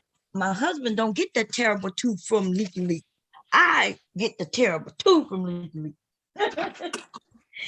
There's a Leak different will stress tell for the women. yeah. Leak will tell me no. Leak don't want to go to sleep, And my husband, he can play with him when he want to play with him, and then when he don't want to play no more, he He can don't walk have right to. on off. Yep. He can lay down and it's over with as soon as he walk Yep. away. Now, if you walk away, he go follow you. He go Right. follow you. Right. They He'll go follow follow me. you. Everything you touch, they gonna want to touch. Mm-hmm. Everything you move, everything they gonna do the same thing. That they gonna mimic you. So you gonna always get 90% of the deal with dealing with them. Right. Leak want me all my time. I can't get online with y'all. Shit, Leak start messing with the keyboard, shutting my computer down. Leak will do all of that. Okay. He don't do that I'm with his a daddy. He don't do that with my husband. But he will do that with me though. boy, my ex used to get mad with her son. She used to really get mad, but and he was around me since he was 2, and he was like 6 or 7. And if I tell him something, it's etched in stone. And she would get frustrated, like, I told you that 5 or 6 times, but Kevin tell you that and such and such. Or there was an issue at school. All I got to do is, hey, I'm just checking on him at school. And teacher come out, okay, well, he's doing good because he was a little hyper. But, so we had to cut down on, he was just hyper. He was good. Had to cut down on the sugar and stuff in the morning. Like, okay, well, okay, he's just not disturbing. He's not being rude in class. He just active a little too much. And we didn't have no more problems. She said, how can you just go in there and tell, I got the battle with this boy. I said, they're just going to respond to us different. Little boy is more into the superhero type of figure. Even when I coach Little League, I can have 27 kids out there and hear crickets when me and the other coach talking about how to conduct yourself. When y'all get home, you conduct yourselves like this. The coaches slip in some man shit doing football stuff and basketball. Go home, eat your food, do your homework, stuff like that, and get everything else done. You play. This is football. This goes along with your academics, and the parents should just say, "Well, they do exactly what y'all. I had to come on here and see what y'all be telling them." She said, "They don't listen to us." So that's just their thing because it's a structure to it, and they just react different to both men sometimes.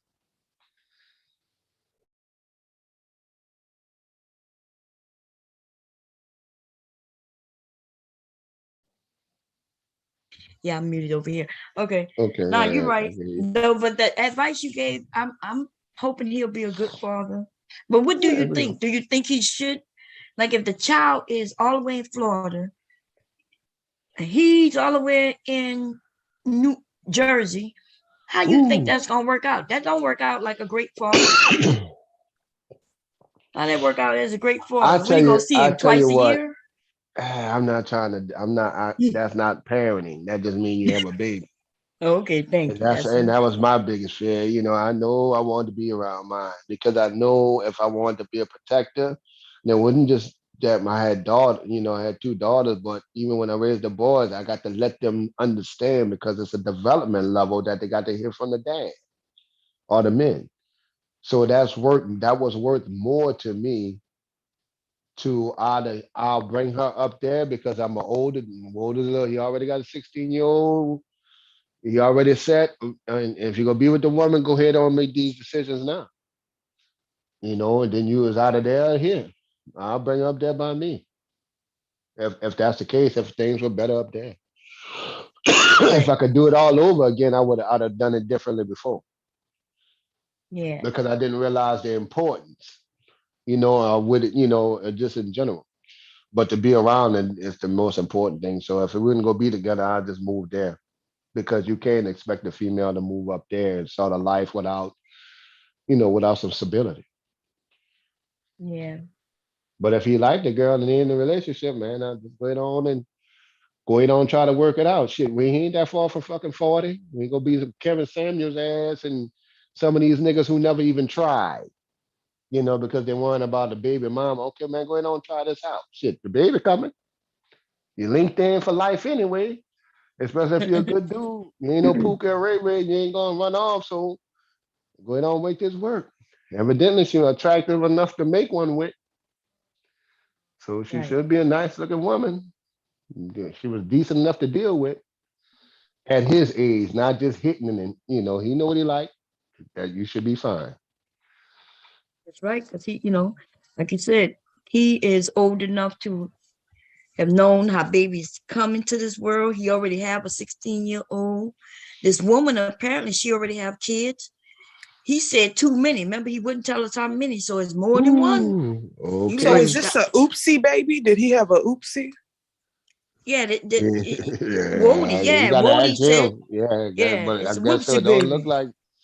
Yeah. Yeah, because he said Lord, she got pregnant. of course, she got pregnant. The Yeah. immaculate conception. Hey, you should have got some hot sauce. Mhm. You should have got some hot sauce like Drake. Wody, you are too old to be having oopsies. That's right. There it is.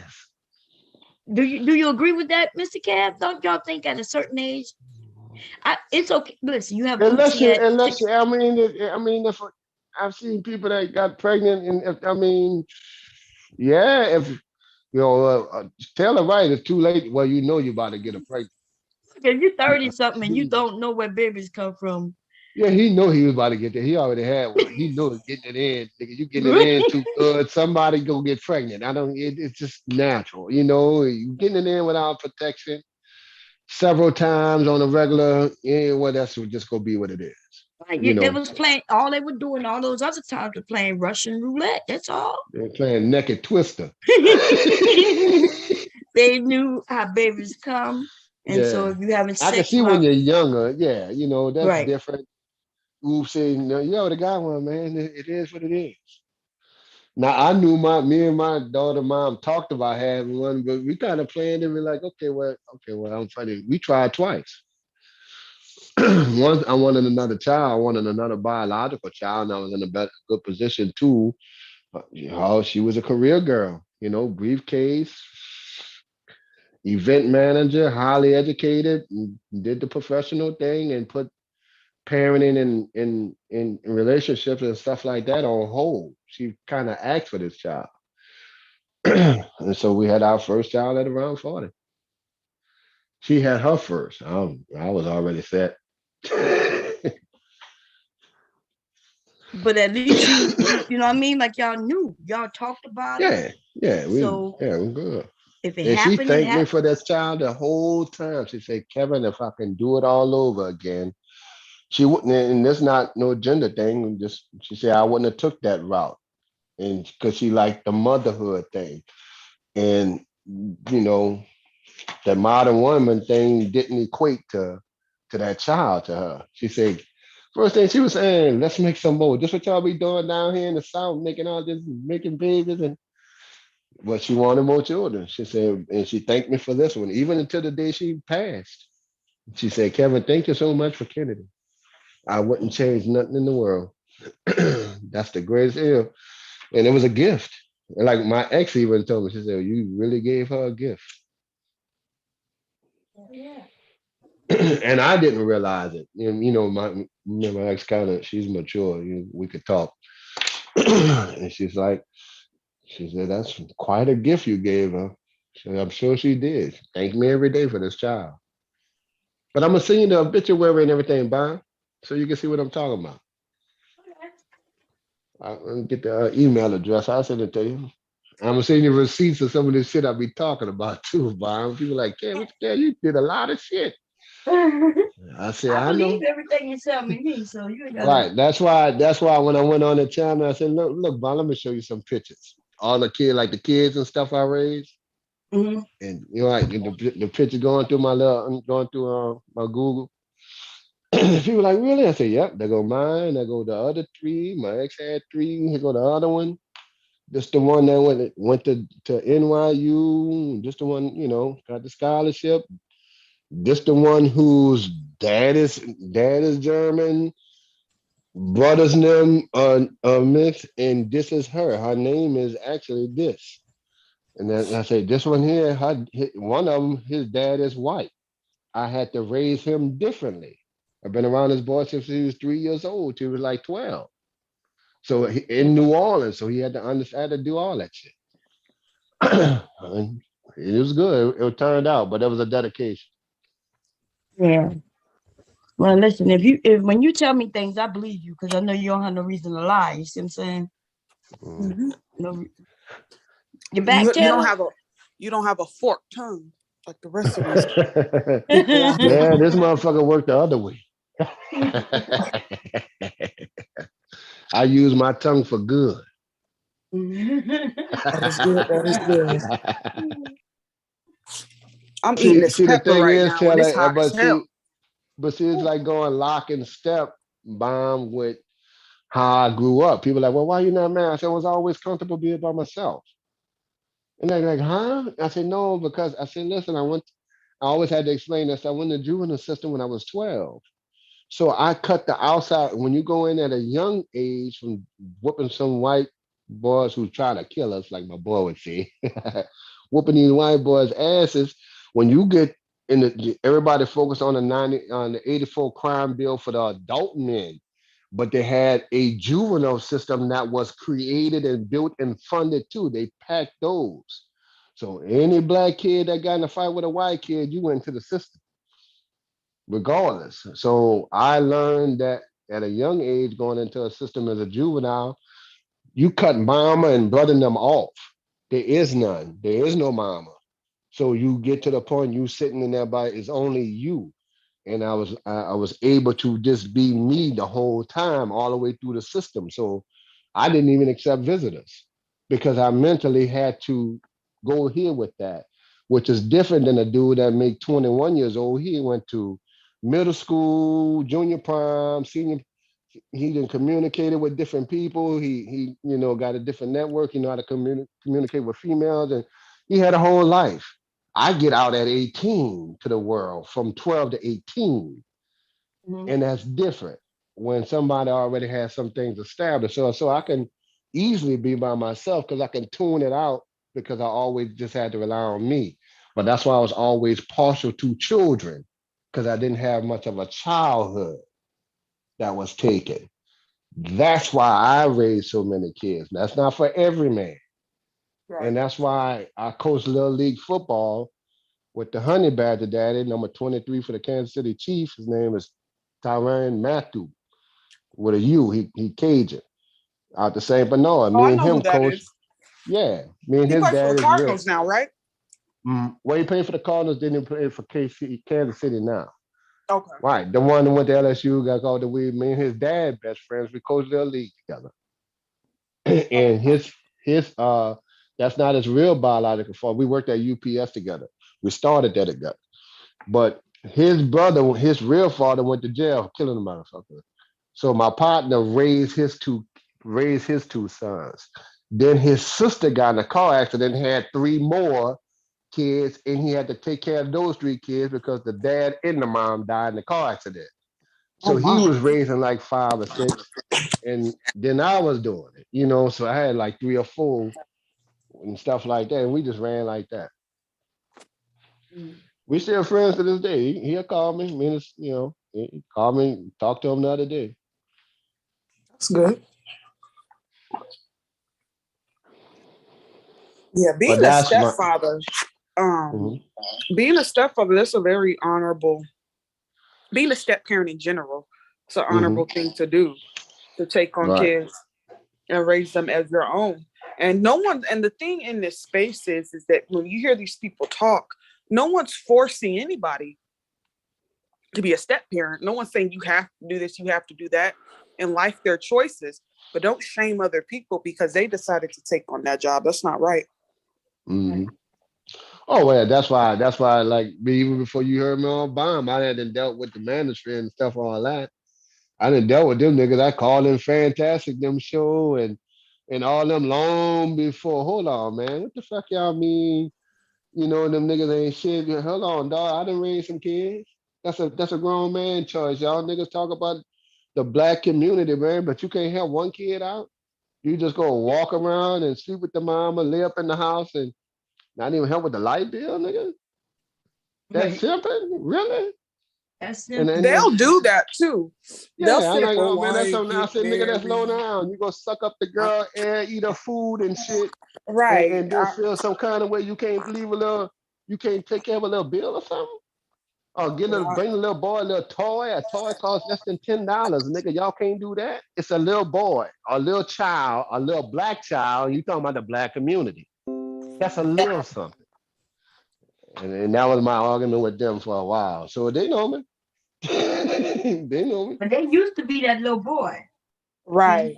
that little But child, then that's they why I used was to like, be that. goddamn, dog. How am I going there with my daughter? And she got a sister 2 years older than her. I'll bring her something for Christmas and don't bring the other one something. And the shit don't cost, man. The couple of a damn doll, nigga. You feel played because you did something simple for a child. You worry about the Ain't that mom. You something? really? That's sad, dog. And you ain't, nigga, you ain't going broke. You ain't gonna go broke on nobody child, but you can say, well, here you go, and just to have them open something, nigga. You ain't have to bring them to fucking Disney World. Right. Like I did, buying a but you Happy don't have Meal to. at least. Like what the fuck? Right, just a child, bro. Ain't nice to be here. That's how I know a lot of them don't like children. Hearing some of Mm, them talk, yeah, I really question if they like their own damn kids. To be honest, I don't because know that's right. the way they be talking about them and the manner they're talking about, I'm like, what? Like, I know damn well you will not express this to your child You're absolutely if your right. You know why? child's Because of they're not age. around their children. They're not Right. around their kids. And that's the thing. They're not even around, and that's a guilt. Some of them feel guilty about that. 2 or 3 years, and now you don't know how to get back around. But oh, you never was around in the beginning. That's what I was telling Roy. Man, start off from the beginning, man. That's yours. Ain't nothing come before yours, dog. That's it. Right.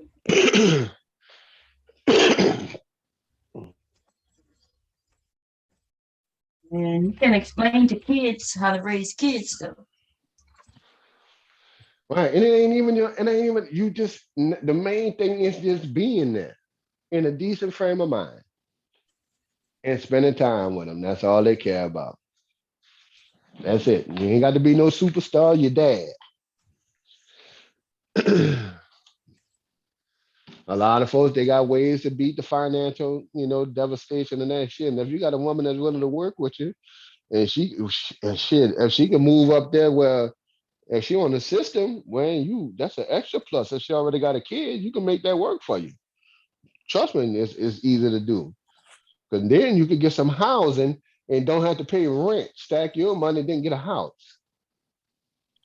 But they're too busy trying to shame people for getting government assistance. That's the problem. Right. Right. Instead of looking at it, man, that's about $40,000. This Get the chick with it, seed. right. Listen, if I could That's stay somewhere and only pay $25 a month in rent, do you understand right. what I could get done Right. within a Right. year's time frame? Just a year? Mm. Right. And Like, and then not only that, she can whatever first time homeowners buy programs, you're looking to get a double and you got your frame of mind straight, she'll follow that. Long as your business straight. Then you making good money up there. Now you living rent free. And she can go to school and get top notch schooling for the kids, get the kids in a good school. That's the main thing. And she can get some training for fucking free now. Man, you winning because she coming out with about 40, $50,000 worth of living value, and you make about 40 to 50. That's 100,000 in combined household worth of value. I mean, if you want to do numbers, I mean, that's how I see it. Shit, I can win with that. No rent, but if they work together, it'll work. Mm. but the Well, problem is, Mr. Kev, is that they're worried about what that woman gets. That's the problem. What she's Yeah, what a directly woman. getting. Not understanding, hey, she falls under some type of income bracket in order for her to be eligible for this. A lot of people that receive government assistance, they're working, Right, you know? right. And like I was telling Bob earlier, I live in the city of the working class poor. These women can work 30, 40 hours a week. But it's also It's also a tourist and restaurant hotel industry. Almost every female that works and they work every day still can get food stamps. I can get it as a waiter. I can go in the French Quarter right now and work as a waiter and get SNAP benefits in Section 8 for my kid right now because I fit into that profile. And I can go do the first time home on the plan, but that's a little late now. But that was the plan before. And I was actually trying to tell my ex, I said, well, you can put, since you work at, you make this, and I'm working back as a waiter, because I did not want to go over the road while she was pregnant and the risk of cancer, because do have a CDL license, so I like, shit, I can get the whole Section 8, the TWIC, and the SNAP card and everything, and you ain't got to pay shit. Just keep all your money. And then I had my boy, he had one of my friends own rental property, 3 bedroom, and just let them pay for it. And still bring in 30,000 damn near cash. And she can keep her money. There's all kind of ways to do stuff.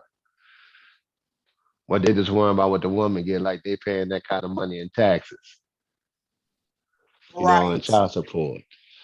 And the other thing, Taylor, is saying this. I know all that. I had these conversations.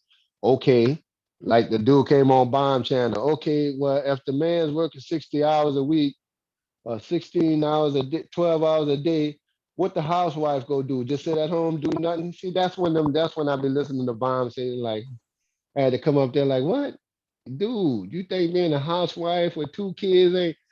And that's how I can tell Obama's right sometime when these niggas actually be taking in what Kevin Samuels and them be saying. It don't work like that, dog. To take care of a nice household, 2, 3 bedroom, nigga, your old lady got to clean that house. She also got a budget. Your old lady could save you a lot of money and she go to the grocery store twice a month and get some things on sale. That could save you 5 to 10,000 a year if she just know how to shop properly. And Listen, Kev. yeah, I be, so but I be hating on everybody that get food stamps when I be going in the store because they be got carts, 2 carts mm-hmm, full of shit. I be going into Costco. I see these motherfuckers with carts full of stuff. I'm like, damn. mm-hmm. If only. So I don't hate Right, on nobody. right. I You know, respect the hustle, I'm not hating on nobody. I respect the right? hustle Just too. make it work for you. That's my thing. Don't stay there. And New Orleans had a problem Right. with generations, after Katrina, like we was talking earlier. One of the saddest things I've seen in my life with black folks is that they closed down a project and these people were evacuated in nicer areas. If you left out, you was in New Orleans project and you left out and you got housing for a year, $450 a week, and $10,000 with job training and SNAP benefits for a year. They Oh right. wow. That's a good start. I have no complaints about how it worked out because Texas broke bread. That's why you always hear me fuck with Rude. I said I'm a roll with Rude, man. They tax dollars saved our ass. But but then when they decided they came back to New Orleans to protest because they were waiting for the housing projects to reopen. And then they're sitting out there saying, this is our home. We've been here 3 generations. I'm like, that's not good, baby. I mean, you're in a better position now. But it was that Right. mentality of letting that go. And that's what Master P was saying Mhm. about his brother. He said, man, I'm a multi-millionaire, man. You don't have to go back down there and hang with them niggas like you used to in New Orleans. We straight. And this is Master P words. Yep. He said, That's why and when that, people I hear, that's why I will not. I I do not tolerate any masterpiece slander at all when it comes mhm, to how he handled his brother. Because at right, the end of the day, his brother chose the path that he took, and that's right, on him. He has to be held accountable for that. He can't allow his brother to take him down with no, him because he worked so damn hard right, to get himself up out of that right. Not situation. just him, You know, everybody. That nigga put everybody, anybody who everybody. came to him, he put him on.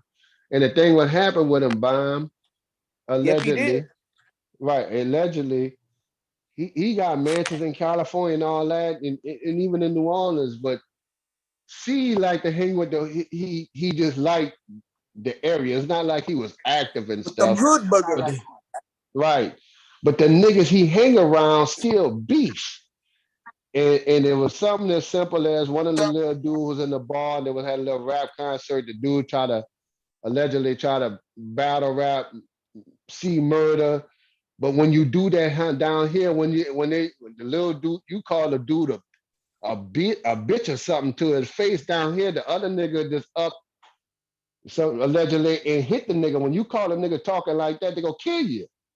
It ain't no rap game. That's over. This ain't Eminem and 8 Mile. and, and it's alleged that one of the dudes he was with hit him, but they was out there by Harry Lee, by in Jefferson Parish. Mhm. And they got him for that murder. They're like, who is C murder? We want you. And P was like, Land, you got to let them niggas know who did that, man. And C ain't gonna he ain't gonna snitch like that. And that was a problem. And see, Master P been trying to get this nigga out of here. He said it wasn't him, it's the niggas he hang with. And that's what, it is what it is. But and people was like, well, Master P got enough money. No, a bomb understand when I say that's Harry Lee area. They wouldn't Yeah. go, you couldn't offer them bitches $100 million. That nigga is a Now, if prize. you're black, That right? is a trophy for them white folks.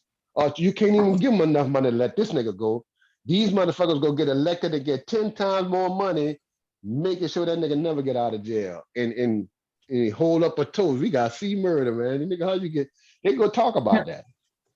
Right. Ain't no amount of money go get him out. They don't even want your money. We want that nigga. And that's how I roll.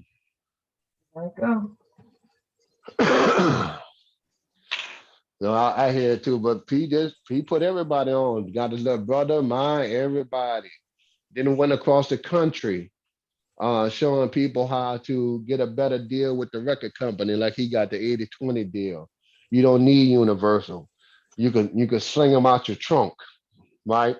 And then put them in the shelves, hook up with a record store person, go. allegedly, and get your numbers up.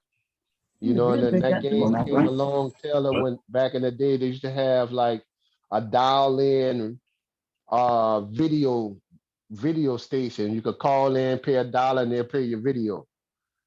And that's how Ja Rule and them came up. They just took $10,000 and just hit the airwaves and just put their video up every night until it caught on. And then P showed you how to sell it out the trunk and how to get that street money going into the rap game. And now it then took off. That's why he gets so much love. He can go anywhere from East Coast to West Coast.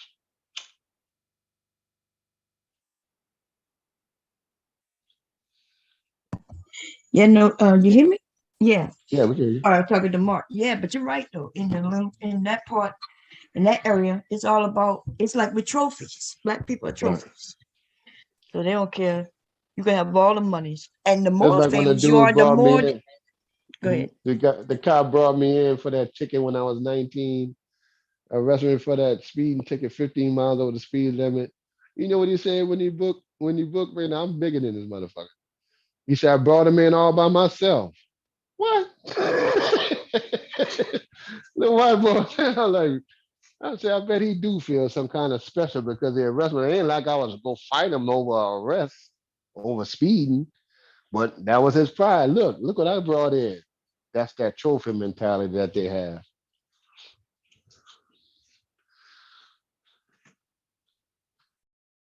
See, me give it to him. Yeah. No, you're right. The more famous we are, you know, they like to catch a nigga with money because they like to show us that we ain't nothing but niggas no matter what. You know, no matter how much money you make in Louisiana, you just if you're black, you're just a nigga. Right. Well, oh yeah. Matter of fact, it gets worse because now they jealous of you. Right. White folks, you want to piss a white dude, racist off, do as well as they doing or do better than they doing. They hate that. That bothers them more than anything because now you had this whole country laid like some white folks like Gunn and them would say, well, My family wasn't rich, and I'm white. Where's my white privilege? And my answer to gun and people like that is, so you living in a country that was laid out for you to succeed, and your ass still couldn't do shit. That's on you. Whole country laid out for you, and then your family still fucking poor. That's on y'all ass. Mm. And that bothered the shit out of them. That's how you shut up a race as well. Yeah, well there you go. Y'all here, so y'all ass ain't progress at all. When everything See, laid that's why out for you. I wanted to go listen to that. You said you was over there with JB Gunn. I wanted to go listen to it and see. Did you break I'm gonna that have to see down for this him? too. Because that's how I get. That's how I get at them races. Me, I'll be Did like, he come back again? The RBR because he called RBR the N word, the hard ER. No, when? I was on Gunner. He I think he about a week or two ago. Oh, but he was Yeah. over there last time I went over there. I saw him over there. I thought I saw him over there, but Mr. Cap said he went over there about a week ago now.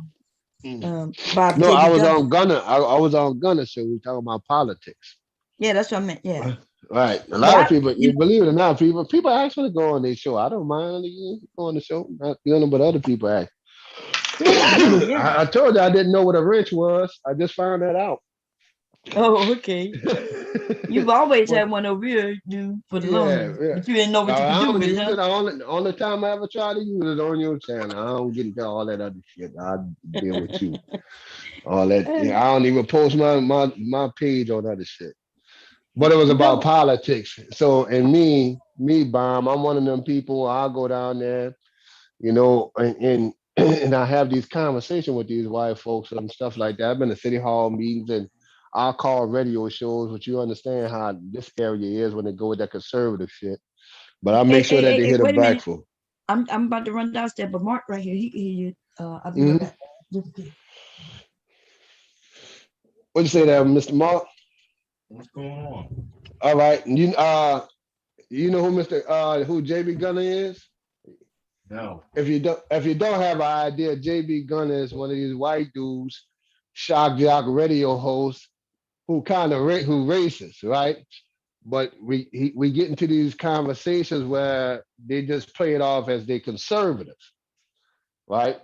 Now, if you're a Trump, and then we get into the Trump support and stuff like that. So, but and his channel is predominantly white and white folks that think like it. So I wound up we was talking politics, and they like to play stuff off like they just don't understand why blacks have such an issue or whatever the issue is or whatever conservative things that we was going back and forth with. But one of the things when it gets to stuff like reparations and things like that, they go to that pulling yourself up by the bootstrap and all that kind of foolishness and stuff like that, right? So we got in a conversation about reparations. And the first thing white folks will tell you about reparations is they'll talk about, I don't want to have to pay my tax dollars. I didn't own slaves and all that kind of stuff there. And I was like, okay, well, that's fine. Because you could find out the difference in the two different type of white people real quick with that. One, I said, well, you don't have to pay taxes on that. We know all the major corporations from Bank of America, JP Morgan Chase, every railroad, food companies, insurance companies, energy companies and all that who made profit and gain, who made profit off that slave labor which built American wealth in the banking system.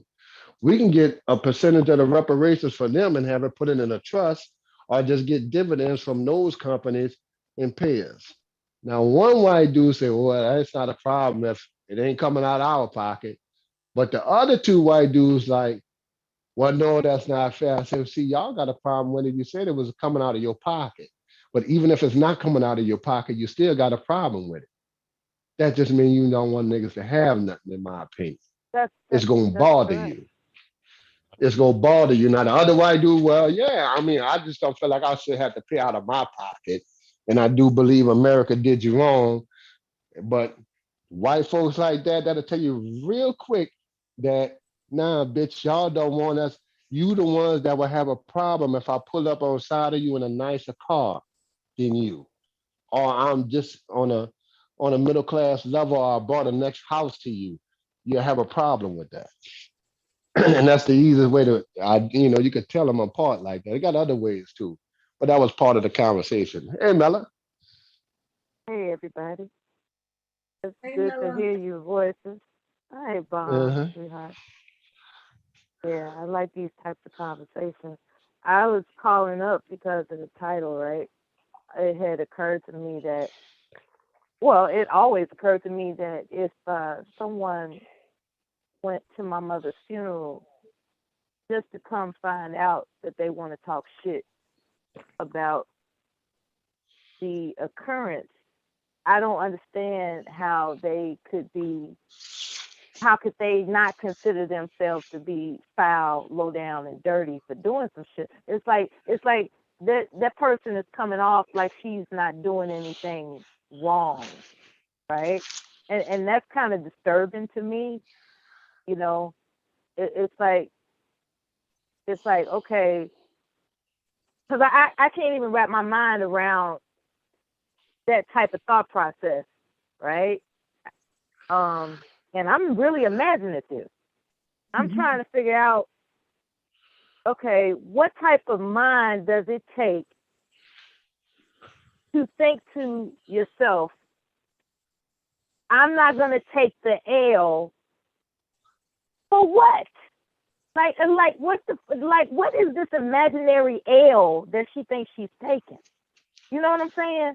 It's starting to sound it sounds like she just made up some shit to be pissed off at you about, and she refuses to back down off of the strength that I would look stupid if I admit that I just made up some shit to be mad at her about. Am I tripping? No, you're right. You're right about it. Yeah, I looked at she go already. She can't let it go because she got caught in lies after lies. right. And depending on what type of person she is, I don't know. Well, first of all, let me declare this: there's not going to be any libel or anything crazy like that because she started the shit. So she can get that out her fucking mind. She threatened to sue me. She threatened to sue me. Tell me to sue me. I don't know, but see, this is the thing about business owners, right? This is the thing about business owners who come up with diabolical reasons to make up lawsuits, right? They start coming up with all types of diabolical reasons to make up lawsuits just so they could look like they winning, right? And there is no winning. It's like you fucked up off of your emotions, and that's it. It's like you couldn't, some people just can't handle rejection. Now as women, we want to say men can't handle rejection. Well, there's some women that can't handle rejection too, and it could be something as simple as, I can't believe she put somebody over me, and then because that's when she started coming up with this, look at everything I did for you. What the fuck? What the fuck is you talking about? And it's like, that's that Soon as emotional somebody say blackmail. that what I did for you shit, you already know where they That's at that with it. emotional blackmail shit, Right, Kev. Emotional Right. blackmail. And when that right, doesn't right. work, then they detour to some other avenue of guilt tripping, and then it becomes acute accusations, and then you know what I'm saying? It's just this long path of bullshit, and I don't know what she's getting out of it. Right. I did this for you. Well, thank you. That's it. Thank you. Appreciate it. That's all. That's Right? it. If That's you all think you you did something for me, well, thank get. you. Yeah, thank you. I ain't Goodbye. need you, but thank you. Right. That's all. Listen, this is my thing. If she talk about libel or whatever, tell her to fucking sue me, because I will counter sue. See, and then she would have to definitely prove what she's done for me, claiming that she did something for my mother. Okay, that we still can't find. So tell her to sue me and fuck her and her motherfucking business, bitch. That's all I got to say. Exactly. You're not defaming her, because things that you're discussing are public record. First of Right. all, So it's really that's a countersuit. It's like, bitch. Well, I ain't calling nobody no bitch up here. I'm just saying, like, in a professional realm of well, this is all shit. Like I said, I got a hell of an imagination. And I know people who are business owners, and when they have something to prove, even though they wrong, they start talking that lawsuit shit. And, it just occurred to me that I think she's a business owner. And I was like, I wonder if she bold and crazy enough to try to pull that bullshit. She's a Because as business far as owner.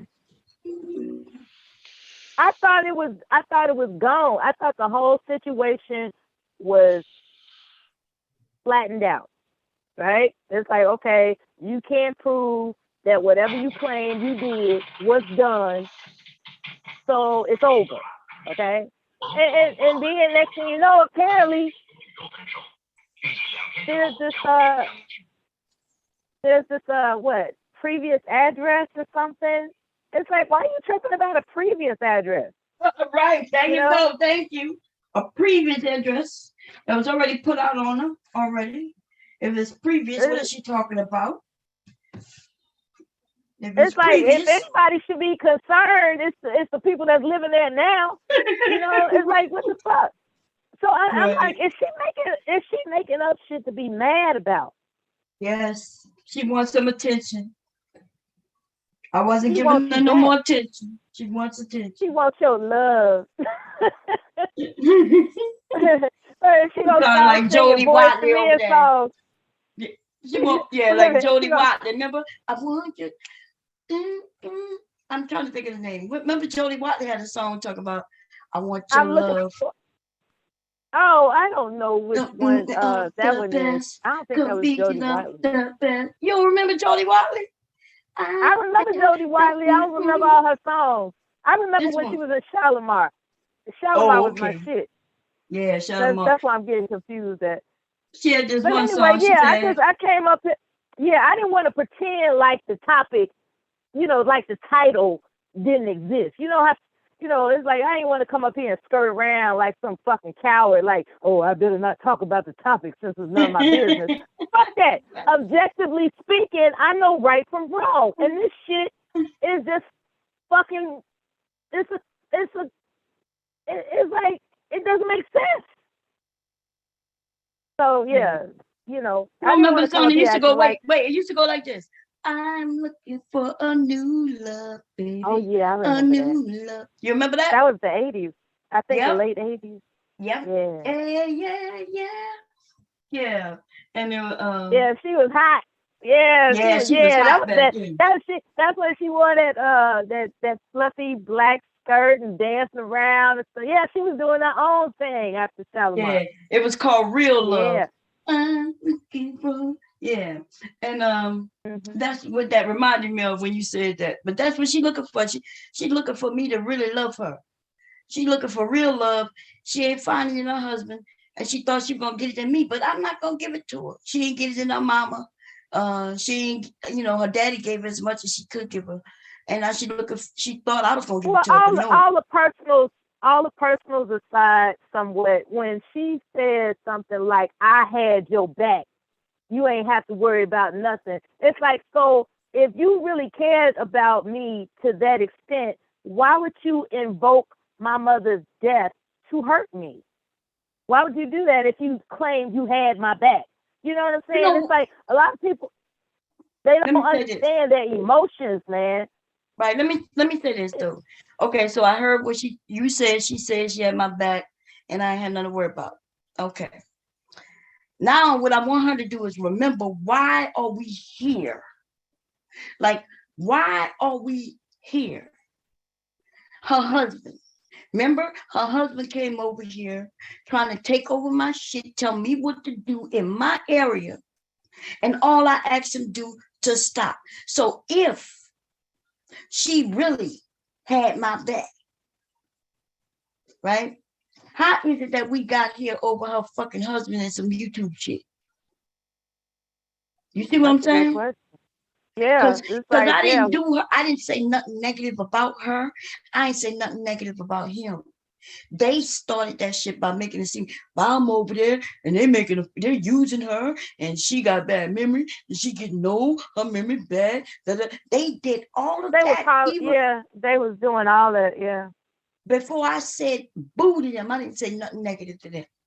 I just asked her husband to stay out of my area doing what he was doing. And that was it. So I don't want to hear no shit about she had my back and I'm the one who caused this. She caused this. Not even her husband caused this. Because I was good with going after him and leaving it alone. She came on my panel asking me, Bob, but why? Why you didn't let Warren do what he want to do? This the right of people. You see? So I don't want to hear no crying, boo-boo ass shit from that bitch. I don't. Okay. All right. over her. Now we can get back to what Kev was talking about, because that's more interesting in my opinion. I just didn't want to come up here acting like I didn't know. I didn't know what, I didn't want to act like I didn't know what the title was. You know what I'm saying? Oh, okay. You know. It's cool. It's all good though. All right. But you're right though. Yeah, I was getting hyped up. Okay. You see what I'm making up? I'm about to make another halter. The first one came out okay, but I want to learn how to size. Did you see it? How do you have one of those do you have one of those mannequins that you can put it on? No, I don't. And I was thinking about buying one, but they like $900. Yeah, the real fancy ones, yeah. Yeah, the ones that I need. Now they got some that cost like $200. I can get anywhere from $80 to $200, but those I can't do what I would do on. Right. So I will. They got some that are measurable, like you can turn some type of crank and it can expand or. Oh, those are not the good ones. Yeah, that's not the good one. Oh, really? Those are that's old cheap. ones. That's a cheap one. But you don't need to crank the size. You take a regular size one, you add padding to make the size, to adjust the size to the other one. But the ones that you crank up, you can't even pin on those. Oh, see, I didn't know anything about that. Yeah. At first, I didn't know neither. Like in the beginning, I was like, "Oh, this must be the better ones." But I went and saw one in the store, and the shit was broke. It was broke in the store, girl. You know if the the one I saw was old as hell. It was in some type of museum, and it was they had some Chanel display or whatever, and they had this mannequin, and it looked mechanical. Like you could alter, you could turn something in the back to make the waist expand or get smaller and make the bust expand. It had springs and levers. Yeah, it does. Yeah. Those are the cheap ones, though. That's what I'm saying. That's not. It was in a museum, though, so yeah. Okay. Probably the older one, yeah. But the older ones didn't have springs and shit, though. That's why that must have was for something else. Well, I know it can expand. I just imagine that it's mechanical, and if it can expand like that, it must. If it can retract like that, I just imagine it has springs. But I don't know anything about sewing, so I was just wondering. That's all. I was just asking questions about sewing. Because that's your thing, But my mother sews very well. Well, at least she was taught. I've never seen her sew anything, but I've always seen patterns in a sewing machine around the house when I grew up, but I've never seen her sew anything because she always worked. So I know she knows how to sew. She just never taught me. Oh, okay. Yeah, that's right. You're right. Well. What you want? You gonna let TV about me? I think I do is moving. So how you been, Mello? You been good? You about to go sleep anyway, aren't you? What you want to put the TV on? Yeah. I lost my screws to my sewing machine downstairs there. I fixed it, but then I don't know where I did with the screws. Let me move where I put the screws. That's what my school, baby. That's my school. You taking a shower or no? Tired.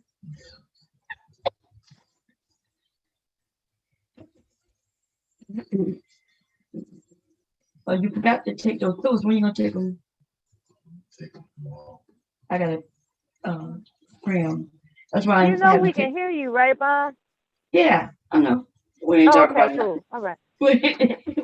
We ain't talking about nothing that can't be shared. I think Mr. Cav got knocked off. Or is he still up there? I don't know. I thought I I heard it don't when he know. got knocked off. I wanted to talk to him some more about racism because he's absolutely right.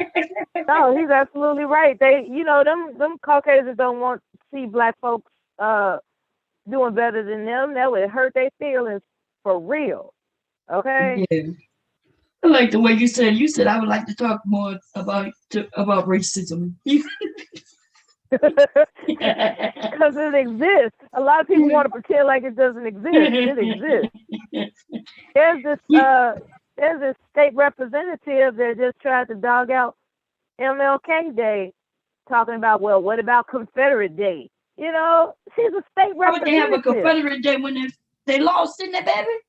Maybe the history it taught us wrong, or maybe I'm just bad with history. But didn't they lose?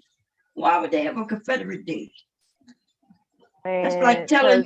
I'm not sure who won the football games this weekend, but that's like saying let's celebrate. The Saints winning. Yeah, we're gonna celebrate the Saints, even though they lost.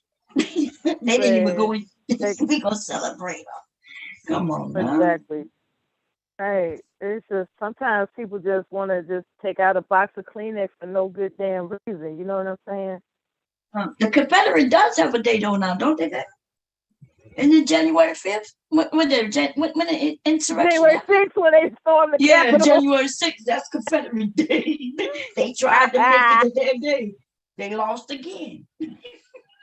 They lost again. Oh shit! They're going to jail this time. Shit, there's a lot of them going to jail. Doing 5 years plus. Fighting for their little Confederate rights.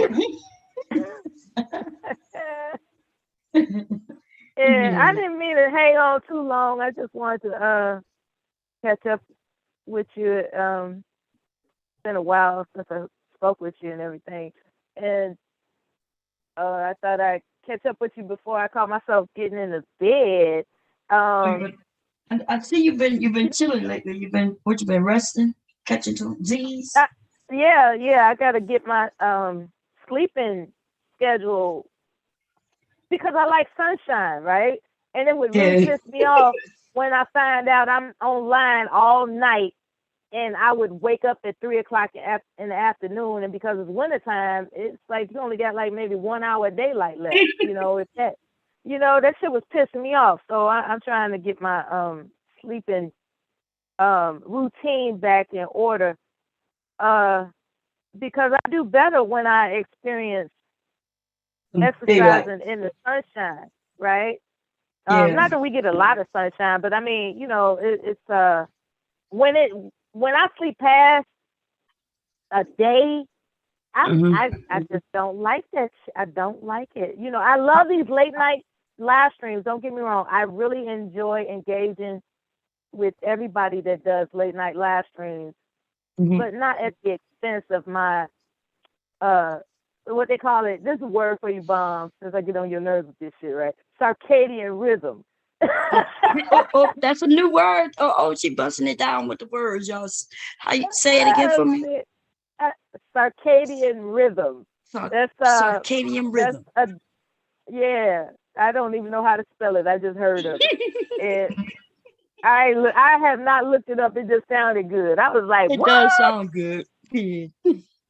Yeah, like apparently our bodies as human beings were designed to be up in the daytime, awake during the day and asleep when the sun goes down.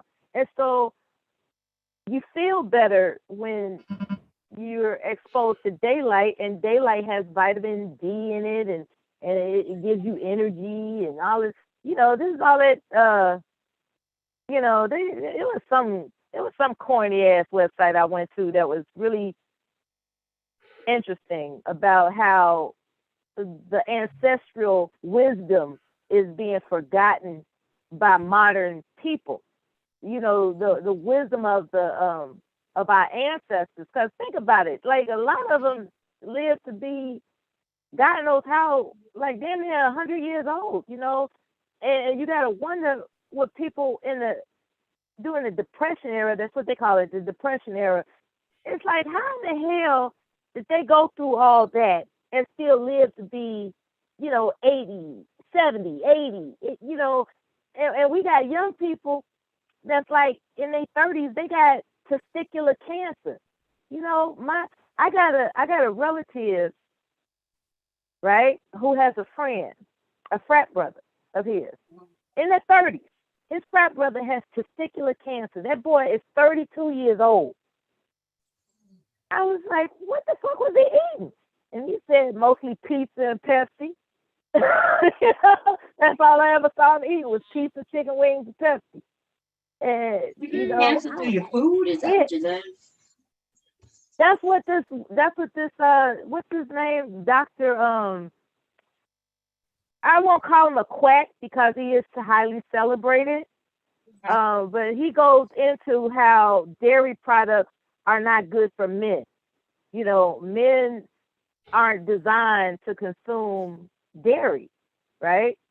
And pizza, everybody They can't eat cheese and macaroni and cheese and all that. I think Anthony X came up here. I'm not sure if he still is. What's going on? How y'all doing? How y'all? Hey, brother X. What's going on? My favorite alphabet in the entire alphabet, X, brother X. Why men can't eat dairy? I just got back on dairy. I feel good. Like I heard that before. I stopped drinking milk and dairy and stuff. And I just got back on it. I'm feeling good. I feel energized. But what's wrong with dairy? It's a source of protein that people rely on. But if I recall correctly, it was said that there's some type of enzyme process that conflicts with the male digestive pattern, where the residue of the the residue winds up in the private parts, and it's like it takes forever to excrete those toxins from your private parts. Like this 35-year-old having testicular cancer is an injustice to the world. It's like, how the hell does a 35-year-old have test? As a matter of fact, Bomb, I'm going to send you a freak. Well, it's not freaky, but there's this one site. This lady calls herself Aphrodite. She's Caucasian. And she was showing men using two, I guess, tennis balls as an example, how to give themselves self-massages to keep their scrotum circulation, blood flow looser. You know what I'm saying? She was talking about how important it is for men. The way she was demonstrating it is tripped out. As a matter of fact, I'm gonna get off. I'm gonna find it, log back in, and put it in the back chat. Okay, and then call in. That's gonna take me less than 5 minutes if y'all can wait for me. Okay, but y'all talk about whatever you got to talk to. But I'm gonna find it so y'all know I ain't bullshitting. This shit is crazy. I believe they say everything's bad. Yeah. They say everything bad. I'm like, man, if you listen to that, you won't end up eating nothing. So they're gonna find something wrong with everything. Oh, don't eat that. Don't eat that. Don't eat that. I agree with you. I think everything probably can be bad for you. Long as you eat, if you eat too much. Yeah. I know. I just started lifting weight. I just started back lifting weights. I started drinking milk, and I've been having way more energy just by drinking milk. Like when you don't lift weights in a while, you try to bench press, you feel weak. Like you feel weak, but I don't know what it is. When I start drinking milk before, I just start feeling energy. Okay. Do you make a protein mix, or you make a protein mix with the milk, or just milk? Yeah. I put protein in it, but it's the milk. I don't know what it is. It's something about I don't know what it is. It's something about milk that just make you feel full, like full, not like in a bad way, but it just make you. I don't know how to explain it. It just I don't know. I just noticed I can live way more if I drink milk versus I don't know what it is. It's just it helped me like all that stuff. You say, oh, don't eat that. Don't eat chicken. Don't eat this. Don't eat that. Man, people gonna have something to say about everything, but shit, anything can have its goods and bad parts of it. You know what I'm saying? Yeah. How you been? You been doing good? I've been good. I can't complain. That's good. That's good. You ain't got no babies on the way yet? Nope. Nope. Huh? Nope. You know Wody got one on the way, huh? You know your boy. Wody. I don't know who that Yes, is. you do. Wody. Remember Wody Mac? He used to be the one that he used to draw over here, remember? Draw? Yeah. I don't know. I might have not been on. I might not have been on when he came. It was. It was you. It was all of y'all. Yeah. You just don't remember right now. He used to, but yeah. He even got some woman pregnant, man. How old is he? Remember he told you, I think he might be 35 by now. And when he got somebody pregnant. That's his first kid? No, his second. Remember he used to be on cam while he was at work sometimes. I don't know. Maybe that's what he wanted. Maybe he wanted kids. No, that's not what he wanted, but that's what it is. And see, you smart, you know what you don't want, and so you not slipping up. What you say to those men who slipping up? What you think that is? That slip up? I think they don't. I think they don't take life serious. There you go. Yeah. Yeah. Hey, what happened to that one girl? She still be on your channel? That girl from Miami? Forgot her name. I ain't heard her on your channel long time. You remember I'm talking about the one from Miami, Florida. Oh, I think you're talking about what her name? Who when we was talking about I know you're talking about. Damn. I think she married. Yeah, she married. Yeah. No, she haven't been on in a minute. I need to go check on her. I did email her, but you know, COVID going on. We got people who got elderly parents, and they got a lot going on, in the world today. Oh yeah. But no. Yeah. I saw her like maybe about a couple of weeks ago though. She was in the chat. She came over and said hi. I heard Rude on yesterday. Yeah. Was that yesterday or the day before? Yeah. I think it was last night, last night or so. I don't know. You've been doing good though, to work and everything? Oh yeah, I'm at work right now. Yeah, that's good. About to start school. Oh, what you about to do, the barber school? Yeah, should be able to. I found it's like 4 or 5 schools, but I found one that's have more flexible. These other, like most of them close at like 4 or 5. This one stay open to 9 at night, and they say you can make your own hours. So I might end up going with that. Oh, okay. Because I gotta be able to get the hours in around my. It's more availability to have, more flexible. Well, that's right. You gotta be able to go in so you can see how they cut and stuff like that. Is that what it's about? Now for part time, you gotta have like 15 hours. For full time, you gotta have I forgot. It might be like 30 or 20, high to 20, 30 for full time. But I could do 15, 16 hours a week. It just gotta be when I'm off work. Like so. Yeah. Yeah. Cool. Yeah. At least it's something you like to do. You know what I mean? The barbering. If you really, I know you do because you bought all that stuff. Oh yeah. So yeah, you're gonna be good at it. That's good. Yeah. Yeah. What you gonna open your own shop? I might eventually. I know I said that when I was like 16. When I was like 16, my teacher was like, principal, basically bad grades. Principal was like, what are you gonna do with your life? I was like, I'm gonna be a barber. I'm gonna cut hair. That's what I used to tell them back when I was in school. Yeah. That's what I was gonna cut hair. I used to hang out in the barbershop. I used to skip school, hang out in the barbershop. So it's like something that's just always like, yeah, That's a always good. like, uh, huh? No, I was saying that's a good thing. That you've been at least you know what you want to do. You know? Yeah. I don't know. It's cool. I mean, it's something I like, but it's not like something that's like work to me. It's like a hobby. It's like a hobby. You know what I mean? Like, Wait, so you about to go to school, spend thousands of dollars to learn how to do a hobby? Because I don't hobbies is what gotta. I'm doing.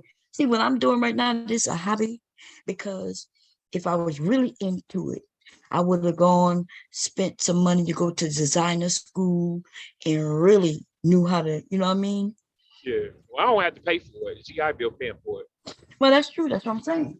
But you ain't got to pay, but you still got to put your time into it. You could Yeah. fail. And, Yeah. and if you, but don't they only pay for it if you get a certain grade? Can't remember. I think Hello. yeah.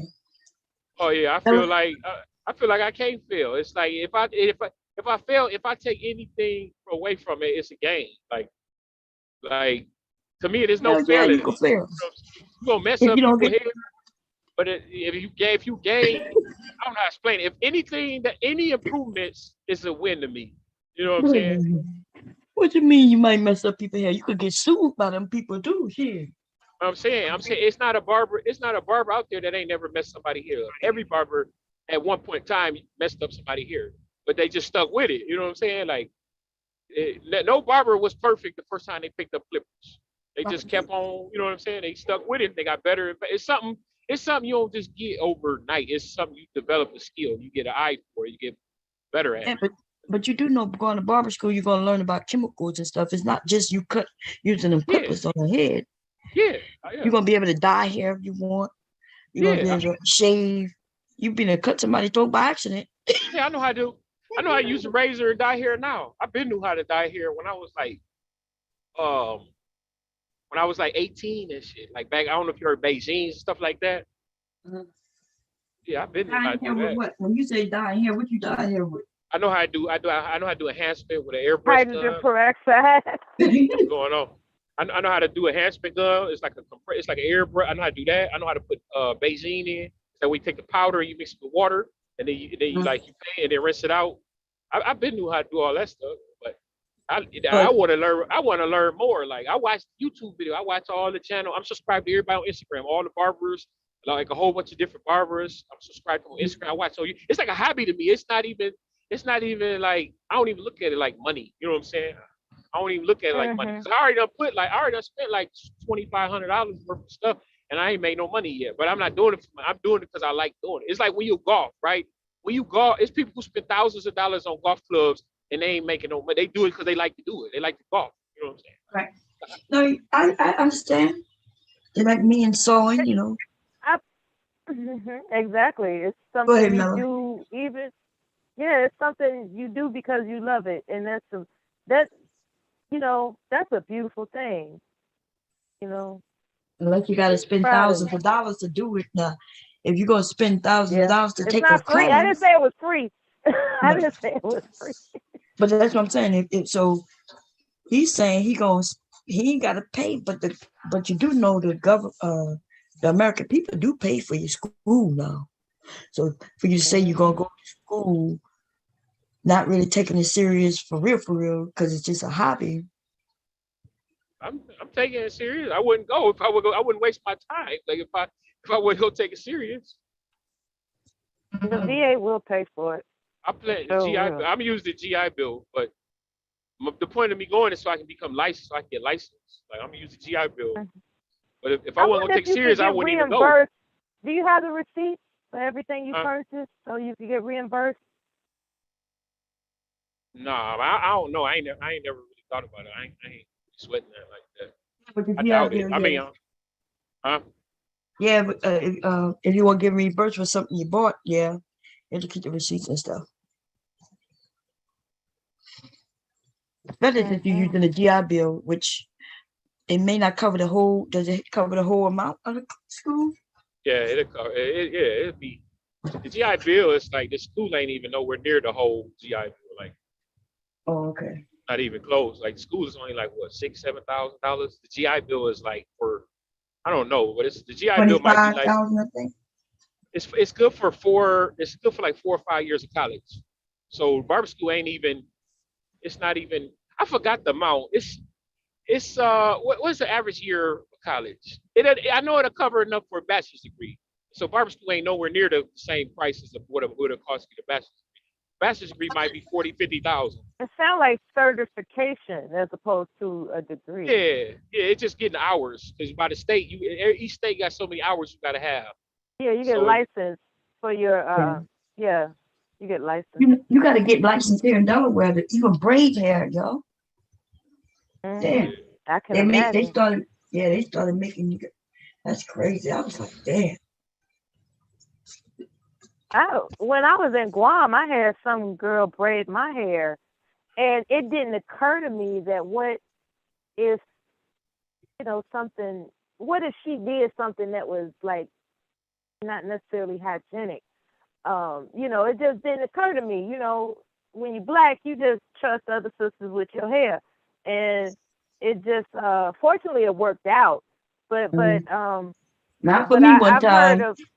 Listen, I went That's what I was going to say. I've heard of people having horror stories where they trusted the horror sisters to do their story. hair. I used to go to this woman get my hair done every week. She was good, but she wasn't certified. She had so many of us coming in and out of the house. And then one day I started noticing on the side of my face, started being dry and flaky, started noticing in my hair, the scalp was like I was starting to get this dandruff that I didn't never have before. Come to find out she was taking care of some woman with some issue in her head, and all of us on you without cleaning using the same comb on all of us, right? And because she wasn't certified, she didn't know she had to use chemicals to clean those combs and shit. All of us got that shit, man. Oh God. That seemed like common sense. That's probably just laziness. She probably knew. She probably just too lazy. She didn't know. No, that's not common sense. Think about it. If She didn't know. You got people coming over and you cutting their hair, your friends. You probably never thought that, hey, I need to get some real solutions that you barbicide. probably can't buy without a license. Some of that stuff you can't You even can buy buy without it. a license. It's called barbicide. You can buy it. It's kills I have HIV and all type barbicide at my house. Yeah, that's like common sense. She probably was just lazy, just trifling, didn't care. But I don't think she knew. Yeah, she didn't know because she wouldn't have done. She wouldn't have. She wasn't thinking along that lines. Yeah, she just got real famous. And I don't think it wasn't that she was lazy now, but she did fuck up a lot of us. Not only that, I caught some shit at getting my nails done, and it ended up fungus before going to an actual salon. Nail salon. Yeah. A lot of people don't know about barbicide, and they think you have to be licensed to buy it. I get a half a gallon, like maybe twice a year, I think, maybe once a year. Because you don't need that much. Just for I learned it because I wanted to call myself cutting, the hair in my family, and they was like, "We're not letting you put your hands on our head," and I was like, "What's the problem? What's the problem?" And they said, "Do you see when you take us to the barber shop, have you stepped inside of there?" Because I always did my own hair, right? But when I stepped inside of there, I saw they had the combs and the equipment inside of this blue liquid, and I'm thinking it's rubbing alcohol that's blue or some shit. They was like, "No, that's a special fungicide, germicide, virucide. It kills shit. Okay, and that's what they put They put all Combs their and picks and combs. shit. Yeah. Yeah, they could put the clippers, the clipper guard, not the clipper itself that's attached to a cord, but I'm talking about like the attachments. Now I don't know what they clean the actual clippers with. I never caught that part, but I asked him. I said, "What's in that water? Is that alcohol?" He said, "No, that's barbicide." I said, "Barbicide," and he showed me the gallon. Not the half a gallon rather, and he said, "This is what kills all the germs and fungus and everything on these combs and stuff we use." And I was like, "Can I buy that?" I wanted to buy his. He was like, "No, you can get it from the beauty supply store." Right. It's I right there. said, Like, "Okay." yeah. And I ain't looked back since. I always clean my stuff with that. Always.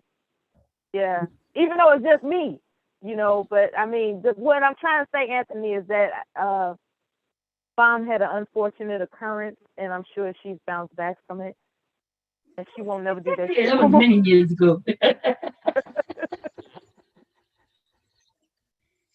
I'm Oh sure she shit! bounced back from it. I would have been ready to Yeah. hurt somebody if that happened to me, baby. Oh, you better than me. That's bad. Like my face started to turn white. Girl. Yeah. Wasn't the first time. That's the second time that should happen to me. Just different situations. Yeah. Mm-hmm. But if you don't Sometimes know, I you don't know, learned. like you said. Yeah, and I just happened to learn. I didn't go to school for it. I just happened to be curious enough to ask. And you heard Yeah. that ignorant ass question, is that rubbing alcohol? So that's how ignorant I was. And when I found out what the professional formula is, that's when I knew. But other than that, I would have been using, just rubbing alcohol thinking it's all good. Oh my God. Some vodka, some shit. You know what I'm saying? I would have been coming up with some ancient Negro And it might hopes and be, dreams. to be honest, it probably is rubbing alcohol that they're calling barbicide. Because rubbing alcohol, depending on the percentage, will kill germs. But I got the thing. Well, it's over there in the medicine underneath the sink. So I would have to go in But the that green bathroom and one go was get it. stronger than the white one at one time. I heard the green one is stronger. I heard it. The one I saw was blue, and I've always stuck with the blue, and I haven't had any problems. I stuck with the blue one. But I've seen it in the store where they have the white one. I haven't seen the green one, but I heard there is a green one. It might be Yeah. blue. Did But you I get thought it was green. the link I sent in the back room? Because that's the lady that says how to massage testicles. Like, this is how men are supposed to massage their testicles for testosterone health. And she's serious about this shit too. She got these 2 foam balls wrapped in a socket. And she's a Caucasian lady. I think she might be Russian or something, but she got a little accent. But she's very, It's not Dr. Ruth, is it? Is it Dr. Ruth? Is she an older might lady? as well be Dr. Ruth. No, she's like in her 30s, I would say. Oh, okay. She's not Dr. Ruth age, but she's, as a matter of fact, she's a sex consultant. Her channel is I'll tell you her channel name if you want me to, but yeah, she's a sex consultant. No. Hey, I call right back. I call my mom. I'll call y'all back. Okay. All right. All right. See. Yeah, so you can look it over yourself before any event you don't want to share. That's why I put it in the back. You know what I'm saying? In the event you think it's whack, then you can just I'm gonna say, look at it. It's probably funny. When I get a chance, I'll look at it real quick. But yeah, I'm making a bralette. This one's gonna be different than the one I made the other day. The one I made the other day, let me see if I can show it to you. Let me see. You always making fun of me being on this phone. You know I can't see that shit. I forgot. I'm not even showing you anything. I forgot you on the phone. I gotta go to the other screen and do all types of other things. But I think the next time I talk to you, I think I'll go ahead and you don't look at it from your YouTube. Oh, but you don't have a computer to look at? I forgot you said your son took your laptop. You gave it to him for school. I'm not buying nothing to talk to you niggas, man. I'm not talking about It's just buying as simple nothing. as that. Because everybody trying to shame me, like they trying to No. poverty. I don't know what the fuck they trying to do, but they trying to make it seem like I can't get down like that. I have to. I told you already, Bob. I have to restrict myself because I go too far. Okay, I All go right. too far, and We're not trying to I don't poverty want to. shame you. I forgot you was on the phone. That's all it was. I wasn't trying to shame you. I know, I'm just playing with you. I'm just saying that it's just funny how I keep getting this pressure to participate when I'm not a channel holder. It's like, look, I'm not a channel holder. There's no reason for me to do Yes. No, you're right. anything. I keep. None. Right. Don't. How you check I your mean, email? You can check your email through the phone. I don't even fuck it. I use email as a library, as like a library for things that I want to look at later. That's all. I don't see. But That's how what you I'm checking saying. all When these you're a websites you retiree, be finding? okay. It's really just as simple as having a simple phone and just Oh, I talking see. to people every once in a while. I don't have. I'll put it to you this way. I have a bad history with AT&T, right? Like AT&T and me was cool in the gang until them motherfuckers charged me an exorbitant amount of money. This was several years ago when the latest and greatest first came out. That's when 4G first came out, right? And so I got everything in the house. I was souped up. The shit was practically reading my mind. Okay, I was like, damn, I could watch anything on the planet, and I could go online. I could search the dark web. It was just wonderful. And so I didn't know anything about data overcharges, right? I didn't know anything about that. Now, for whatever reason, my son knew about it. He knew that when he's looking online that you switch to Wi-Fi, and that's what he was doing. But apparently, I wasn't doing that when I was on my phone and he was on the computer. I wasn't switching to Wi-Fi. I was just using the regular phone, your right? phone. And Oh, yeah. it was the latest and greatest from brand. I forgot what the fuck it was, but it was the latest and greatest. That phone cost me a grip. It cost me a grip. And I was just so proud and happy that I had the latest and greatest technology and all this wireless shit.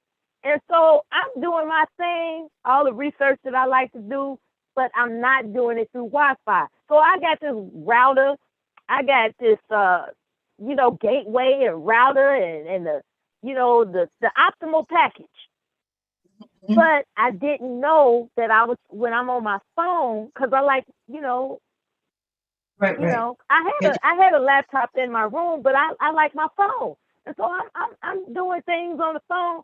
Next thing I know, I get a bill for $1,200, right? Now I was accustomed to like I guess 300, I think 300 a month for the package that I had, maybe 250 to 300. It was something like that. No big deal. I was like, okay, every month this is what it is, whatever. When they sent me that $1,200, I was like, what the hell is going on? And they was like, well, that's data overage. Data overage, overages or something. That term they used back then. Yeah, that's what they call it. Yeah. I was like, what? I said, I'm rated one of your best customers according to all these statements, and you sending me this kind of fucking bill. I said, somebody got to explain this to me. And that's after speaking to several people, hollering at the top of my lungs, and I can holler. I was like, somebody got to fix this shit right now. I was on that page, right? Somebody got to fix this shit right now. I was just really getting upset because I thought, it was a computer hiccup that they were trying to play off or something. But they explained to me, well, it appears according to the record that whenever you're online with your device, you're not using your router. You're not using your router's Wi-Fi. You just use the phone. And So the data charges added up from the phone, not from your service. It's not from your entire service, but that specific device that I was using added up to $1,200 worth of quote unquote overages. So, you know, like now, because I do like the idea of being having some sense of responsibility, I paid them motherfuckers, right? But they dropped it down, like they cleared that, but there was still some other kind of, there was still something that wasn't erasable. It wasn't easy to be erased, or something they had to take off my credit. It was something that I had to pay in order for them to take that off, right? And so I went ahead and paid it, and I vowed that I would never get caught up in the dazzle of technology, because I just take the shit too fucking far.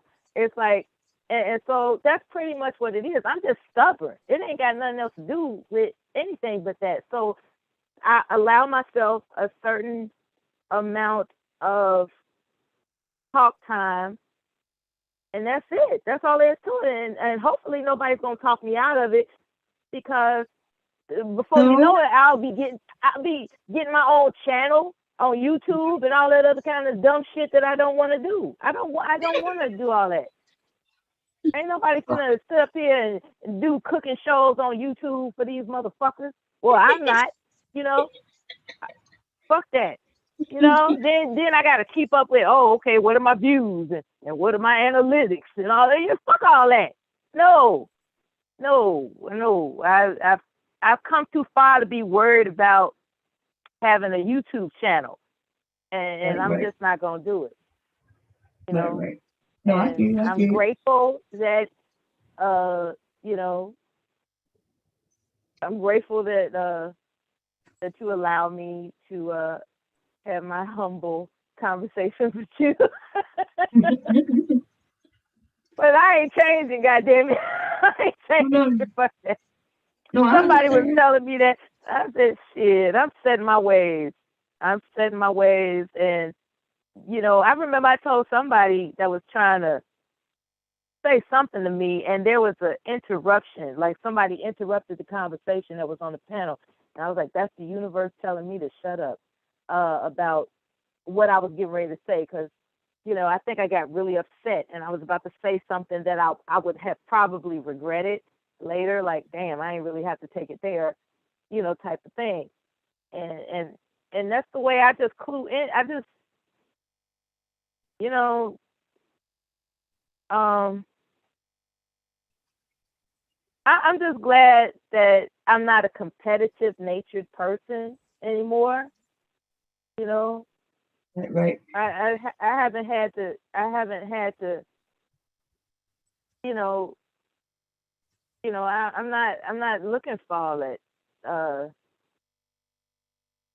you know, I don't know, maybe I will one day, because my son makes fun of me, right? He was like, you still just sitting there with your phone? Like, and he's even trying, he called himself, he's coming through sometime, either this month or next month, and he called himself trying to surprise me with something, either a computer or laptop. I was like, don't you spend your money on some shit I'm not gonna use, man. Don't do that, you know. Yeah. And yeah, but he makes fun of me because he wants me to be vivacious, right? He was like, Mom, you know, you used to be kicking it. It was like you couldn't, you know, like there was a time, Mom, you couldn't tell me nothing. I was far from humble. And I just decided when I got to a particular age, when I hit 50, that was a wrap. I was just like, okay, I just need to just slow down and figure out what it takes to make it to 100.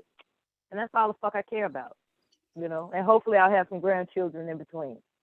That's pretty much it. And I think I've said that many times.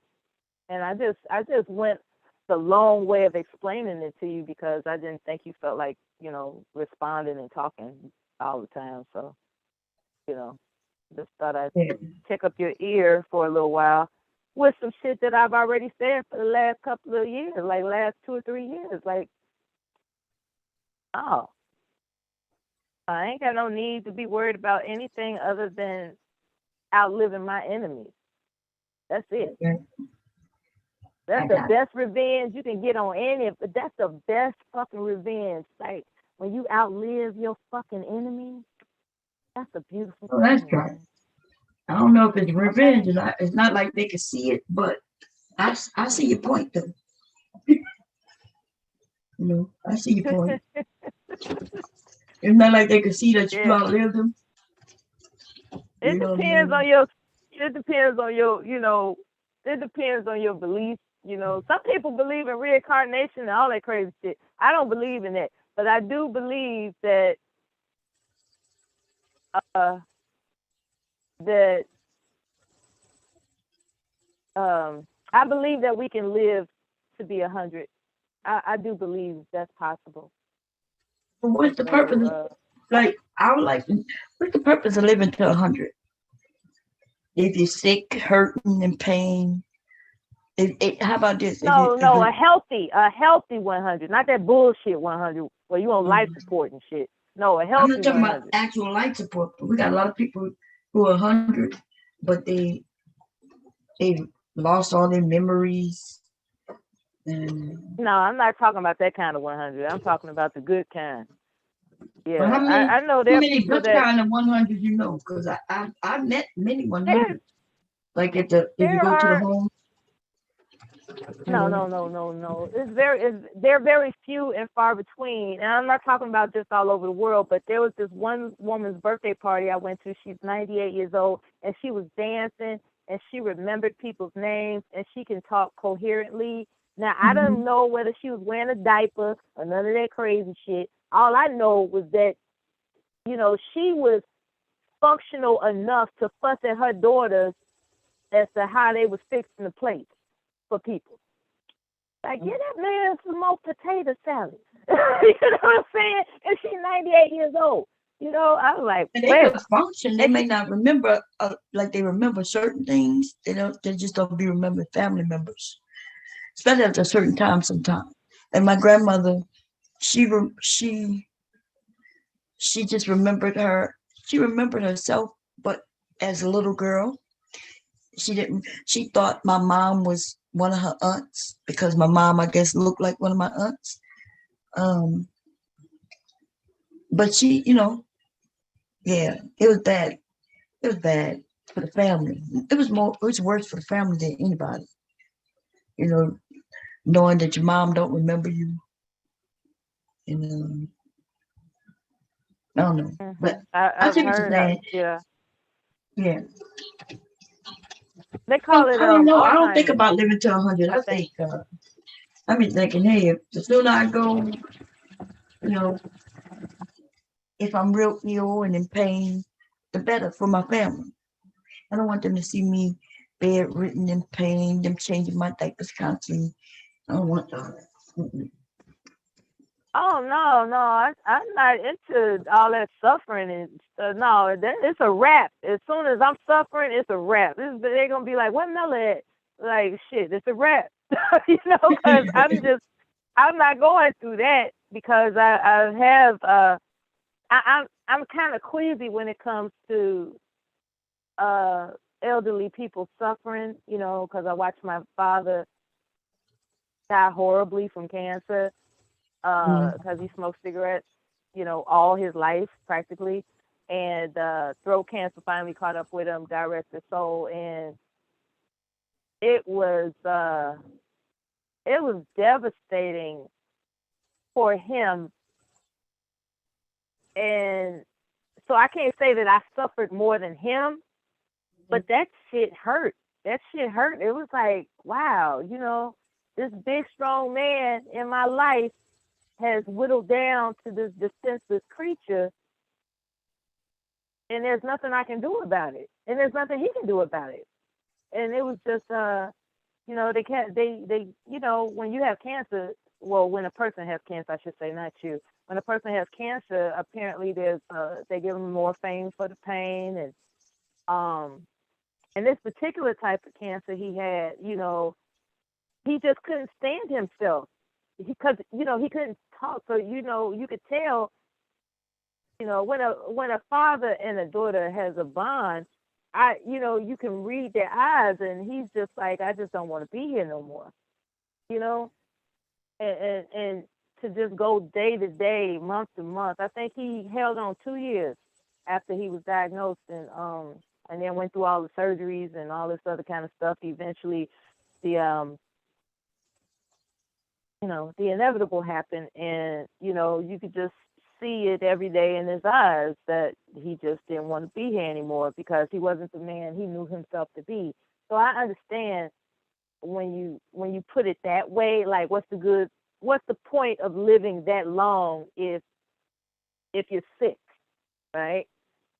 Yeah, so I don't want to be sick. I don't want to be sick. I don't want to just like, hey, I made it to 100. Somebody wave a flag or a sign. No, I'm not saying that. I'm saying that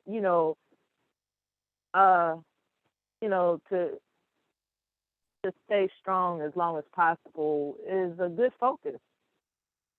It's a pretty good focus. Yeah, when I made 50, that was a wake up call for me. I was like, dang, I didn't even think I had lived that long. I was like, let me see how far I can take this shit. I know it Let me seemed see like how it's far I long. can take. 50 does seem long.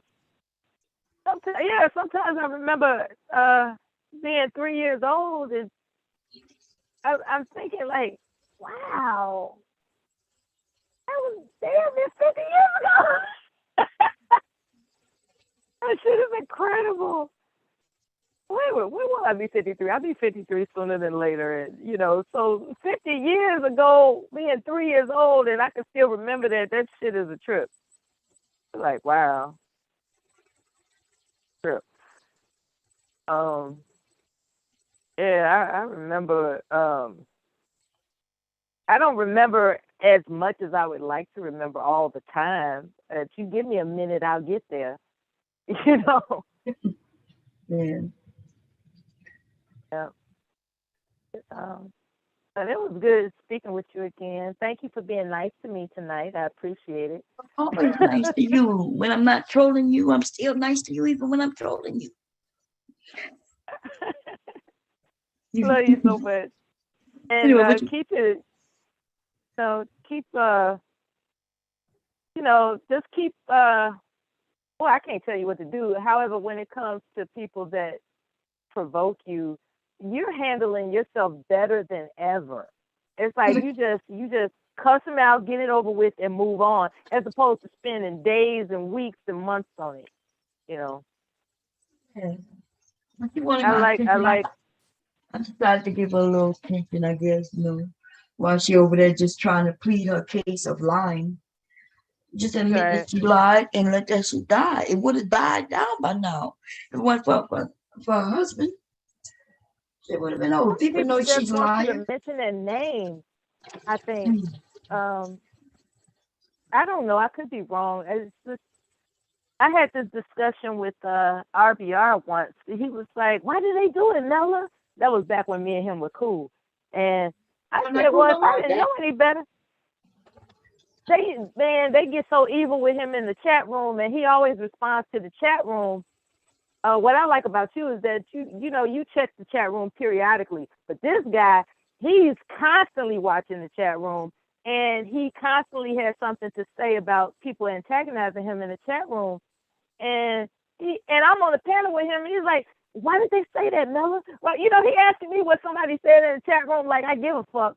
And I was just like, look, man, I don't know why you keep asking me why these people talking crazy to you to the point where you're upsetting yourself. If I didn't know any better, I think they like upsetting you. They get a kick out of it. And to some weird degree, Bob, wouldn't you think that is relevant to this situation? Maybe they get a kick out of reigniting something that was a dead horse, or it was a past subject, or it was no longer relevant. Like, do you think they're getting a kick out of, like, bringing it up over and over again? I kind of think, yeah, when she has her days off, she's not relevant. She realized she could try to use me to become relevant. Her husband Okay. is always trying to become relevant. Him. Yeah. Okay. I was just wondering. But Yeah, because RBR when on you the have other a hand, perfect opportunity. Oh, here. Well, I don't know why I brought him into the conversation, but that was an example. okay. I like your method of handling things, of handling conflicts better than him. He's just out there when it comes to handling conflicts. I think he's addicted to conflict. Some people like it, you know. People like it. Some people just don't want to be bothered with that bullshit. But he's not one of those people. He likes the bullshit. So, he likes it. Him. yeah. And as soon as I stopped holding his hand with it and challenged him, like, because he kept challenging me, and I was like, you really asking for it, aren't you? And eventually I gave him what he was looking for, and he called, oh my God, he just snapped on me in all types of ways and talked about me behind my back on live streams for no fuss. I mean, just all kinds. He called him a child, elder barge. He was tripping. And I was like, you know what? It's over. I can be cordial. I know he did it out of anger according to what his personality type is, but it'll never be the same. I'll never have the same rapport with him as, because he's not trying to prioritize connecting with someone in a conversation. Life to him is about an argument. That's what he wakes up for. That's what he lives for. He lives to argue. And I don't want to argue,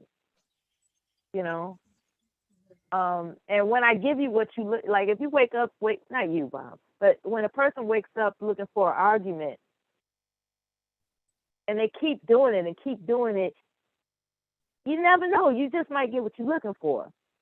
When I told you from the beginning, I'm here to have a conversation. I'm not here to argue. And, but when I realized that that's what he's all about, that's what he lives for. He lives for the argument. And he even said that. He said, life is an argument. That's his motto. So, I mean, yeah, so there's no having just a friendly conversation with the guy. Eventually, he's going to find some way to try to push your buttons because life is an argument. So I don't want to deal with that, But God bless him, So whatever he believes. I don't think he believes in God. So, whatever he believes in, hopefully he'll be all right. Oh, man, he tickled me. He talked about the women have the misery gene. The women get depressed every 12 hours. It's in their genes. He say crazy shit like that. And then he said something about men. Y'all haven't picked up that. Y'all don't realize that he's just crazy yet. Yeah, RBR is crazy. You just got to take it for what that is. I'm from the TV guide generation, so I appreciated the fact that he was on the same time every morning, I think, and I just got into it. I got into the habit of it because he was on the same time every damn day, 7 days a week. Right. He was on at the same. It was like this. So since I'm from the TV guide generation, you also talk about the same shit all the time. It's yeah. I don't know if I hurt his feelings, but I said, you know what, this is predictable and. Thank you. It was nice while it lasted. Hopefully we'll talk again. And that's and I can break somebody off just that quick. It's like, you'd be crazy to get attached to somebody online that you don't know in person. So yeah, I know he's crazy, as they say. And when I say crazy, I mean unreasonable. Because we're all a little crazy. He's unreasonable. Right. He could be unreasonable. He could be reasonable. It depends on the topic. But I don't know what I don't know what's wrong with him. And then, y'all ever even heard his wife in the background? Yeah, there was a rumor going around that he was abusing her because everybody was, that he pissed off was trying to make him look bad. And so I'm listening to a live stream recently, as a matter of fact, where his wife was telling, he didn't want to take something. It was, I don't know if she makes him drink apple cider vinegar with water at a certain time of the day or whatever. He's like, baby, do I have to? That's what, he didn't mute his mic. And he's like, oh, baby, do I have to? And she said, it's good for you. You need it. Think of me. That's what I overheard them say. I said, they don't sound like somebody that's beating his wife. You know what I'm saying? I'm like, well, okay. That don't sound like somebody that's beating his wife. So, I had to just, but they was making convincing ass arguments. They was like, yeah, because he pushed her out the screen, out the way, and all this. And they was just, they was going hard. They was going hard in on the man. They made him seem like a mass murderer, a lunatic. Man, they trying to take his channel down. That's what they trying to do. I'm like, that's fucked up. Let the man have his. It's at least several guys that just are so pissed off at him, they just want him gone. And men, now I don't hear the women doing that. These are men, and men, when they get competitive, it can rev up to that level. You know what I'm saying? That's what they want us to believe, that women are taking these channels out. It's men. The men are hitting the reports and all that shit. Women ain't got time for that shit. We got enough headaches with our periods, migraines, cramps, children, husbands. We ain't got no time to be hitting no report. We be the men, they ain't got shit to do. They ain't got no women, no children in the household, because they with their baby mama, and they got lots of time. Again. Yeah. But anyway, I know Kevin was on earlier tonight. I never watch his channel. When I get off with you, or whenever you end your stream, I think for the first time in a year, I think I'm going to see what it is and compare in my mind whether or not it's the same type of bullshit that I remember a year ago. Every time I saw him over there, he was educating about stocks. I never seen nothing else on his channel besides that. Wait, you're not about to leave me, huh? Because Anthony X coming back, and I don't want to be up here by myself. No, I'll be up here. Oh, okay. If ain't nobody else got time, I got time. And I'm damn near, and that's what pissed me off. I'm nowhere damn near sleepy. That's fucked up. All this energy this time of night, that's fucked up. I was gonna try and force myself to go to sleep. What time did I wake up today? I woke up at 9? I woke up at 9 today. Then I went out and I purposely walked several blocks to the grocery store because for some reason I can't exercise for nothing. Like I have to have a reason as to why I'm doing something. But just, running on a treadmill or lifting weights and all that crazy shit, it's like I have to be doing something that means I'm adding to my house or my sense of value. But just to be out there, like a little Caucasian girl, just, speed walking and jogging and waving and saying hi. It's like, no, I got to be on a mission. You know what I'm saying? That's just the type of person I am. Whatever I do, I have to do it with a purpose, a sense of purpose, which is something I'm hoping to change. I'm hoping to be able to just take a walk without a mission in mind. Let the mission be the fact that it's healthy, because, so instead of, so I'll go out of my way to walk but I have to have a goal. Like I just can't just walk to be walking. You know what I'm saying? I got to have a goal. And so, since I learned that about myself, instead of spending all types of money stocking up on stuff at the grocery store that I already have, I just get apparently I get kombucha, right? You know how some people go get coffee, like they'll go to Dunkin' Donuts or Starbucks or whatever. They go get. So I walk to every morning. I walk to the grocery store, about 7 blocks, and I get a bottle of kombucha. If I actually have to go to the grocery store, I'm taking a car. But for exercise purposes, I walk on purpose, and I have to leave with something. Okay, that's just me. And so I can say, yeah, I went out and did this, and not just waved at everybody on my way there. It's like, no, I actually have to walk away with something. So, I get a kombucha. My favorite these days is it's got ginger in it.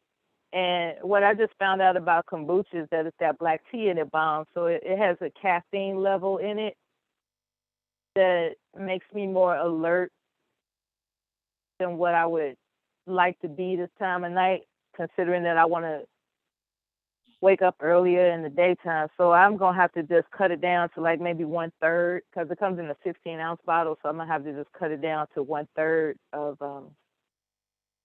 kombucha since it's got tea in it. I didn't think black tea would, have me all energized since 9 o'clock this morning. So, so that means I've been up 12 hours doing things, doing my housework and everything that comes with that. But it was light housework. I didn't do nothing heavy, and I'm still up. So,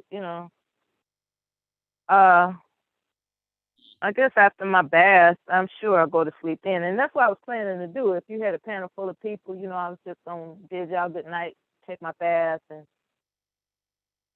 get in the bed. I took a shower when I came in, but I like to take a bath before I go to bed. You know what I'm saying? So, I I'm just like over here being talking. Forgot I was muted. So I was saying, yeah. You was muted. Girl, I was over here talking my ass off. I was agreeing with you and everything. No, I was saying, yeah, doesn't the bath help you sleep? And I was asking you about the tea, whatever that was. You said, what is it called again? kombucha.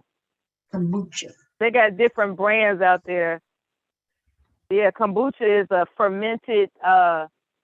It's a fermented black tea drink that's got probiotics in it, and it's supposed to be good for your digestion. Because I don't want to give up meat. I've been told to give up meat by my sister. She's like, you should, My But sister I like that think, too. But you said, No, I said my hey, sister be Ed. saying the same. How you go? Now my sister just like that too. Give up meat. I ain't doing it. all these people talking about giving up meat. What the hell wrong with them? I know, right? That's like, girl, you better talk shit. You talking to the wrong person if you talk about giving up meat. Shit, I like sausage. I like Now she could have told me like once a week. She could have said that, but she talking about straight giving it up. I'm like, you done lost your fucking mind. No, I could see. I Look, if they say never, reduce to eat ever, the meat, ever. I they ain't talking never. Motherfuckers would have died. We would have died as people if we didn't eat meat. I mean, like, to the beginning of the time, people ate. People ate that. I tried it. I was miserable. I tried being a vegetarian and a vegan. No, Vegetables that's wasn't not gonna always work. available. Like when the winter came in the beginning of time, people had to when the winter time and all the vegetables and the grass died off and it was scarce. That's when people ate meat. They lived. They made fires. They made meat. They had to store. Like, I mean, it's like now it's crazy. People say, "Oh, you can't eat this. You can't eat that. You can't." I mean, I'm going back. I'm eat what people eat at the beginning of time. Yeah, I'm not gonna overdo it, but I'm not gonna say never. She was like, "Just drop it. You can do it. Just drop it." No. People hunted since the beginning of time. They fished, they hunted, and all that good stuff since the beginning of time. Now I was like, "Oh, don't eat that. Don't eat nothing." Like, It's crazy. See, I told her like this, and Anthony. I said we have teeth for a reason. Yeah. Right. She was like, she didn't have no comeback for that. I said we have teeth for a reason. You know, and then later on with her delayed intelligence, she wanted to start talking about crunchy vegetables and shit. I was like, nah, it's too late. It's too late. You know, you should have answered that shit when I said it. You know, I said we have teeth for a reason. It's like we're not supposed to just not eat meat. What the hell? Yeah, and our teeth are different. Like we got teeth, like the ones in the back is for like grinding, and then the ones you know how you got the ones on the side that's like pointed like a spear. Those is made for cutting.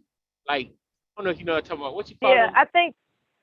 I don't know, incisors or something like that, Anthony. You know, we're omnivores, not herbivores. Herbivores eat vegetables and leaves and all that stuff. But omnivores, which is what humans are because of our teeth, like you was just saying, we have the grinders, like the way our teeth are made, they're made to chew protein like that. We need all that. We need vegetables, we need meat, all that because the problem is when we overdo it. You get some benefits from everything. You get benefits from vegetables, like what they call it, chlorophyll, and all those different vitamins. You get all that from vegetables, but you get a lot of stuff from meat too, like the fats you need, like fats are the good amino for you, acids, right? Yeah, all that fats and the protein, the iron. Yeah, there's iron. There's certain amino acids in meat. Certain meat. Now, I'm not just talking about going to White Castle or Burger King and those shit like that. I'm talking about real stuff, right? And you know, there's certain nutrition in that you have to chew because your saliva, when you chewing it, it breaks it down in such a way where your body absorbs all the nutrients that's in that meat. Now, what I won't do is eat rare or not raw, because you know how some Caucasian people, they like a rare steak. I can't do all that. I can't do it. And they try to say, oh, it's safe. I don't care if it's safe. I didn't grow up eating no damn rare piece of meat. You know, I grew up eating meat that's, you know, well done. I might try to mess with medium rare. I doubt it. I mean medium well. But I'm into well done meat, but they said it compromises the minerals when you cook your meat to past a certain temperature. Like there's a temperature where it's done and safe to eat, and then there's a temperature where it's well done and then it compromises the mineral. I was like, y'all ain't gonna talk. I tell people eat what you want to eat. I tell people, well, if you want to eat vegetables, then you eat that. Like eat what make you happy, and let me eat what make me happy. You eat what you want to eat. You live your life the way you want to live your life, and let me live mine the way I want to live mine. But see, I messed up. This is why I messed up, Anthony. I told her I wanted to live to be 100, and so she was like, "Well, you gotta stop eating meat." And that's when, you know, we kind of cut the conversation short. All right. So you telling me people back that lived a long time back in the day didn't eat meat? Is what you telling me? You telling me they just ate vegetables? I don't know what she's telling me. I just say that she meant well, and I appreciate her for it. I just know not to go get a corned beef sandwich with her. That's all. It ain't got to be a big deal, you know. It's like when we go out someplace, I just she want to eat, and you order what you want to order. You think she got a problem with that? Right. She's not an asshole, right? She's not the type of person that just try to force her like she's not the type of person that try to make you feel guilty for not thinking the way she does. So but she will throw out some suggestions where I'm just like, I can't even relate to that, you know. Yeah, I feel you. But, yeah, I'm good. I'll be like, I'm good. Well, you suggest it once. That's all you need to do. You ain't got to keep suggesting it to me. I heard you the first time. You ain't got to repeat yourself. It's like people say, oh, drinking and stuff like that. But if you don't want to drink, don't drink. I'm going to drink. If you don't want to drink, don't drink. If you don't want to smoke, don't smoke. I ain't got a problem with none of I don't have a problem with anything that anybody does because it's their life to live. It ain't got You're nothing to right. do with me. And that's Yeah. just my rule. That's just my rules for living, you know. Now it'd be different Right. if I was in a situation where I'm a grandparent or I got young children to chase after. You know, of course you have to be concerned with them and the decisions they make, of course. But I'm talking about like just chilling. No, shit. I wish I would stress myself out over somebody. I wish the fuck I would. I wish the fuck I would. That ain't happening. You Right. know, you could try. It'll be a failure. They could try. It'll fail, but they could try. I ain't stress myself out. Right. Oh, Yeah. and that's a beautiful thing, and not having nothing to hide, right? You know. Now, see, there's a lot of people online that I didn't realize that. I think this was a year or two ago, right? There was a couple of YouTubers that were really into exposing each other on a deep level, like real deep. And then when that didn't work, they started talking about their children, all types of crazy shit. And so I just thought to myself, well, I didn't say that, but I just thought to myself, like, damn, that's like, you know, it's like, how is it that it has turned into people getting that fucking low down? That's crazy, man. Where they say what? I guess people ain't got no life. People just disappearing. Some people No, ain't got no I'm life. talking about the guys that have been convicted of what do you call it when you do harm to a child?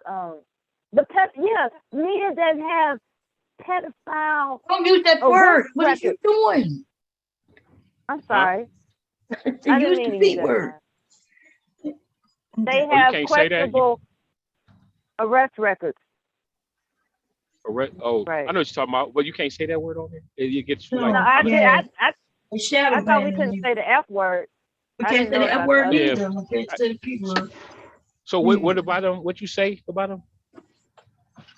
Anyway, there's certain content creators from days gone by that have they have questionable things in their background. Oh, that's the way I'll put it. Damn. Because every day we've been restricted about, and that's just YouTube. That's the way YouTube is going. It's like every day, anything could be considered unsuitable. You can't talk about the B word, because they politicize it. You know what I'm talking about? The shop. You can't even talk about that, girl. They'll take it right down. I'm glad you told me before. No, it's okay. I hope my voice was low. No, it's okay. I mean, I'm sorry. Say it again. That's all. But yeah. They can't use the R word.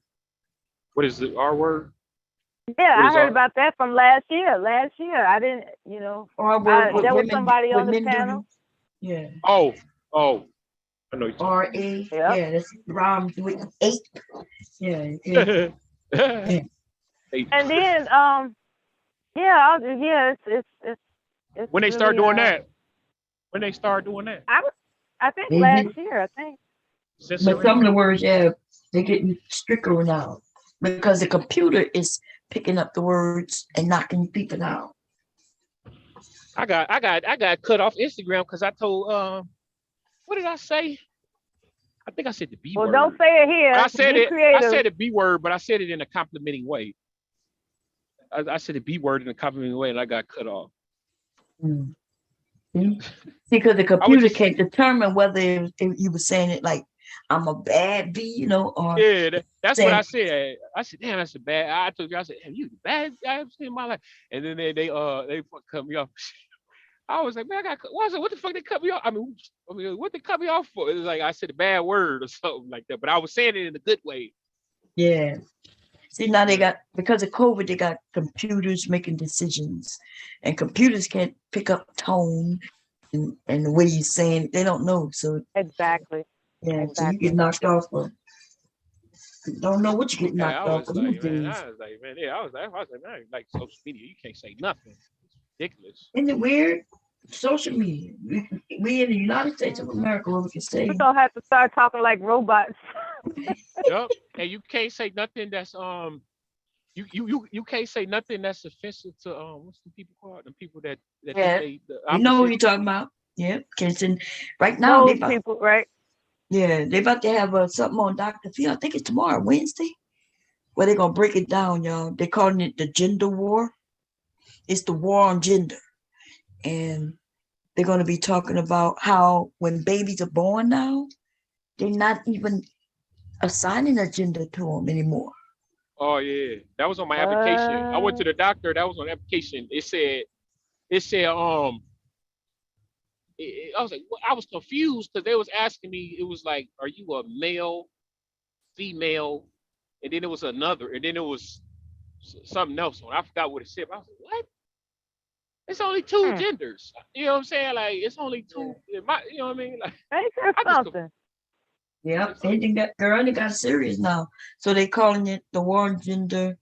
And now when your baby is born, they're not assigning anything. Which I get that, don't assign, but then now they make it other people. Like they're making everybody, right? It's getting crazy. But where's the world headed if there's no category of gender? Like I understand why it's here. You know why it's here? Men have taken things too far in the past with this gender gender roles, right? And women got tired of that. You know, and then not only women got tired of it, but men got tired of it too. Think about it. Think if you wanted to be a cook, say you wanted to be a cook, who's up here? Huh? Anthony. I'm about to call you X. Anthony. Let's say you're a man, right? You decide you want to be a cook. Back in the day, you would have been called all kinds of fruity names. Right? Because I'm not talking about far back, because far back men cook. But recently, in the recent maybe last 20 years, they've been claiming that women supposed to be cooks. Right? But, so these jobs in which you might want to do a job that women do, and then people start calling you names. We got men who love makeup, and people assume that they must be gay just because they know how to do makeup. Yeah. I only think it's only certain people complaining. Though. I don't think women complain about women being a woman, and I don't think straight men complain about being a straight man. I think it's certain kind of men who complain so much to getting their way, like basically being able to get I think it's certain kind of men that complain to get like the right to be married to each other and the right to be able to you got to call me this and I want to be able to do like it wasn't really. I don't think it's straight men that complain. I don't think it's women that complain. I just think it was like the other dudes who complained and now you got to call me this and you can't say this about me or you can't. They was complaining for what they see as power or rights or whatever. You know what I mean? Like that's what I think. Like I kind of agree with that to a degree, right? I do agree that they should have rights, right? The rights as far as hey, if they want to get married, whatever, that's their business. But they shouldn't have the right to tell me how to refer to them. If I can't stop a person from calling me fat or a bitch, then how can you stop me from calling you what I obviously see? Right? I can see that I see you got titties. I could tell you, you could tell that you might have been born a male. Out of respect, I may decide to refer to you as the pronoun or noun that you want me to. But I'm not doing it. Don't tell me. See, that's why we having this issue, because some of y'all just be rude saying I'm not gonna do it. Like I'm not gonna do it. I'm gonna if call he you look like if he dressed like he is a woman, wanna be woman, you ain't got to say nothing to them, or that's why I just don't say nothing. But if I had to speak, I'm gonna address you what you was born as. I'm not. You know and what I'm saying? that's why we're gonna have these issues, because that's even though I'm not saying that you're right or wrong, I'm not saying Yeah, I'm not saying you're right nor wrong. I'm just saying that's why it's been pushed here. Right. And I I do agree that understand. some people say they got too much power because in America, we should be able to say what we want to say. And now they want to make anybody If I refer put to on the them as, if I put on the basketball jersey and I told you to address me as an NBA player, would you think I was crazy? I mean, if you was a little boy, how many times we would say, oh, he wants to be an NBA player. Look at him. He going to be an NBA player. We know damn well you probably not going to be one.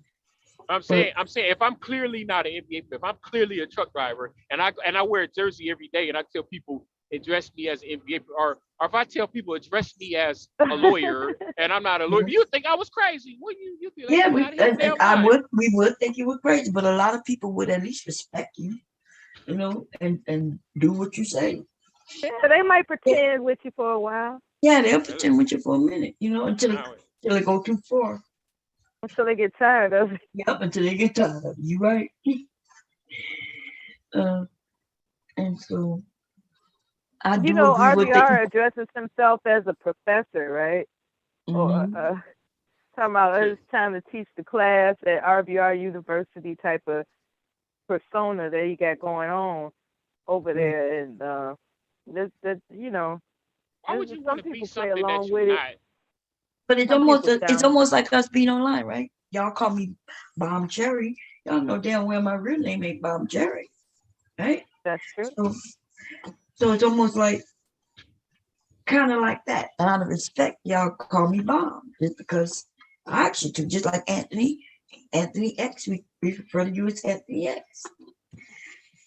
It's Would you call almost a like that. dog?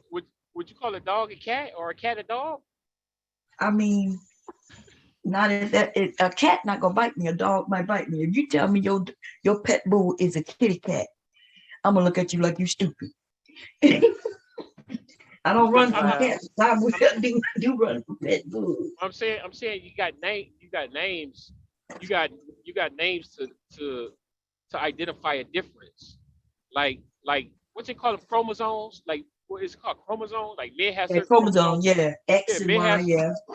or something like that. So it's like you got names to signify the difference. Like you got man, you got woman. It's a Hmm. difference. So to be born a man and have the chromosomes that a man have, they'll say, yeah, I don't like being a man. I don't want to be a man. So call me a woman. You're not a woman. No matter, you are what you are. You know what I'm saying? Like you are what you Yeah, are. Like you can't like Michael Jackson. Like would you say he's white? He's white. I mean, like you are I what see you what you're are. Like saying. I listen. I agree. I see the point on both sides to a degree. I do. Um, like if it's been a thing. it I was do. shocking to me that I actually seen it on official paper, like a doctor's paper. Like to me, like I know the world is crazy, but when I actually seen it on a piece of paper at the doctor, I was like, what the? I thought I lost my mind because I was like, I can't believe this is actually on a paper. Like, okay, let me just say I'm Asian. I'm gonna just start checking Asian. When they ask me I'm just start checking I'm Asian. But this is the world we live in now. People just pray. People lost their mind. Like it's actually on a doctor's paper. Like, you know what I mean? If when we'll stop it, when we overdo it. If you when you go to the doctor and you claim that you white, but they can obviously see you black, and you could use the law that they go. Yeah, that's what I'm gonna do. That's what I'm gonna start doing. Like, they're gonna come back and be like, "Hey, Mister such and such, you check here." I was like, "Yeah, that's what I think I am. That's what I believe I am." Hmm. They can do it. I Why I proclaim to can't? be. Sounds like a plan. All right. Crazy world we living in, man. That's what I was like. They put this on. I couldn't believe they put this Can on you a piece of imagine paper. multitudes of people doing that? They putting the opposite of what they look Yeah. like on the page. It'll That's start a gonna be whole bunch of shit. tripped out. Oh my God. When is the next census? I think people might start doing that on the next census. Oh man. Let's go throw Right. everything off. Oh shit. I'm a Pacific Islander. Pacific Asian Islander is all that kind of crap. I don't know what's That's wrong with funny. people. Like, I mean, It could happen. Oh some. man. That'll be the day when people stop using the N word all sporadically. I remember I was really believing that we could one day make using the N word federally an offensive term that should not be used. But apparently, it's easier to say it than pass the law against it. Yeah. It's like we live in the world what I want to It's like be. they got all these restrictions about these other words, but not that N word. That N word is gonna live forever. Okay. It does something. Yep, you're right. It's crazy. It's crazy. It make no sense. People can be what they want to. Like, I mean, official. Like, I never thought it'd be official when people can be what they want to be. Like, it's, you know what I mean? Like, it's an official document that I want to be this, so therefore, call me this, and we gonna put this on. We gonna actually accept this, recognize this. Yeah.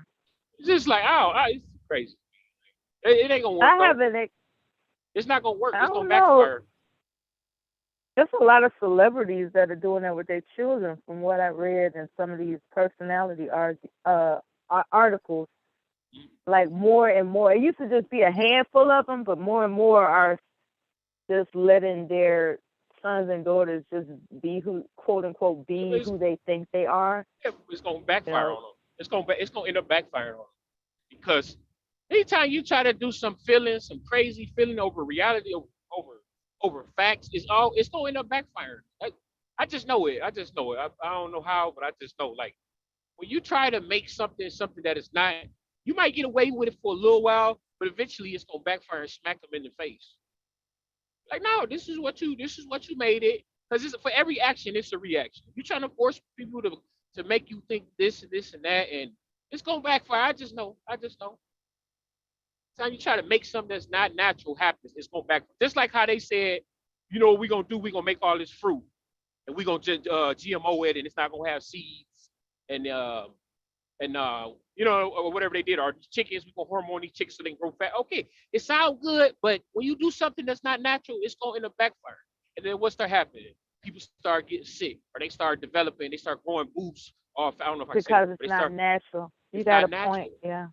Every time you try to do something that's not natural, you try to force it, and you might get away with it for a while, but it's gonna be a reaction. It's gonna be a repercussion. Something's gonna happen eventually. It might not happen overnight, but eventually something's gonna happen. Start giving people watermelon with no seed. You start making it. You start putting chemical. You know, it's going eventually something. They call them hybrid GMO. Yeah, people gonna get sick because their body's not gonna have what they need. The nutrition. They're not gonna have. It's gonna be something. It's not natural. It's not. And then I found out the term organic is not necessarily organic. Organic means that it's not sprayed with pesticides. It doesn't mean that that particular food item is its intended natural thing, you know? Yeah. Just like fish, like they did fish. You know them fish that raised in the farm. It was like they got a higher level of mercury. Like, because people say, oh, we get, you know, like salmon and different fish they grow on the farms.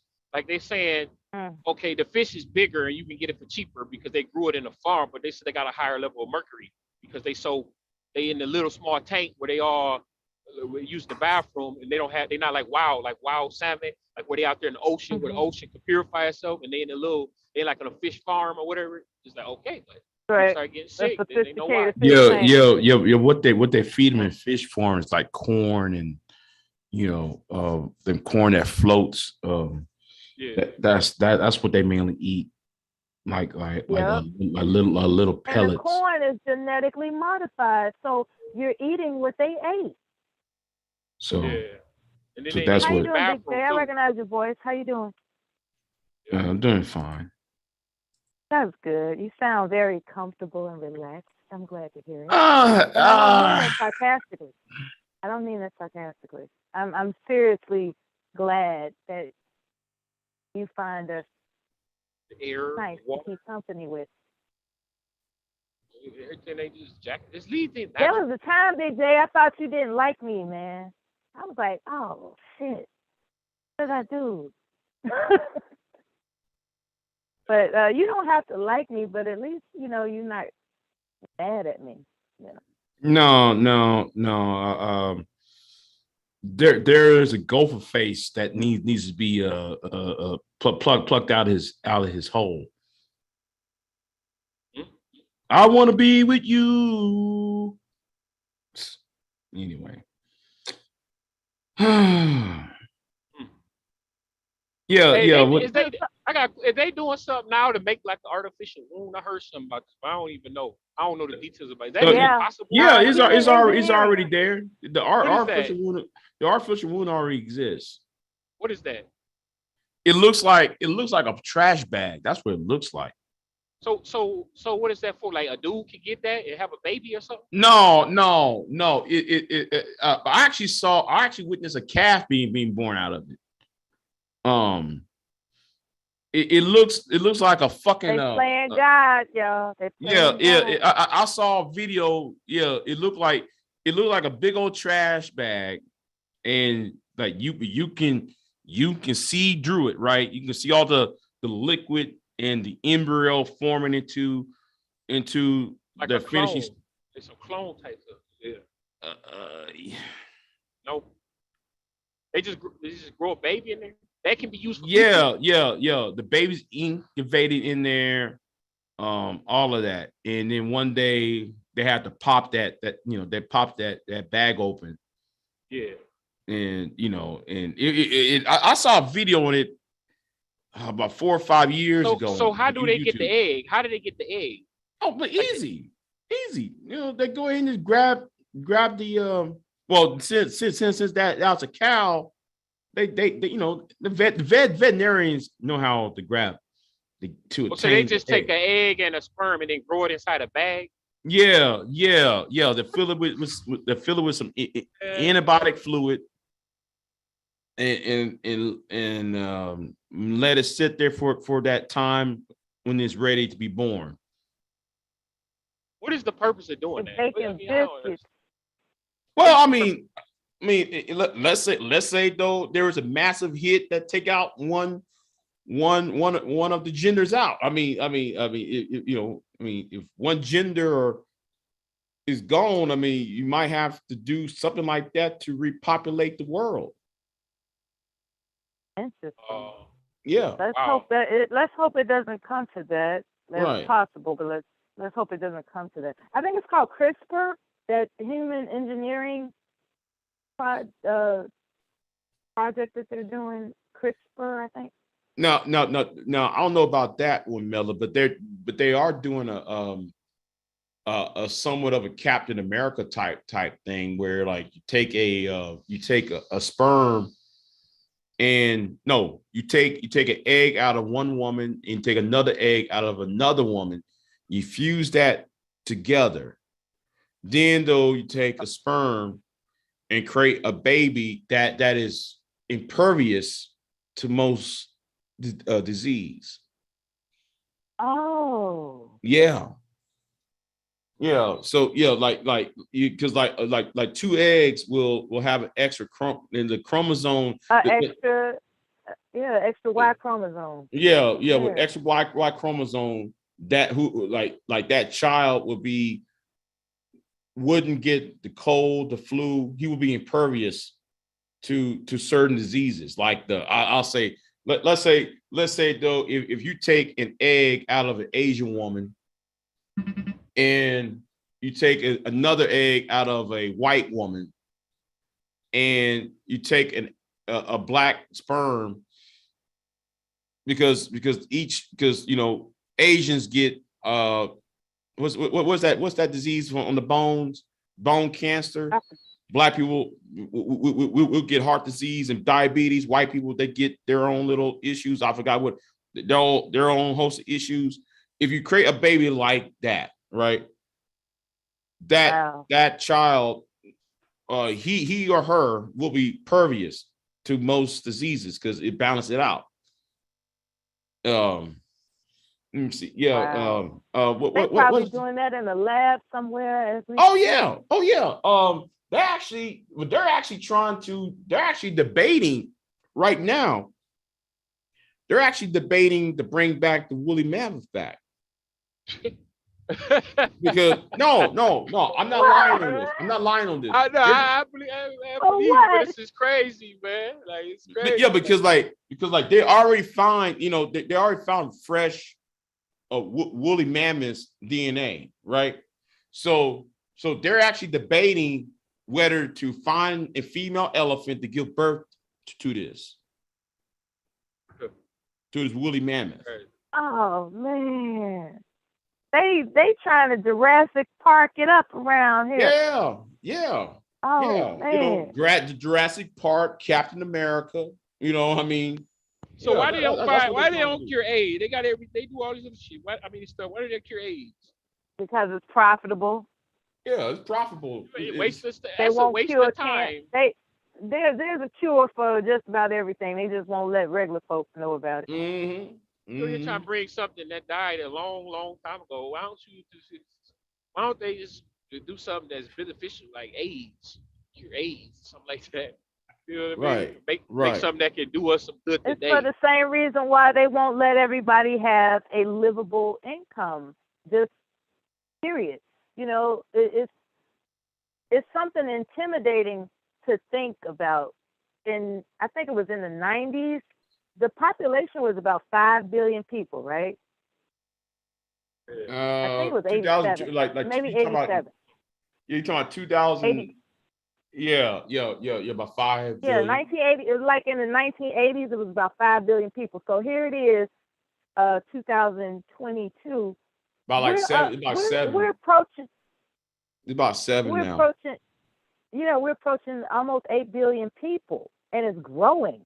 Some guy had a calculator on the live births reported in Africa, right? And the way the clock, not the clock, but the way the numbers were turning over and increase was like a child every 30 seconds. Every 30 seconds, a child is being born. So, at least that's what the reports are. And I was like, wow, that's going to be, what's even more tripped out is that there's really enough money and food to feed everybody around the world. It's just that greedy, wealthy people don't want that to happen. You gotta keep they rather working. keep everybody. You gotta keep it working. They rather keep them struggling, right? They rather do that because people that struggle don't ask questions, and they don't want people asking questions. They don't want their so-called authority, their superior, their self-proclaimed superiority questioned, and so they would rather keep people poor. Because if you're poor, you're too panic-stricken to really investigate the injustices of the world. You're just trying to survive. You're just trying to make it. So it's in their best interest to keep everybody paranoid about being broke. And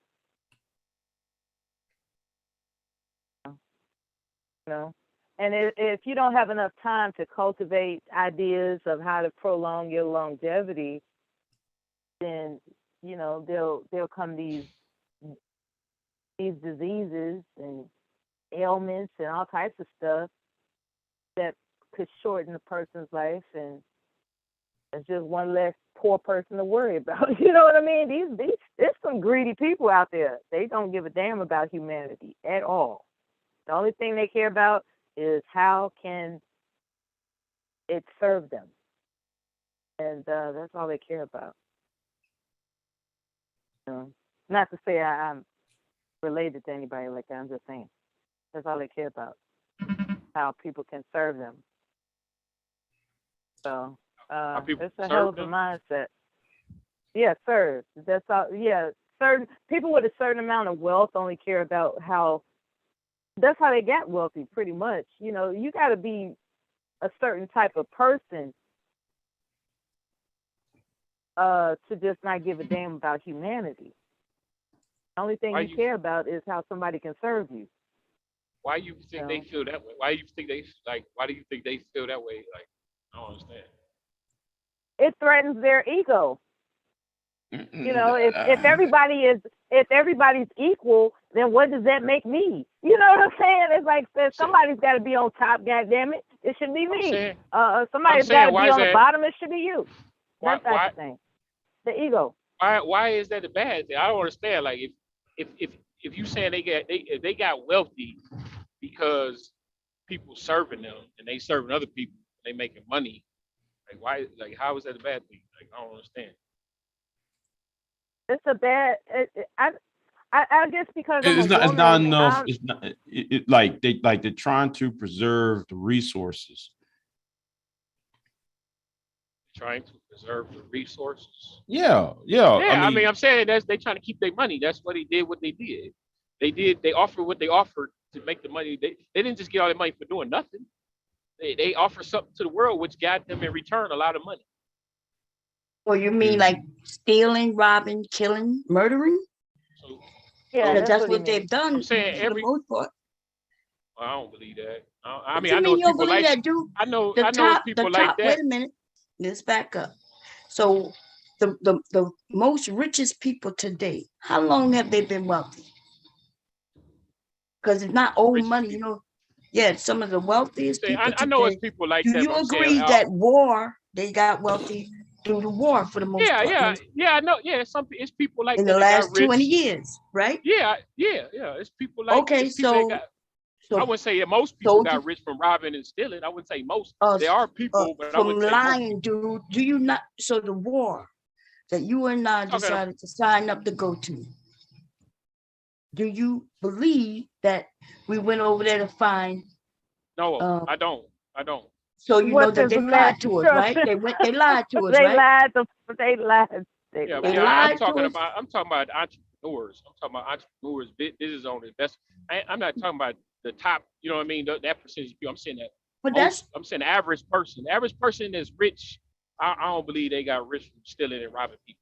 I don't think. But they not, I know the it average happens. person. There is no average person who's rich, unless you're talking about a couple of $1,000, $100,000. I'm talking about this millionaires. It's people that's. Well, you know, the millionaires own more wealth than all of the rest of us,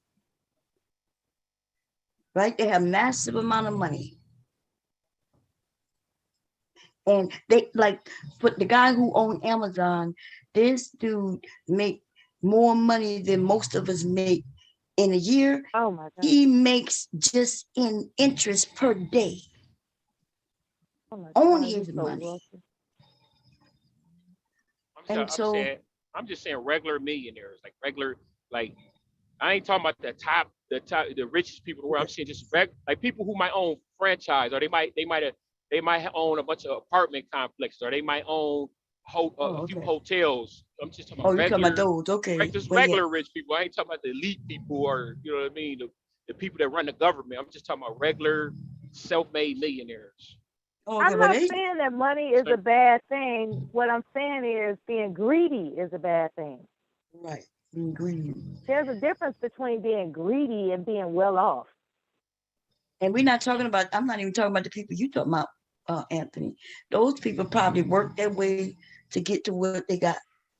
Like, they work their way to get to what they want. But the ones who we talking about who controlling shit, those are the wealthy mofo.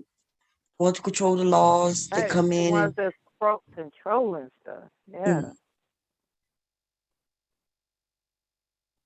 Yeah. Like people that can afford to not, you wouldn't even know who they are. That's how wealthy they are. Like they're just, man, we wealthy. Everybody in this country is wealthy. Compared to really? Compared to people from other countries. How many countries? How many other countries? Like if you say people in North Korea, people that ain't got lights, ain't got food, you know what I mean? They leaving just because of pure starvation. You know what's going on in North Korea like that? You mean because the propaganda is telling us? As I know, but not even just them. I'm saying countries where people might make, like Cuba, $40 a month. where you could be a doctor in Cuba and make $200 a month. You got people in Cuba Yeah, that they go. but look at them. Yeah, but look at them. Goddamn. I mean, to them, like you got doctors there, right? Make 200 a month, and they doctors. When you got people here, they might work fast food and make more. They make more in 2 or 3 days than a doctor would make over there all month. So they but that is because of the healthcare system over there that made that. What are you talking about?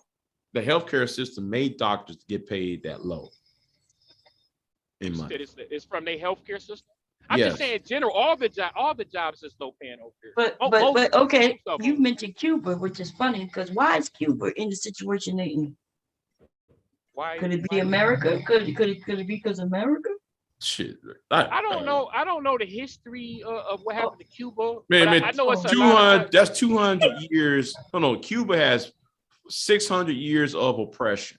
That's 600 years. The embargo. They're not allowed to be trade. destroyed. Yes. Yeah, I mean, yeah. The embargo, yes, but at the same time, you go further than that. I mean, you got what's his name, Batista, when he ran Cuba into the ground. Now, that was before Castro.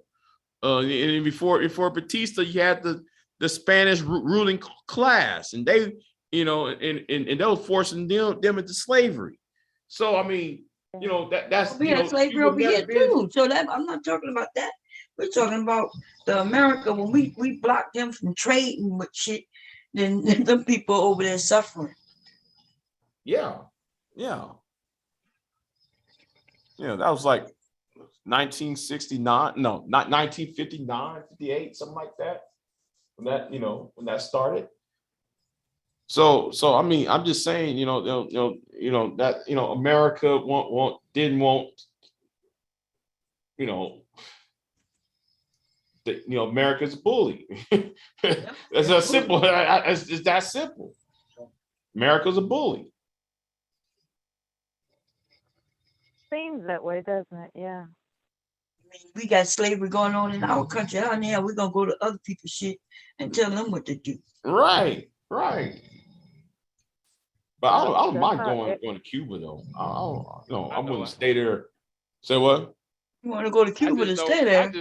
I wouldn't stay there. I just visit. They ain't got no goddamn food. Some people barely got food over here. I just know I'm grateful for being here, like being born here. When I sit down and really think about it, like like some of the people I know that live in other countries, like people I know that come from other countries, I'm just grateful because that's like just luck. Where you born, you could have been born anywhere in the world, but being born here is like, and in the times that we was born in, it's luck.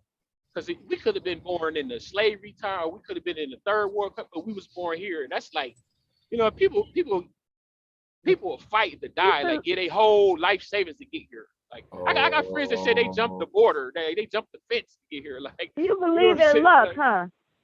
What is it like? You could have been born anywhere in the world, but you was born here in the States. Like for real, like that's something everybody. You were born black. You could have been born white too, huh? Yeah, but that's something we don't really think. We don't really think about it.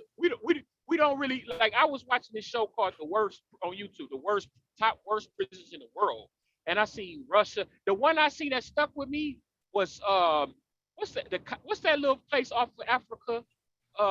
It's a little island off Africa. Damn, I forgot. It's the Madagascar. That prison was terrible. People was in there for nothing, for little things. But they was in there for just not having money, just accused of something. They didn't have money to get out. Just regular people with jobs. Yeah, like a debtor's prison, like a debtor's prison. Bro, that prison was terrible. I'm talking about people laying on top of each other, roaches, like drinking rainwater. Like they didn't have nothing in that prison. Like they said, oh, if the family couldn't feed you, you die in there. People with AIDS just like sleeping like the prisons over here is a joke compared to some of the. When I looked at the YouTube, man, that shit was so man. People over there, they didn't have food. Like they used to come and give them like a root, like a rotted root. They say that's what they ate, and they make a soup out of root. That's what they fed the prisoners. Drink rainwater, like roaches crawling on them. Like they try to wrap up in the sheet just to keep the roaches off of them. It's like we got herpes, we got AIDS, and we sleep on top of each other. They treating people worse than animals. You know what I mean? So when I see stuff like that, I'm thankful for where I was born. You know what I mean? Because if you go to prison here, it's not as bad as the third world country prisons for real. Like it's crazy. Like, we lucky for real though. Like we don't really think about it because we ain't been in that situation.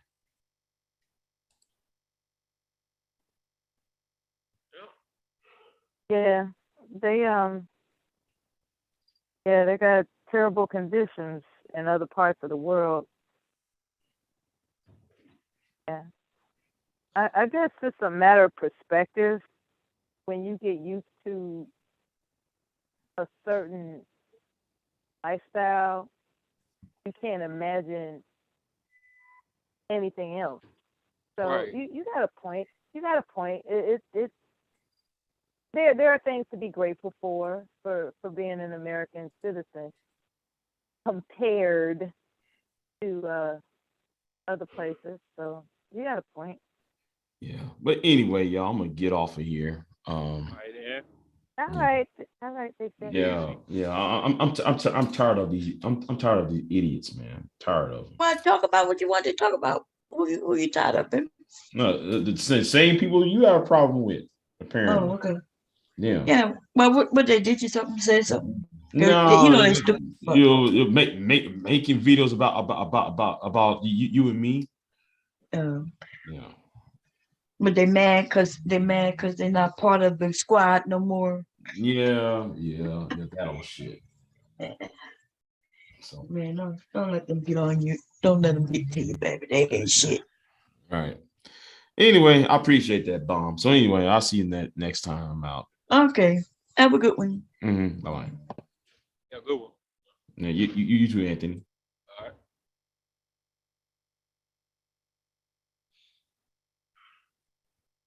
Yeah. So Anthony, the what you were saying was kind of deep about. It reminds me of fate, right? FATE. Fate. Oh yeah. Now, yeah, I got people that don't believe in fate. I was wondering if you believe in fate. Fate is like something that's destined to happen. Is that what it is? Yeah, yeah.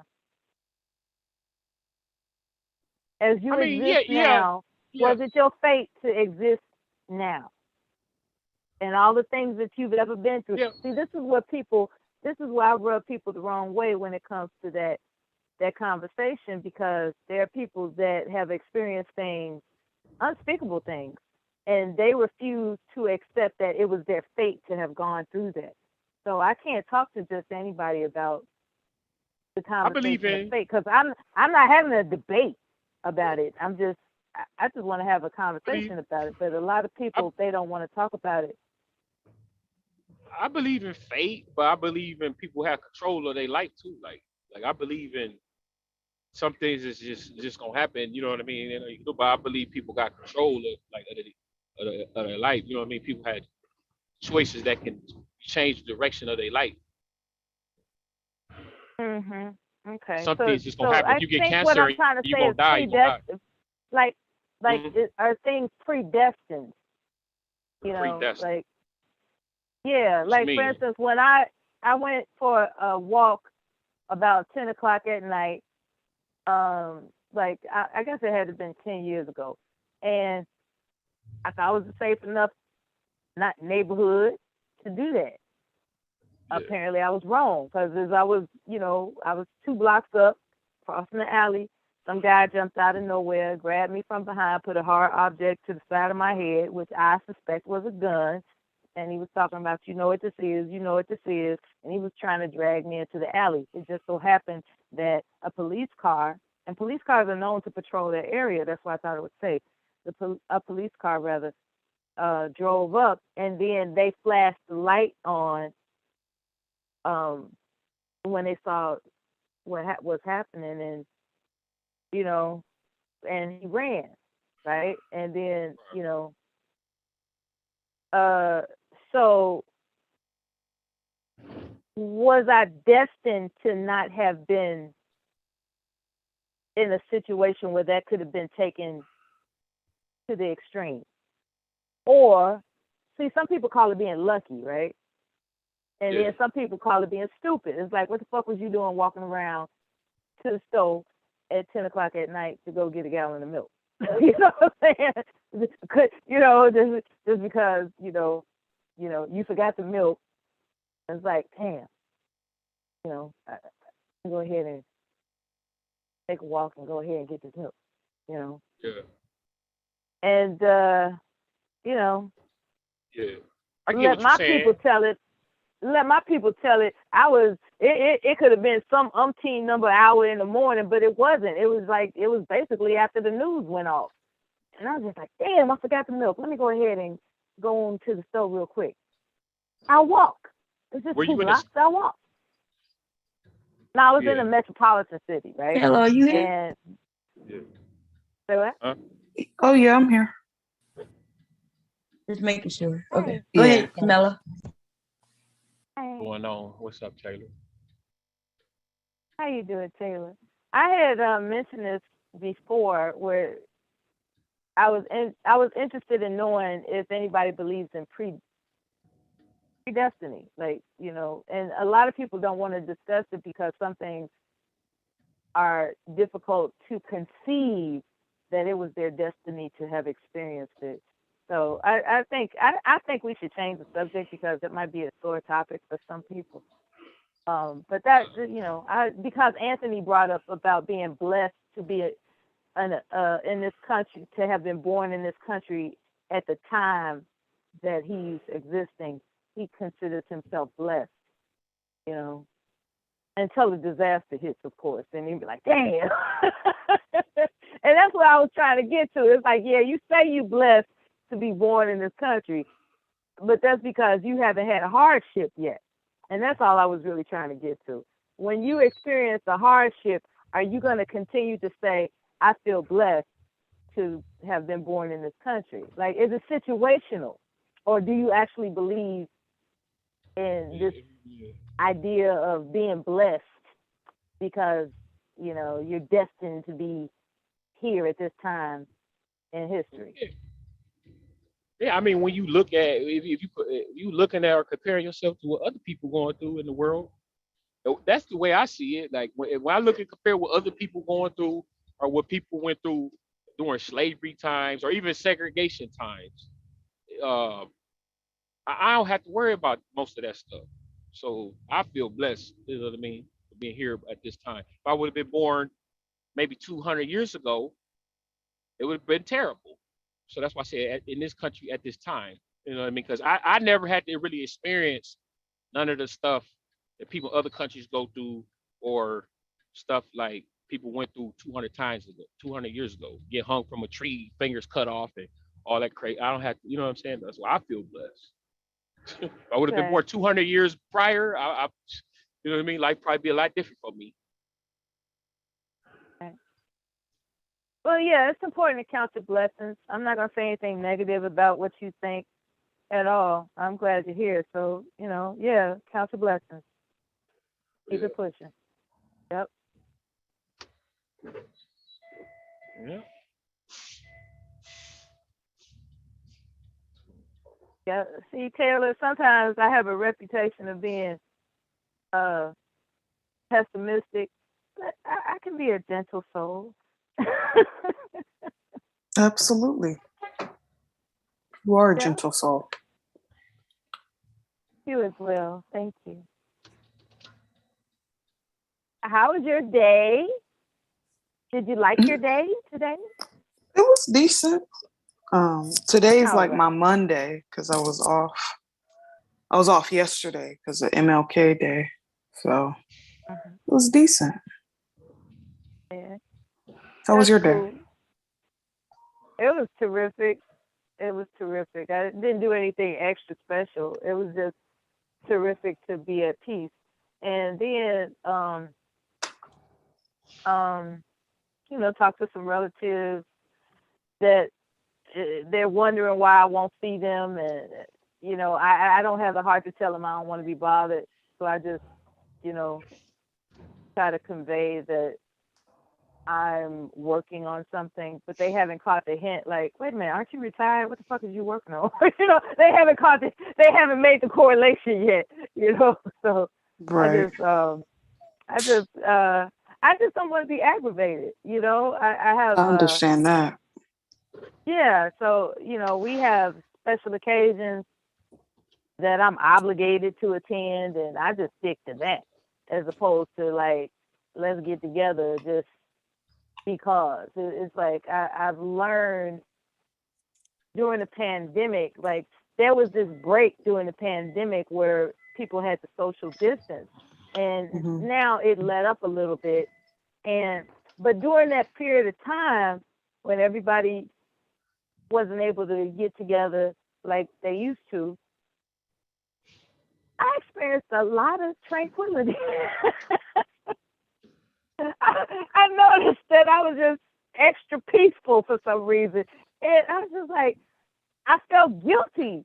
I was like, this is a goddamn pandemic, and I'm actually peaceful. You What's should that never feel about? guilty. Right.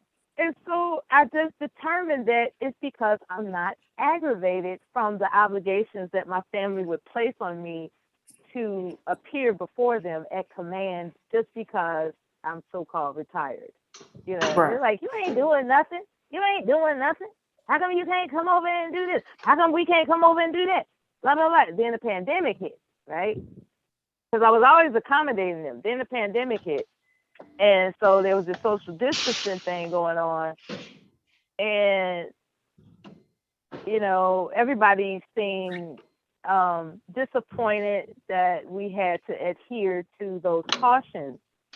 And as things started to let up and everybody wanted to start to get back together again, I started noticing that I was feeling real angst. You know, Hmm. I wasn't irked, I wasn't agitated, I was just angst. Like, I don't Right. really remember it being all biscuits and gravy when I was sitting there listening to them cackle like that. You know, so Hmm. yeah, so that's what I mean by my holiday was peaceful because I got to spend time with people that I wanted to be with as opposed to people that imposed an obligation upon me to be with them. Because my I family is understand the that. type of people, they just they just expect you to they expect your presence whether you with it or not. And I think I have a right to not want to be bothered because they weren't Absolutely. trying to hear that. And here comes the pandemic, and I'm just like, man, I really just I don't have to be bothered. I You don't. don't. I just don't. Yeah, I love my family, and I am um indebted to them, and I'm grateful for them. It's just that I have a right to not be bothered, Yes, you do. and You so have so the I right to enjoyed protect your a peace. fantastic. Yeah, I enjoyed a fantastic holiday. I tried out. I'm addicted to creating different broth recipes, right? So I made a consomme. For the first time, it turned out right.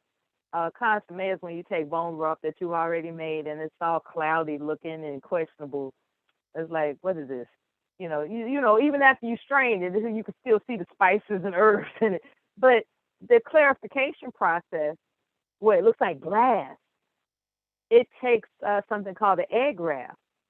And so I learned that uh, a few weeks ago, and I had always been wanting to try it. And it turned out wonderful. And I use beets, right? Because, I like beets because of what it does for your blood. Um, it's just good for the blood flow. So with this particular bone broth that I made, it had beets in it. So it was all purple and weird looking, like a Russian borscht or something. And when I clarified it, it came out looking like cranberry juice, but it tastes like a meaty broth. I'm like, okay, I can do something right. I can do something right. I didn't know the technique was called egg wrap, where you take egg whites and you mix it up with some other vegetables and you pour it into the broth that's cold, and then you bring it up to simmer. And as it simmers, it's going to look like God knows what. It's just going to look like, oh, God, this is wrong. But as it simmers, it's going to bubble up, and then you take a spoon and you scoop it to the side a little bit, and underneath it is a very crystal clear broth called consommé. The French call it consommé anyway. And when you strain it, you can see through it. And it's very nutritious because the origin of it is all the time you took to, roast and broil those meaty bones and vegetables with the tomato paste and the beets, all that stuff, all those nutrients and minerals and vitamins and all that broth gets clarified, and it still maintains its nutrition. So you can actually drink it for nutrition, as opposed to taking vitamins. Because I was addicted to supplements. Like, I just thought supplements was like the miracle of the world. And then I started finding out that a lot of supplements got, they're not regulated by the FDA. So a lot of them, they got fillers in it. That's the best way I could put it. It's got fillers, I used to even buy the capsules. I was like, okay, I'm not going to swallow a pill. I'm just going to take a capsule apart and just get the basic thing and swoosh it up in some water with some lemon and honey and drink my vitamins. But if the vitamin has fillers in it that interfere with how it processes and digests in my system, then I'm just going to have to take a dietitian's word for it that the only real nutrition is food. You can't depend. I mean, it's nice to have supplements, but you can't depend on man-made substances to feed you. And that was my problem. I was like, everything was about taking a supplement as opposed to eating a meal. You know what I mean? Because I didn't want to get so-called out of shape or whatever that's supposed to be. So I was just, instead of eating a big hearty meal, I'm eating one meal a day and I'm taking supplements. But I still didn't feel, my stomach still didn't feel normal. I'll put it that way. And so when I started having bone broth, I started feeling more vibrant and better and stronger, And so I was like, oh, there might be something to this homemade bone broth stuff. But it was just gross. It was just like, it's like even when you strain it through a what they call it, that mesh strainer that I use, I forgot the proper name for it, but basically it's a culinary mesh strainer. Even when I did that, it was still cloudy. And it just seemed weird to just go around, sipping it, So I found out about this thing called consommé, and I saw examples of it online. I said, damn, that looked like Kool-Aid. It's just really clear and beautiful. And I want to learn how to make that. So I started looking it up, and I learned how to make it. And then I actually did it. And so I like that. I like exploring culinary things. Like I made something with salmon the other day where you envelop it in phyllo dough with I forgot what they call it. There's a term called beef Wellington. This time I did it with salmon.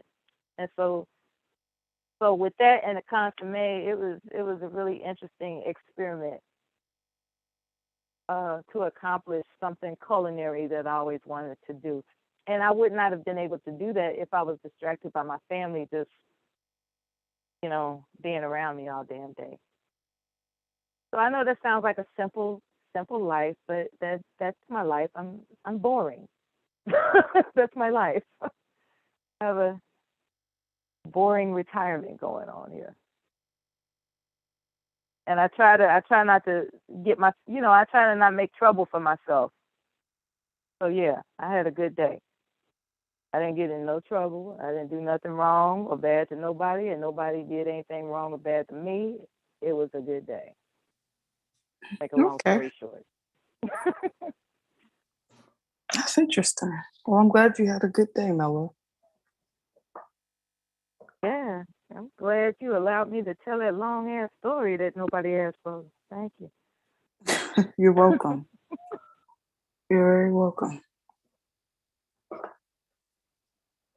We was up here talking about I think Big J was talking about artificial wombs, human engineering and how they making advances toward artificial wombs and all kinds of stuff. Yeah, I saw that. That's weird. That's scary, actually. It's very scary. You could artificially create a damn baby in an artificial womb. I wonder Right. what It's that would like look like. what are they trying to breed? But it's like what are they what's the end game with that? You know? I know it's not just to see if they can do it. I'm pretty sure they have something in mind. I think they're trying to duplicate people's DNA. I think that's what they're trying to do. Trying to create doppelgangers, potentially. Where everybody looks alike. Uh-huh. Have you seen what's that one movie with Jordan Peele? Us? No. Well, in the movie Us, they're basically fighting their doppelgangers. So it's basically, to sum it up, it was an experiment that went wrong. And instead of the government going back down there to basically fix whatever it is that they messed up, they just left them down there. So the people that were, quote unquote, in the real world were in control of the people that were downstairs, and they were acting out their actions and everything. It was just the people downstairs were just doing it in a more degrading way, if that makes sense. So the people from downstairs basically went on the actual land, quote unquote, upstairs to kind of like overthrow the people the real people, quote unquote, that's what you want to call it, the real people. It's an interesting movie. You should watch it. What year did it come out? It came out back in like 2018, 2019. Okay, it's fairly So recent. That's cool. Yeah, I don't mind watching Yeah. a fairly recent movie. The only movie I watched on MLK Day was Django. I don't know why, but I watched Django again. Django's a good. I like the movie Django. That sounds Us. It's called Us, and when I look up Us as a I think movie, it's on Hulu. It's Jordan Peele's the director. Lupita Jordan Nyong'o. Peele. Yeah. Okay, it's a Jordan Peele movie. Good. It's a black movie. That's cool. Lupita Nyong'o is in the film. Okay, I'm happy to hear that. That's cool. It's an interesting movie. I'm into black movies, definitely. A lot of times black movies are not made by black producers, so I'm glad she turned me on to that one. Thank you. You're welcome. Yeah. Eventually, as you improve and grow, like I was thinking about you the other day. I hope this don't sound weird, but I was just admiring how intelligent is not the word for it, right? Like insightful. I would say insightful you are at your age. Because when I was your age, there was no way I was able to conceive the dynamics of perceptual, social just perceptual science. You know what I mean? Perceptual science is something that people study, and it seems to me that when you get your hands on a full ride scholarship to Harvard, you can make it in Congress or wherever you want to go. Like, I'm just asking you out of being nosy, like, what are your aspirations for the future, if you don't mind saying so? And if you do, because I don't, and as a matter of fact, I think that's a personal, I erase that. That's a personal question, because there's some trifling motherfuckers out here that they just use anything and everything against somebody when they're mad at them. So I'm just saying, I'm really, I'm in awe as to your level of intelligence and perception. Like, wow, when I was 25, there was no way I was able to communicate with, 50-year-olds and, at such a level of confidence as you do. Your confidence is very impressive. And I just wanted to say that out loud if I never get a chance to say it again. Thank you. And I've been around, so I know what I'm talking about. Okay. I was raised by old people, quote unquote. So. Oh, okay. Yeah. That'll do it.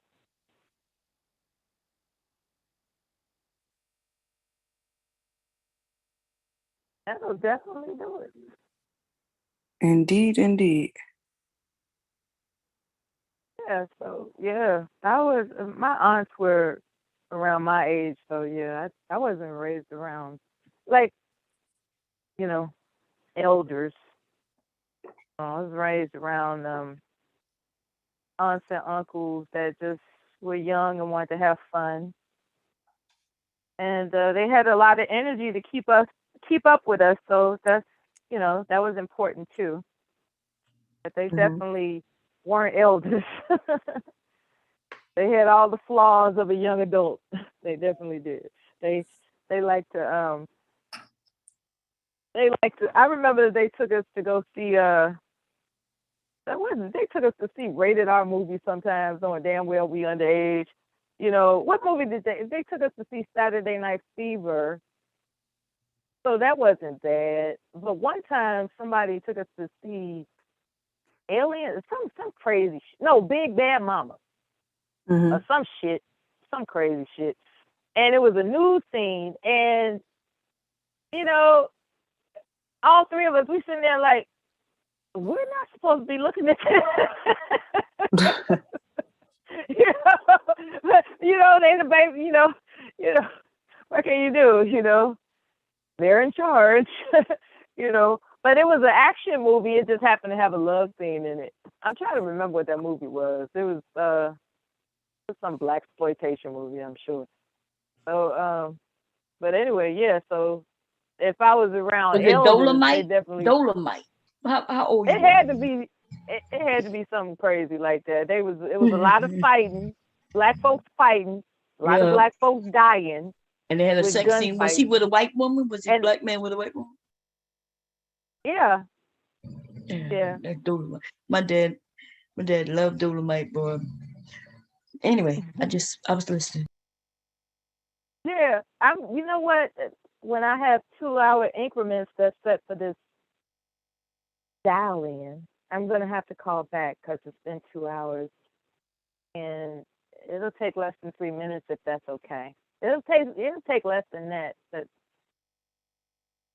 if it cuts off, that's why. Because it's just set for 2-hour increments. I told you, I regulate myself bomb off. Oh, my God.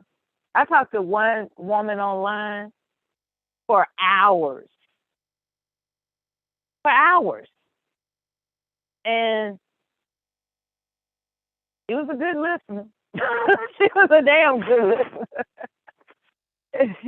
And it was that, like I said, it's like the caffeine and that kombucha. I love it, but at the same time, it does keep me up at night. So, I'm going to have to,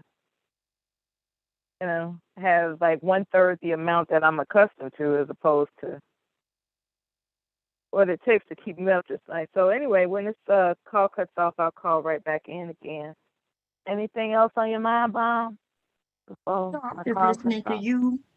Yeah, I'm listening to you. Mm-hmm. The reason I'm muted because my husband is snoring, and plus I'm sewing, so I didn't want to, make this noise. I'm sewing. Oh, That's fine. Everybody understands that. That's fine. Um, yeah. Don't hold back with anything you got to say. Like, what did I you got think him. about my story about fate when I was talking about pre things that are predestined? Because Anthony thinks uh he's blessed to have the trouble-free times that he has now. Yeah, I think good. I think he ain't never been through nothing. You know, he says that, but I don't think he's ever been through anything. And he's young, so it's okay. I understand what he means. He still he has this. He's young. He's young with Yeah. no children, so he don't. He's never had no real issues. Yeah. You And that's understand? fine. It's good to be Yeah, nothing grateful. wrong with I it. don't Yeah, Just be grateful, that's for sure. yeah, I get it. I get it 100%. So, I understand thinking that America is the best. I mean, and we do live here, so of course, would I rather be somewhere else? Probably not. There's not many places I would rather be. Because things could be a lot worse. Things could be a whole lot better too, though, at the same time. So, me in America, where we can, looks like we can make choices. That's what it looks like. So, Anthony, do you think if you had not gone into the military, right, do you think you would still have the choices you have? You said, do I think I would still have the choices I have? Yeah, like if you hadn't taken the option to go in the military and, you had just gotten a job somewhere, let's say you wasn't able to go in the military. Let's say you was hurt, injured, maybe you had flat feet or something, and you wasn't able to go in. Do you think you would have been able to still have the opportunities you have today? This You depends know, on which. It depends on which one. Most of them, yeah, I think most of them. most of them, you think, what you mean, like what? When you say most of them, you mean like, would it have been easy to get you your home without the GI Bill, without that?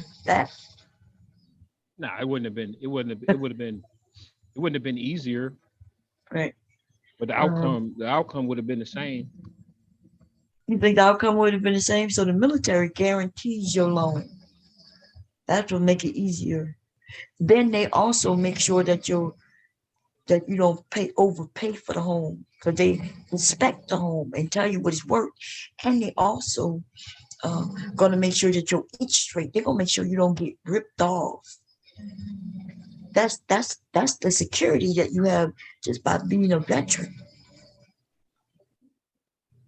Your interest rate, see, they told you how much that house was worth because they got to inspect. They gonna send an inspector in, and the inspector better do their goddamn job because they know the U.S. government will sue their ass if they don't do that job right. So you had the government behind you. What about the brothers and sisters of people, just women and men who don't have that? Well, they use common. They should use common sense. Get appraisal. Like I don't know because I ain't never. I never. I got the house with the VA loan. So people who don't Right. have the VA loan, I don't know if they still get the house appraised or not. That's really more of the bank. That was really more of a bank requirement. Right.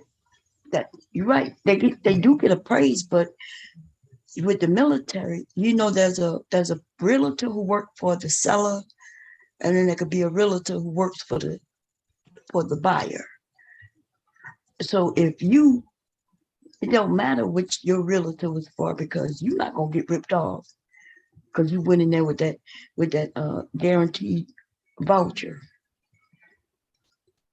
You see what I'm saying? So even if your realtor was for the seller, where they can go and scam, lie about certain things, you know, you're not gonna get that. You didn't have that because if the military backs up and you find out that they didn't tell you about a roof, and then if let's say they told you your roof was 10 years old and you bought the home, and then 10 years from now you realize that that roof is damaged, you find out they lied to you. Most people don't have no recourse. You go to the military, you go to the VA and say, look, you helped me get this home and I got ripped off. They lied to me. You got recourse. The government gonna back you up. But if you had purchased your home without that VA, in fact, some people don't even like you to have a VA loan, right? The bank, you would think they would love it. But if they're trying to sell certain homes, they know you ain't gonna be able to buy that home. Because you're not gonna be able to get that, you're not gonna be able to buy the home, not because of the money. They're gonna say that it failed. Then now the seller gotta go and put a new roof on. They may have to go and do the flooring. They may have to go and put new air conditioning system in. You know what I mean? So you may have not fallen into that. I'm not sure if you bought a brand new house or how old your home was, but just going through the military, we do have a lot of benefits on our behalf that regular people don't have. So you could have been a first-time home buyer, didn't know nothing about purchasing a home, and you still had help buying your home. You see what I'm saying? You still had help making sure you didn't get ripped off and shit. But okay, so also you get to go to school from any school you want to. You could go get it. You could decide to be a goddamn doctor. Go to the VA and say, I'm going to start here. I'm going to do this 4 years here. Then I'm going to go do another 4 years in medical school. And they'll pay for that shit. Of course, they're going to make you do some testing and shit like that just to make sure you can do what you say you want to do. Because they don't want to waste the money on somebody who can't even pass the classes. But yes, you could do whatever you wanted to. So even, I'm going to be honest, for veterans who aren't the doctors and the lawyers and the, you know what I mean? Like we got the goddamn free education. Free fucking education. So, there's a lot of people who don't even have that option. Then what else? Let me see what else you have. When you got your job, if I wanted to go work for FedEx right now, I get an extra, I think it's 20 points, 10 or 20 points. They get any government job and jobs like postal jobs, you go to the top of the list with extra points. Of course, there's some testing and things like that, but they give you extra points. So if you do well on the test, you're gonna go ahead of everybody for any government job. And then FedEx gave you some points, lots of jobs, rather hire veterans. If you couldn't find a job through the regular going through unemployment, you had the VA unemployment. They have the insight, the inside fast track to lots of jobs. So jobs that might not be listed for regular folk, you went to the VA guy at the unemployment office. Have you ever been to the unemployment offices, employment and training?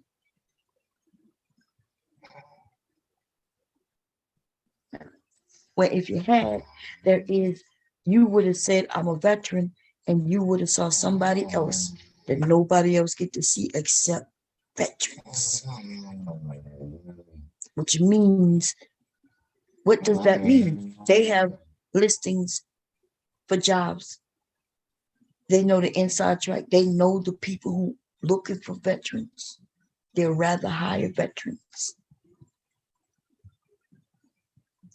So the chances of a veteran not having a job is slim to none, to be honest, unless he have mental issues, or some limitations. Even a disabled vet can get a goddamn job paying good money. Yeah, my baby over there snowing up. He's snowing. So it's a good military is a good thing. They get a lot of benefits once you get out. But so I think you made a great decision when you were young, and that is why it seems easier for you, which is a good thing. I'm saying a lot of people could make that decision. You know, I only made that the goddamn decision because shit, I didn't want to go to school. I had no idea that college was like the way college is. I thought college was gonna be just like regular high school. Okay. And I needed to get up out of my city. I went in the military. But what else? Yeah. And you don't have many children, so you don't have any children, you don't have a wife. So yeah, you're a single man, dude. Living your life. Of course, you don't know any hardships. What's the hardest thing you ever been through? Nothing. Nothing. Okay.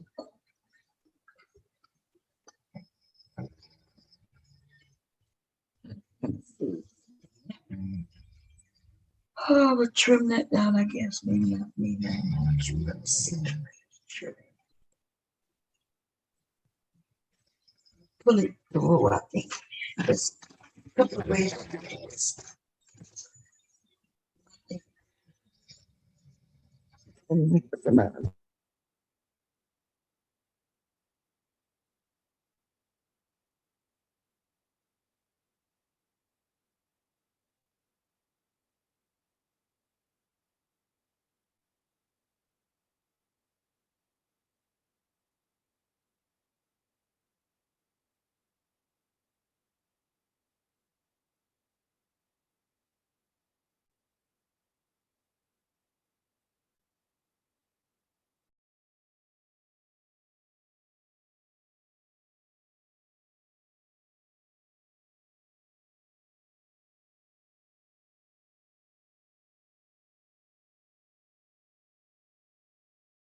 Okay, I think I know I'm gonna close this up, and I'm not gonna be able to pull that through here because it's too thin. So, somebody come, but I don't see him. Let it go. It's Mella.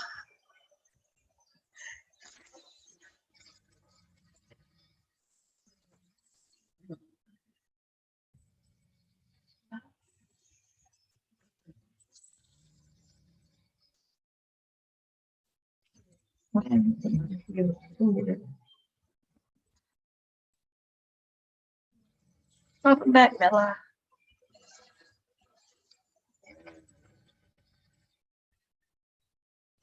Snowing there.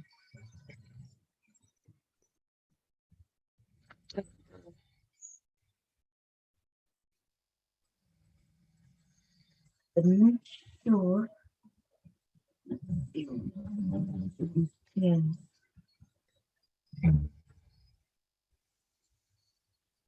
All right.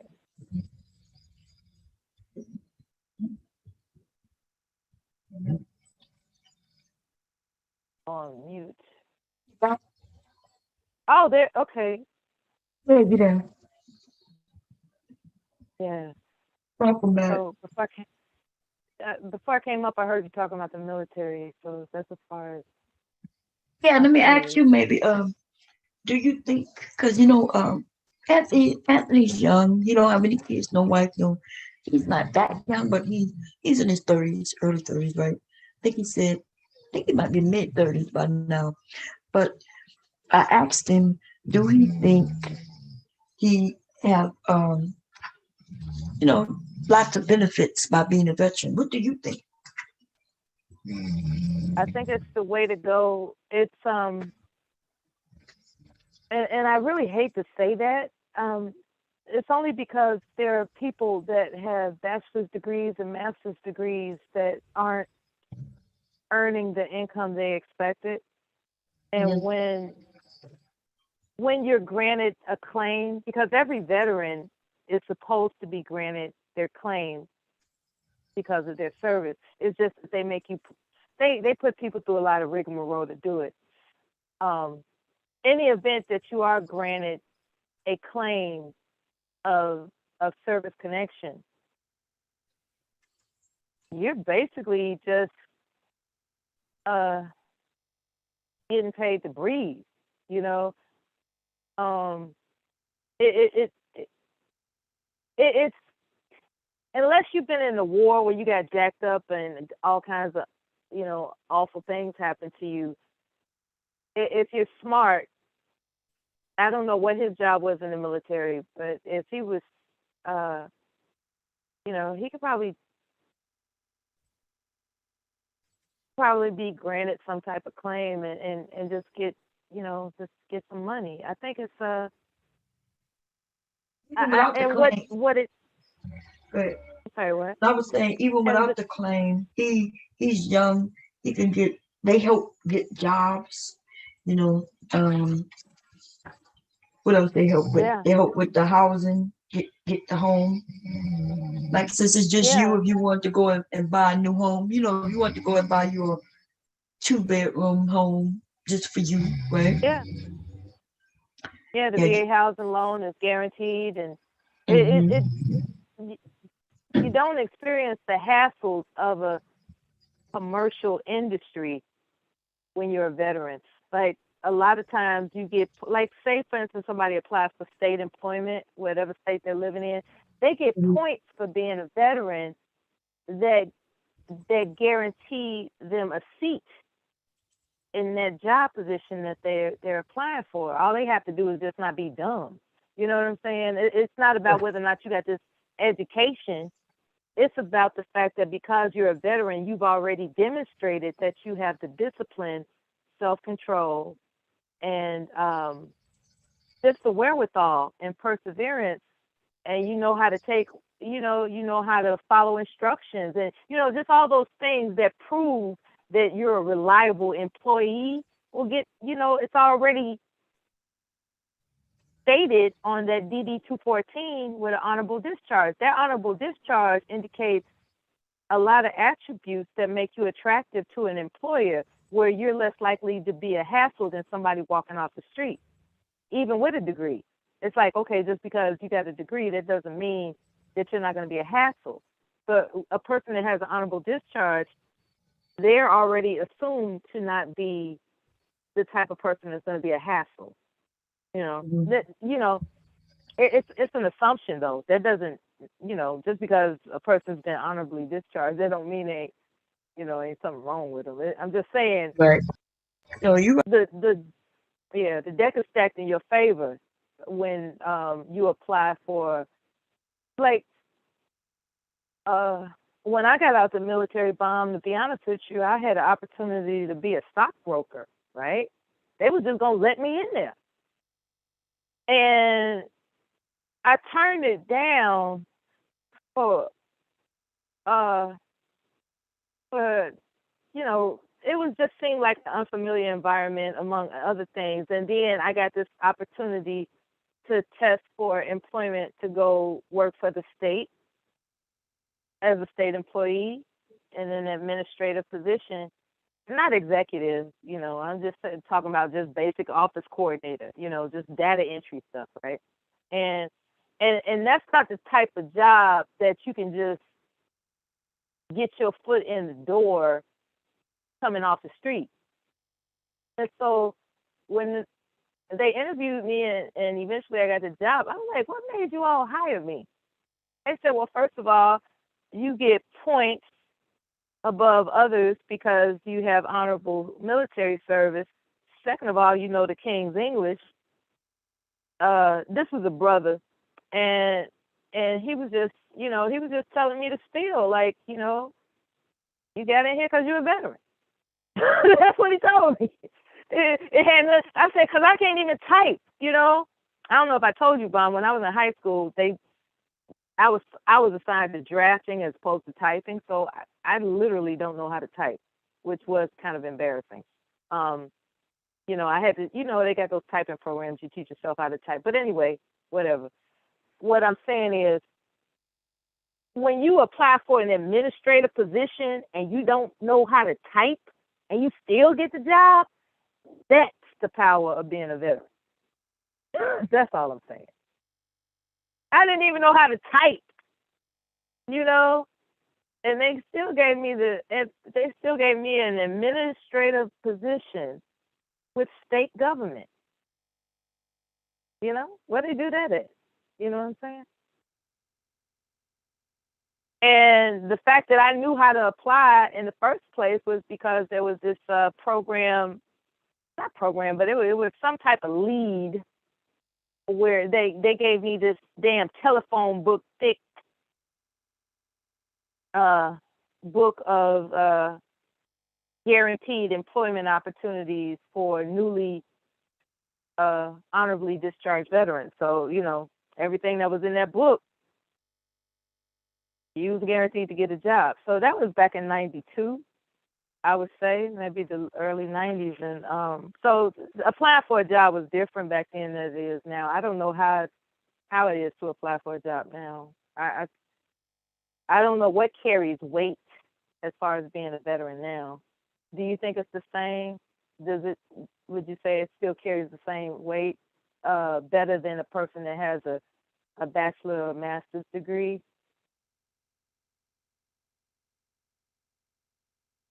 Because I applied for the same position as somebody that has a master's degree, and I got in and I didn't even know how to type. So that's saying a lot. Maybe I just talked myself into a good interview. I don't know. It was a damn good work environment too, Bob. Bob, you might be on mute. I don't know. Usually you respond when I ask you a question, but I had if so I can't hear what you're saying. Yeah, I am on mute. I'm sorry. I was talking to. You was talking. Could you ask me a question? I was answering. I was over here talking. That's what I was saying. I said that's weird. She didn't answer the question. What? Is everything all right? Yeah. Yeah. No. Go ahead, baby. I was saying I don't know. You might be. I don't know. I think things have changed. Possibly. Like I haven't been in the workforce working for somebody in a long time. So even when I work with people, I don't work for them. You know what I mean? I work for myself, but I don't know. Yeah, I would have to ask somebody that's actually in the workforce, like what has changed. Because looking back on it, it was easy. It just didn't seem easy at the time because I was nervous. But looking back on it, it was easy. Like I said, all you had to do was just not be stupid, and you in there. Because the fact that you're, you gotta, that DD 214 carried a lot of weight back then. I don't know if it does now. But if you can't get the housing, that you definitely want to do that as opposed to coming up with $20,000. With VA housing loans, you don't have to have any money down, if I'm correct. I think so. And then there's the insurance. You can get term life insurance at no cost for your beneficiaries, and there's travel. Oh, God help you if you're 100% service connected, then you can catch what they call a hop. Well, I don't know, during a pandemic, I don't know if people want to do that, but you can catch flights for little or nothing across the world. There's all types of other incentives I think they got this program, not program, but it's a membership called it's a veterans membership thing where you can cover your car insurance. You get car insurance, you get travel discounts, you get credit cards, all types of stuff. Yeah, they got a bank. Yeah, it's damn. We have I our forgot the car name of shop. it too. It's an acronym for something. God damn it, y'all. Anyway, yeah, we switched over our car insurance to them. You're right. They gave better rates, competitive, way better rates, and they Free deal with fishing and veterans. hunting, free fishing and hunting licenses. Sometimes free lodging at those places where you going to fish and hunt. It's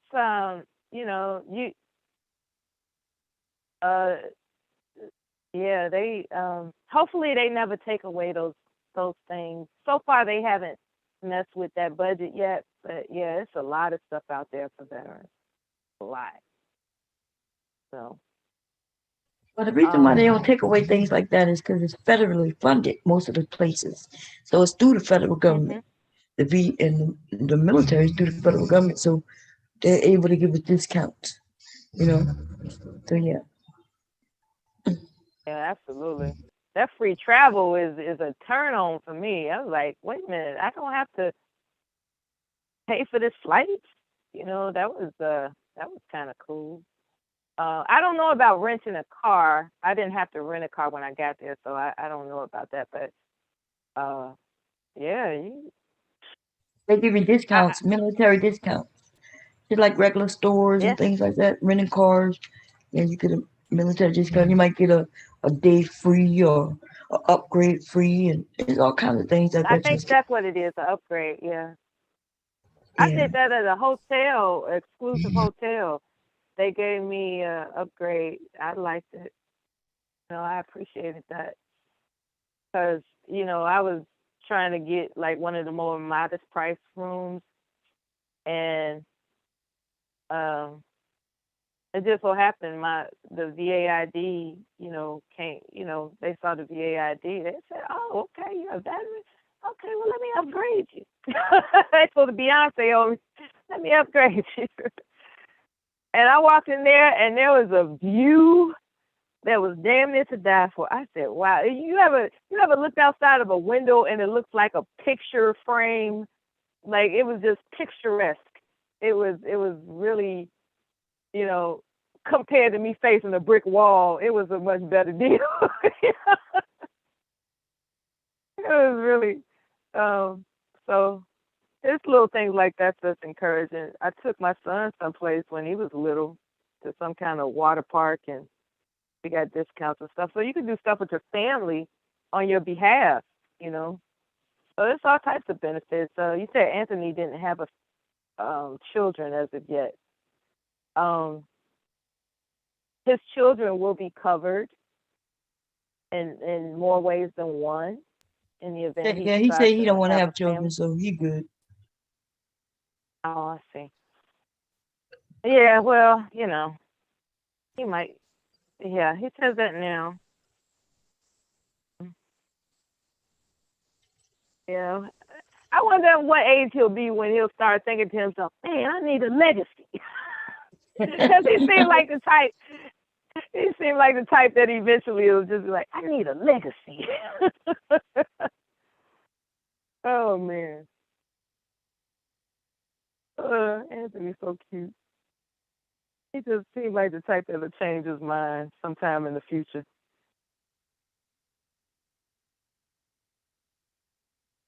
I think didn't Anthony say he was surprised he got into the military? I think he said he was just doing it just to see what'll happen. The next thing you know, he got in. Oh man. Oh man. I appreciate all the veterans that I've encountered online, but there was this one guy, man, he threatened my life. And I didn't take it for him to actually mean it other in any other way than anger and frustration. But it was intense. The way he was cussing me out, threatening my life and stuff.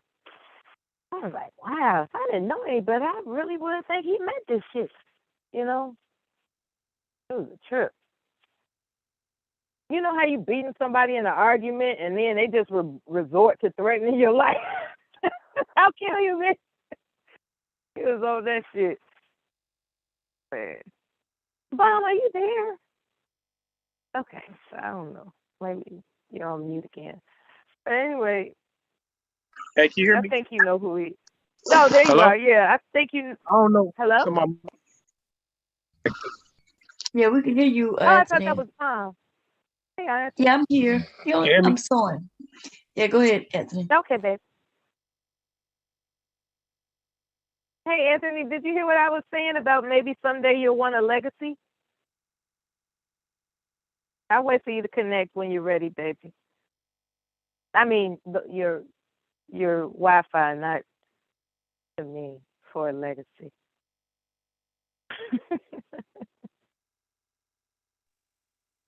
I'm past childbearing age.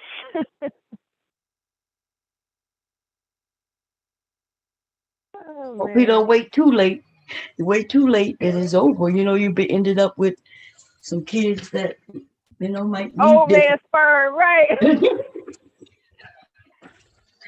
I know that Don't wait sounds till your bad. sperm get too old to use, man. Kids coming out with gray hair and shit. Nah. Oh man, that's I'm like, Dad. It's like, boy, your hair grayer than mine. How that happen? Oh man, that would be wrong, man. That would be cold. See, they think it's about getting a young girl. It's like you have to take that X chromosome into consideration too now. Mm-hmm. That has something to do with how the baby turns out too. You don't be thinking. They think everything gonna work out because somebody told them they can have kids until they're 100. That's what they told us. Yeah, they can have them kids if they want. Okay? They can bring them kids into the world.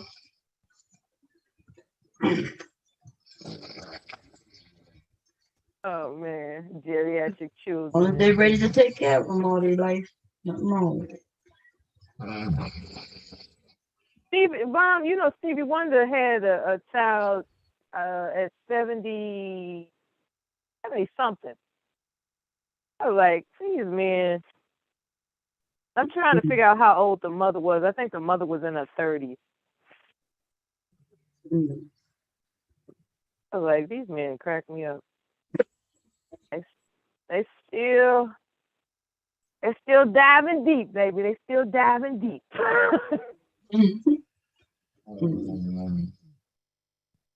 Sometimes always the wealthy men who could find them a young woman when they're 70. Mm-hmm. Why we can't find no regular dude, regular Joe down the street, 70 years old with no 30-year-old wife? Why we don't find that much? I don't know. I know. Because a Stevie Wonder is wealthy forever. You know? Forever, ever. Yeah, shit, a Stevie Wonder especially. Hell, well, I won't say I'd have his baby, but I'm just saying I can understand. Yeah, that's what I'm saying. I have his baby too. Shit. I can understand the incentive. Yes. Yeah. It's Stevie Wonder blind ass talking about, I want you to have my baby. And he old and shit. It's like, well, you are Stevie Wonder, so let's do it. I know that's right. Look, Stevie Wonder was reaching for them condoms. He didn't know she poked holes in them because he couldn't see. They poking holes in condoms. He wondering how the hell he becoming a dad. He like, we was together, but hey, y'all can hear me on Bluetooth, huh? Say It's hard something. to hear you on Bluetooth. It's hard to hear you on the Bluetooth. Man, this Bluetooth acting stupid. It does that a lot. Like some people come up on their Bluetooth, it don't work. You could try it the other way you did before. Now that you've tested your Bluetooth and it sucks, you can go back to the way you did it before. You can't hear me? Yeah. No, I can't do that. I don't know if it's working because I got it. The other way is on the speaker. The other way was on my Bluetooth. It was working earlier on Bluetooth. I don't know what happened. They have started dying, you know. It sounds good now. Yeah. All right. What about now? Can you hear me? Yeah. All right. It might just be where I'm parked at. You can hear me okay a little bit? Yeah, okay. You're clear. Might have been just where I'm parked at. This Bluetooth costs too much to be acting stupid. Most expensive Bluetooth I ever bought, and it's having problems. Man. Well, they putting up 5G towers everywhere. It might be some interference. I don't know. Oh yeah, I switched my phone too. I switched from Verizon to AT&T, so it could be that. Yep, just get it checked out. Yeah. That's all. No, that wasn't me though. I wasn't the one that said, what'd you say? You think I joined the military to just see if it worked? Nah, that wasn't me. No, we didn't say that. No, I think Mila was saying I earlier. I said it. I said it. Yeah, that was somebody else. Yeah. That must have been somebody else. My bad. Yeah, I'm intentional with what I do. Yeah. 443. What made you join? Opportunity. Get out of my city. Get on my feet. Right. Help my family out. Right. Yeah. That's cool. That's noble. Yeah, I was living my mama house before that. I can't stay here forever. I didn't want to stay there. I was like, I gotta get the fuck out of here. Get out of here. That's right. You said, I'm a man. I got to go. I got to leave my mama's house. She was trying to get me to stay. It's funny. Yeah. Well, I understand why. Like, especially if you're saying you're going in the army, you know, in the military. She always saying, she always saying, you don't like my rules, you can get out of my house. And I thought about what she said. I was like, you know what? That's a good idea. And then she was like, you don't have to go. Yeah. I was like, nah, yes, I do. Yes, I do. Yes, I do. Oh, man. Yes, that's mama's for you. But we be loving y'all, though. Yep. Yep. They ain't want to take me, though, because I had a GED, so I had to go to get some credits. Had to get some college credits. Oh, okay. Yeah. It's a good thing, well, though, I that think you said that must be a new thing because there was a time you could join with a straight GED. No, changes. No, I don't remember. It depends on the need that they have at the time. Like right now, I seen something they were saying 50,000 bonus or something like that. It just depends. It changes based on it changes. Yeah. That $50,000 sounds nice. I know that's right. I wouldn't do it. I wouldn't re-enlist though. I wouldn't do it for no money though. Like now, like that's crazy. Like now looking back, I was like, nah, it once was enough. They can offer me money, I wouldn't take it. Once was a good enough experience. I know that. Yeah. 443. I didn't. I don't blame you for that. Actually, I don't. Some things are not worth repeating. You know. Yeah, I know that's right. I know nobody could get me to go do that shit. Yeah, I smile about it though. I think about it, smile, but I wouldn't do it again. Once is enough. Yeah. Well,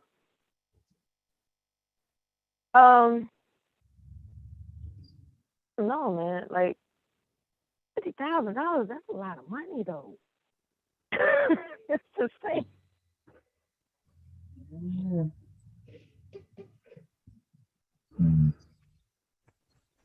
What MOS is, I wonder. 4 years. What happened? Huh? I said it depends on the MOSs too, right? Depends on what they need. Like he said, That's true. if they need certain jobs, so you got to qualify for those jobs just to get it. Because they was Right. offering money when I went in. They always offered money. It's funny when I was in, they was threatening to put people out, and then they'd be like, "Oh, stay in the army. There's no jobs out there." It's like they try to brainwash you, like it's you better get promoted, you better do this, or you better. And we put people out, army downsizing. And I was like, okay, I'm ready to go. And then they'd be like, "Oh, why you want to get no jobs?" Like they used to always try to scare people. I was like, I'm getting out anyway. Like it's crazy, like how they do, like they try to make you scared, Yeah. and but then when Mhm. they find out you getting out, it's like they don't want you getting out. They threaten to put you out, and then they don't want you getting out, and then they try to you know what I'm saying, and then they try to talk you out from getting out, and then when you get out, they be like, "Oh, you so lucky." Exactly. Like literally the whole That 2 years happened to I was me at Fort too. Stewart, the day you getting ready to get out, the week when you start that process, the exit, when you start clearing everything, they be like, "You so lucky." But they try to make you think being in is the best thing in the world. But when you getting ready to get out, they wish they was in your shoes. Freedom. Yep. Freedom. Yep. That's And crazy. it is a different freedom.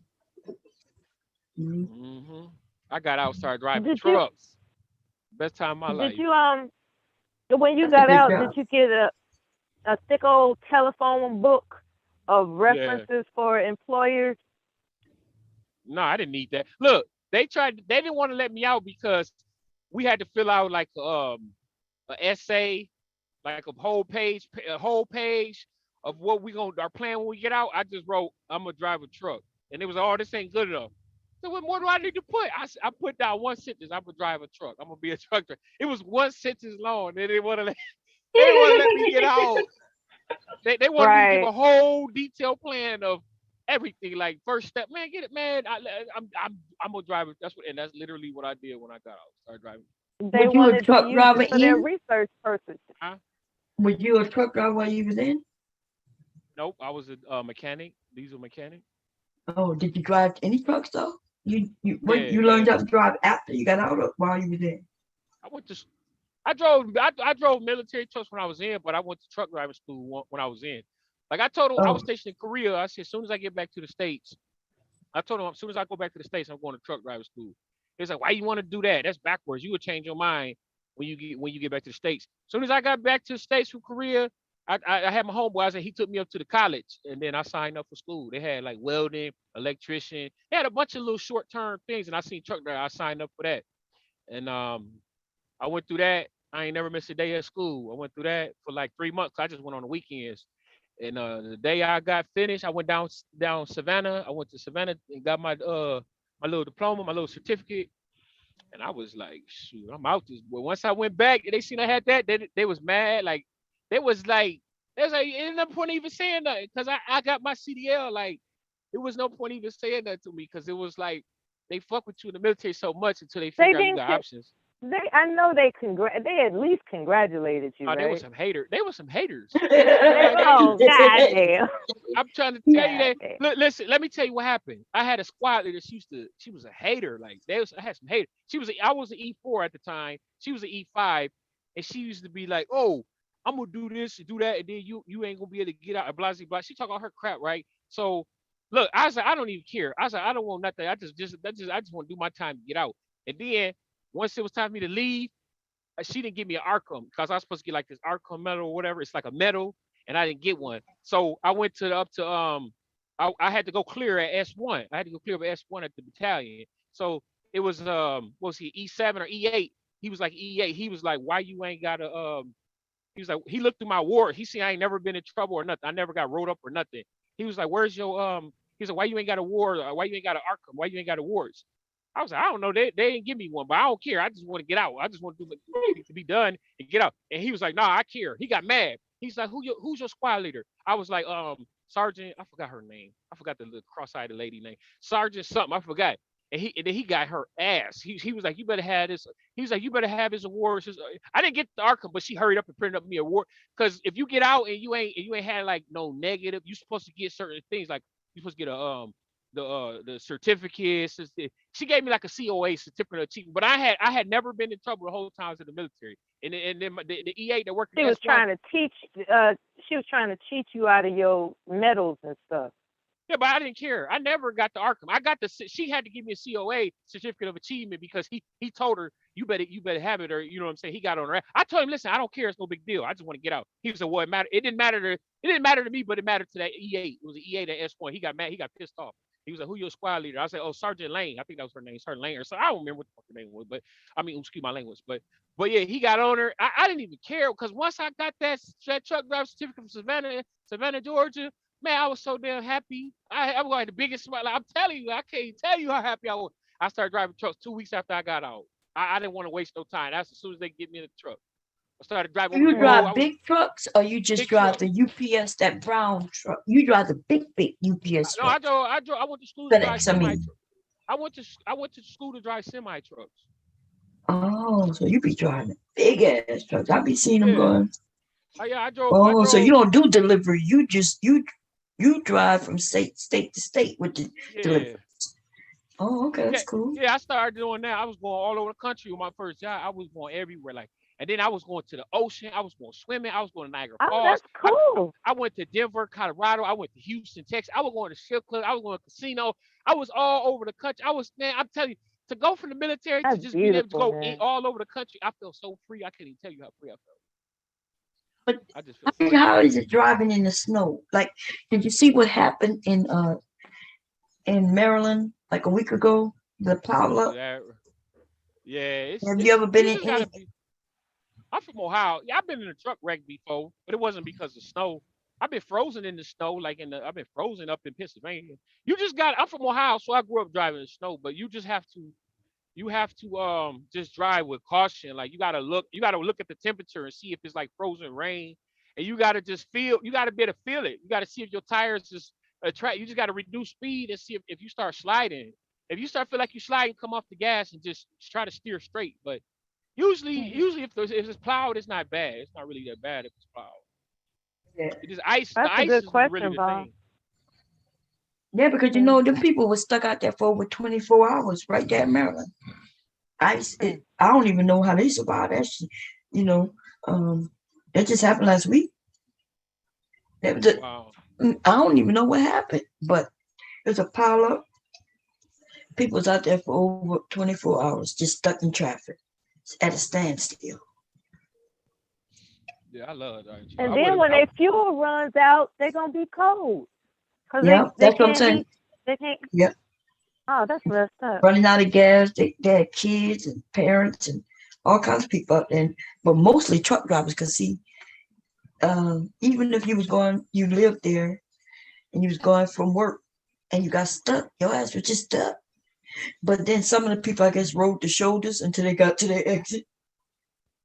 And so when I looked on the news, it was a whole shitload of just truck drivers. They had some cars out there too, though, stuck. And it's freezing, so they had to have the gas running to keep it warm. Right. Yeah, they was up there overnight, over 24 hours. People started bringing them food the next day, of course. Yeah, you ain't gonna run out of gas in 24 hours. If you run out of gas in 24 hours, then you was just already in trouble. You was already right on you. A truck can run like a truck. Gas in a truck lasts a long time. If your truck is full, you can drive damn near across the whole country on a full tank. And then if you ain't driving, if you just sitting there idling it just to stay warm, you ain't gonna run out of gas. If you run out of gas, your shit was already on E. Oh, okay. Okay. Yeah, that's cool. You can drive. Then you got a which car where you could go to sleep in your truck? I did when I used to be over the road, but I'm local driver now. I don't drive over the road. Okay. The sleeper. Yeah. Yeah. I always wanted to be a truck driver. Ever since I was a little girl, I was hoping my husband would retire and then we could go and become a team, I was like, we could make good I money. remember you saying that. Yeah. Yeah, I was serious, but he ain't never want to be a truck driver, so I'm the only one. I knew I Remember wanted when to. you told me that you wanted that your husband wanted to be a police officer, and you was like, "That's too dangerous. That's not gonna work." Yeah, You it's got a not gonna work. family on the way. That's not gonna work. Yeah, because we was pregnant with our first, like, dude, and like it's not like he wanted to be a police officer since he was a kid. It was just that when you get out the military, they take you. Them motherfucking police officers will take you right away. Yeah, it sure will. Like, dude, what are you doing? Mm. You medical. I had enough adventures. Yeah, I'm like, he's medical. He could have, you know what I mean? Hospitals would have taken him. Doctors would have taken him. The bad thing though, the old school military, you couldn't take those jobs directly out into the real world and have the job. They changed it, thank God. Remember when it used to be, the slogan used to be all you could be in the army, and your ass got out, you couldn't do shit. Yeah. Because they wasn't, you couldn't do shit when you got out. You said you couldn't do nothing? Yeah, those recruiters, they always lying to somebody. Yeah, down there. So they make it seem like paradise. They like, what have you been waiting for? And by the way, here's a bonus. Yeah. They make it real enticing. They were like, when you get out, you're going to be this and that. Man, I got out. They're telling me I ain't have no education doing it. I was like, what you mean? I've done this shit in the military.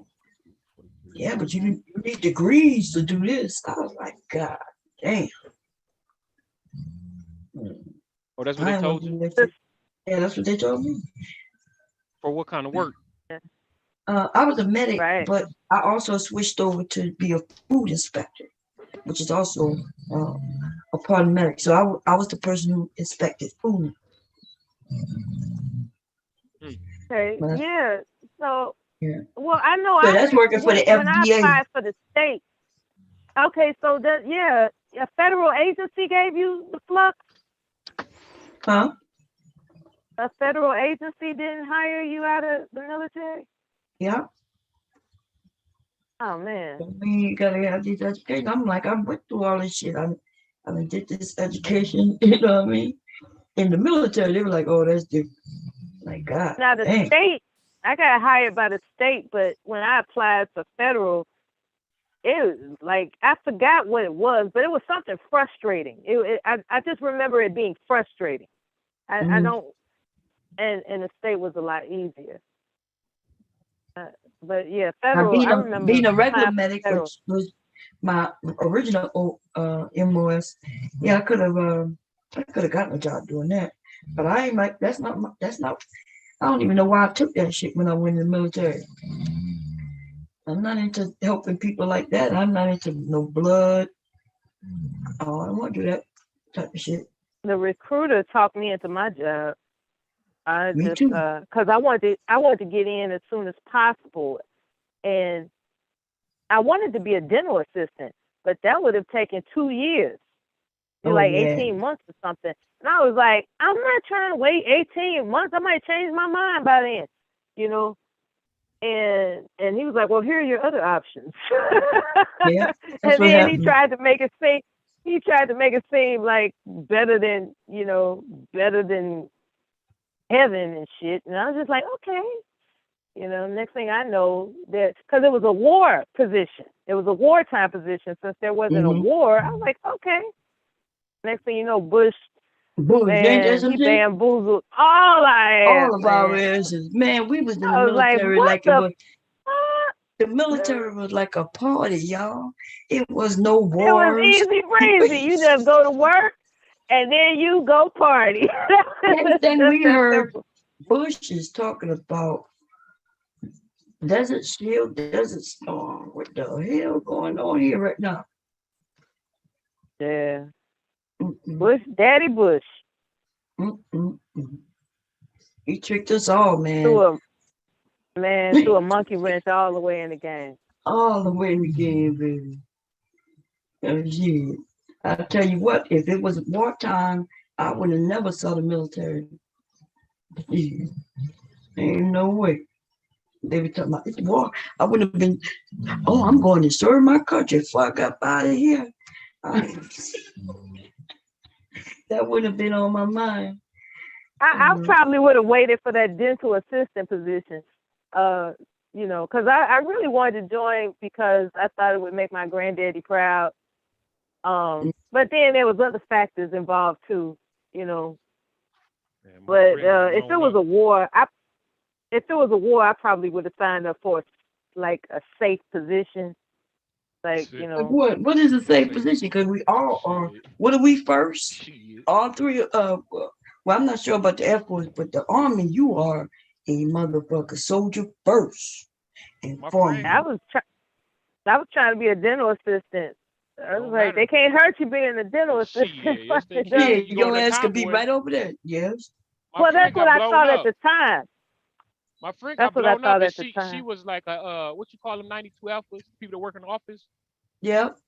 Working in the office, yep. And she got blown Anybody up and could lost her get leg. it. And she wasn't even in a year. She went from AIT to what was it, Afghanistan? Yeah, she went to AIT Afghanistan. Sorry to hear that.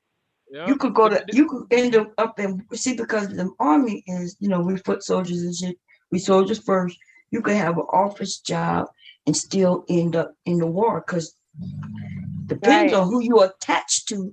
If you're attached to a unit that's going overseas, the whole unit is going. Even the supply officer, the supply sergeant, his ass going. Everybody going. Yeah. You your ass in the kitchen. You're gonna be in the kitchen in Afghanistan. In Afghanistan, right? What you gonna say? I'm a cook. I can't go.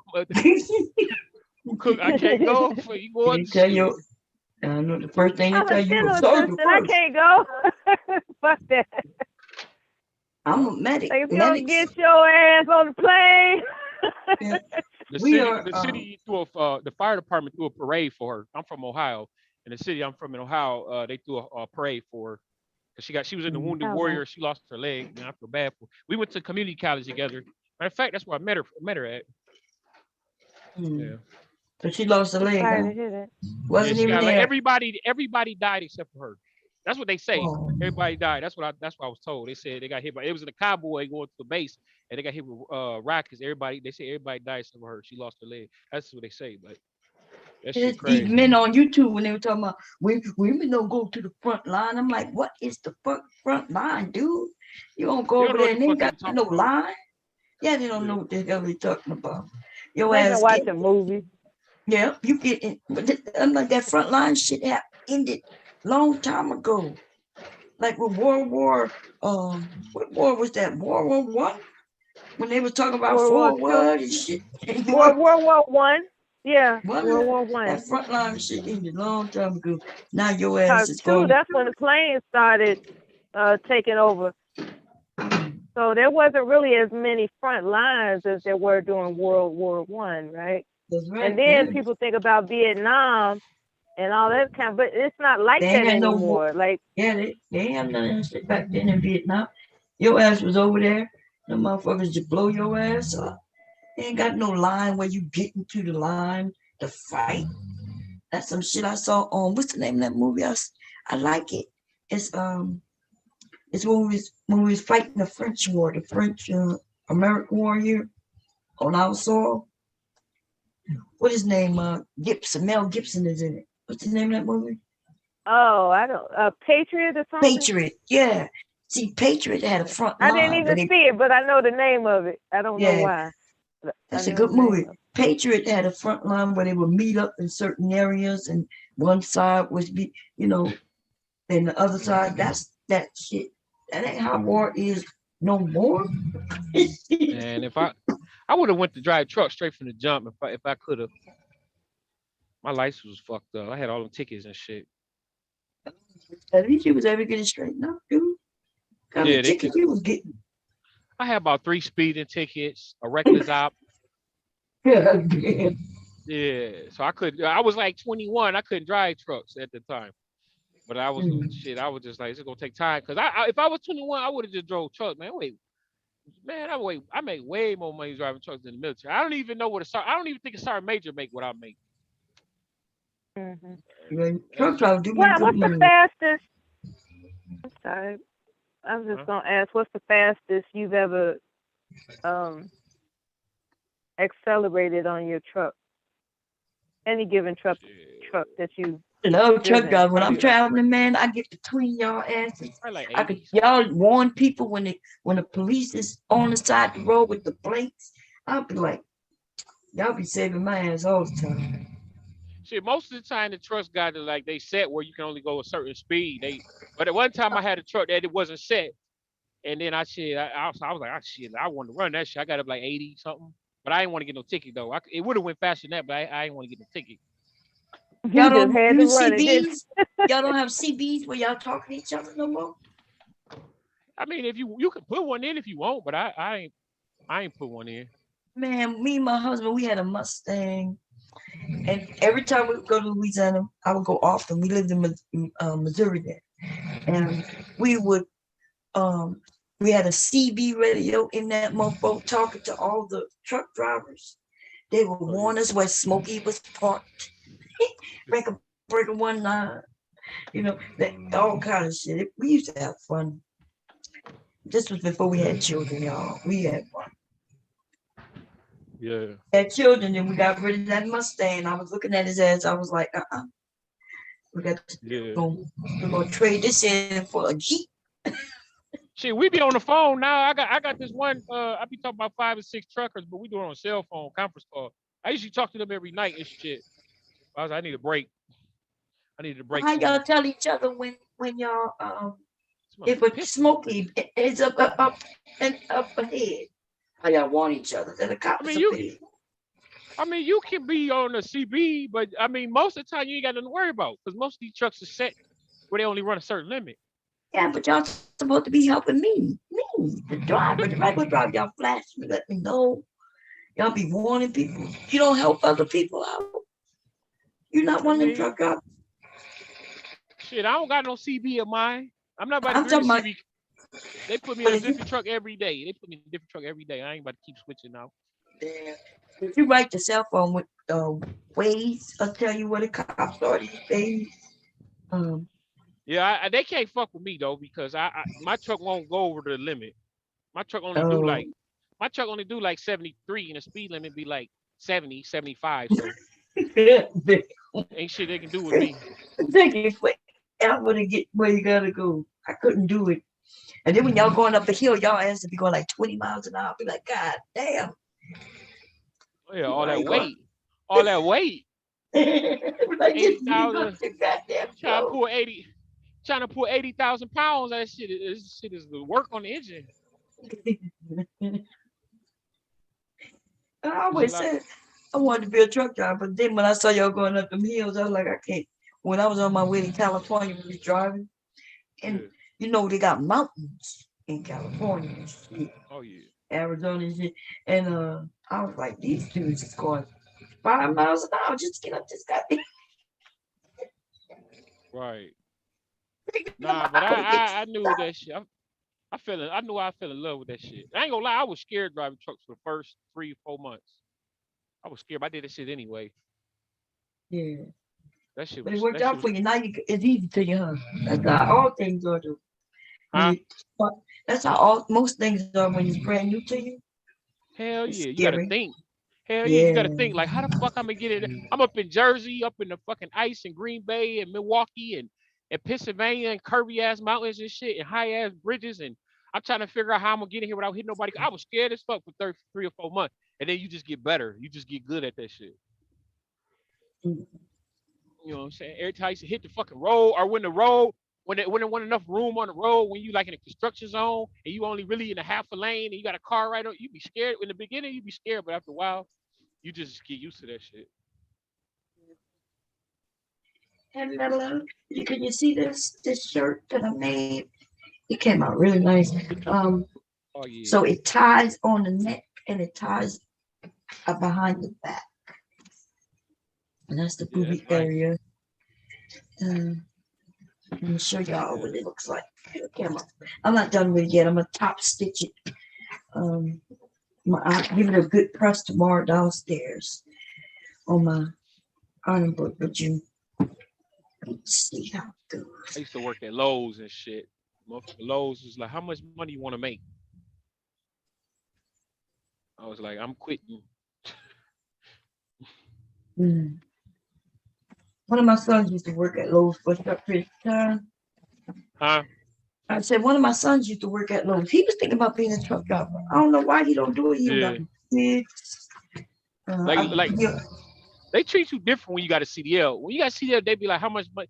They be like, I was in the interview. They was like, how much money you want to make? Like, because they know it's hard to keep a driver. So they just treat you differently when you got a CDL, because they know you ain't got to put up with this shit. They know if you ain't happy, you gonna quit and go do another job.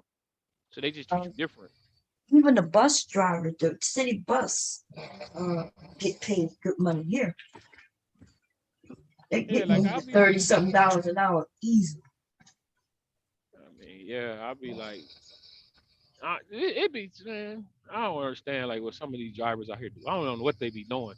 I'll be like, why are you driving a truck for less than 80,000 a year? If you've been driving for 2 years and you ain't making 80,000, it's time to quit. Maybe they just don't know they work. Maybe they don't know that. You got people out here driving trucks for 50,000 a year, 60,000 a year, and they not new. I understand if you new, but shit, if you got 2 years experience and you ain't making at least 80,000, you need to quit.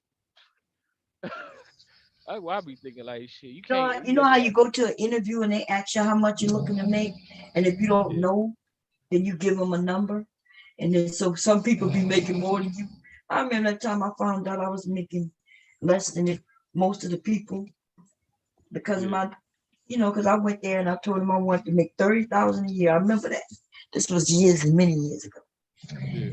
They asked me how much you looking for. I was like, I'm looking to make 30 grand a year. And that's what they gave me too. Yeah. And when I found out that I wasn't making what everybody else was making, man, I was pissed. So, and I quit. I ended up quitting, but it was my fault though. It was my fault. Because they asked me how much I wanted and they gave it to me. I was all proud. I was like, yeah, I asked them for 30. They gave it to me. And everybody else was making like 32 to 35. Right. It was my fault, though. It's a good thing about my company. Everybody get paid the same based on their job in the years. Like everybody shit the same. Like if my job, if you do the same job I do and we've been doing it for the same time, we should be making the same amount of money. That's right. That's what we should be doing. Everybody, I think that's fair. But then, that's not how a lot of people do it. They do ask you what you want. They know I think they know black people might lowball. We might not know. So we may not. But that's cool that if they're doing that now, where they telling you how much, Plus, we can look online and see how much people get paid in the area for that job. Yeah, but that shit wrong. That shit wrong. Like for my job, if you look up my job, if you Google it, it's gonna be wrong. The pay is gonna be wrong. Like, huh? Oh, you saying the truck? I know truck jobs make good money. That should be wrong. As far as truck driver, that should be like, it'd be like what you call it? It's like a guesstimate or something. Like that shit don't be right. Like it might say for my job, if you Google it, it might say 70 or 80,000. Like I could barely work and make 80 grand. Like I can make 80 grand not work a whole year. Like the shit they got on there is wrong. Like for real, like that shit, it's crazy how they got the wrong information on there. Like, they don't know. The Google shit don't know how much we make.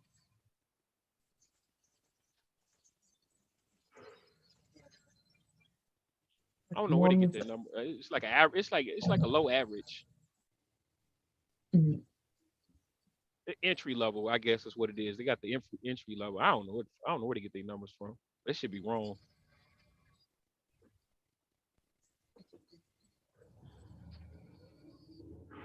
Anyway, y'all, I'm about to bed. Huh?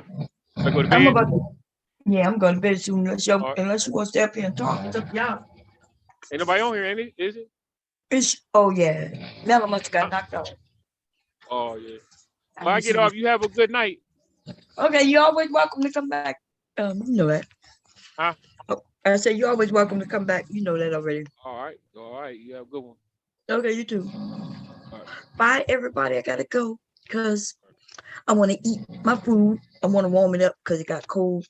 My husband cooked, and then I'm going to go watch some TV and fall Yeah. asleep. Okay. See you later, Anthony. All right. See you later. Bye. Bye-bye.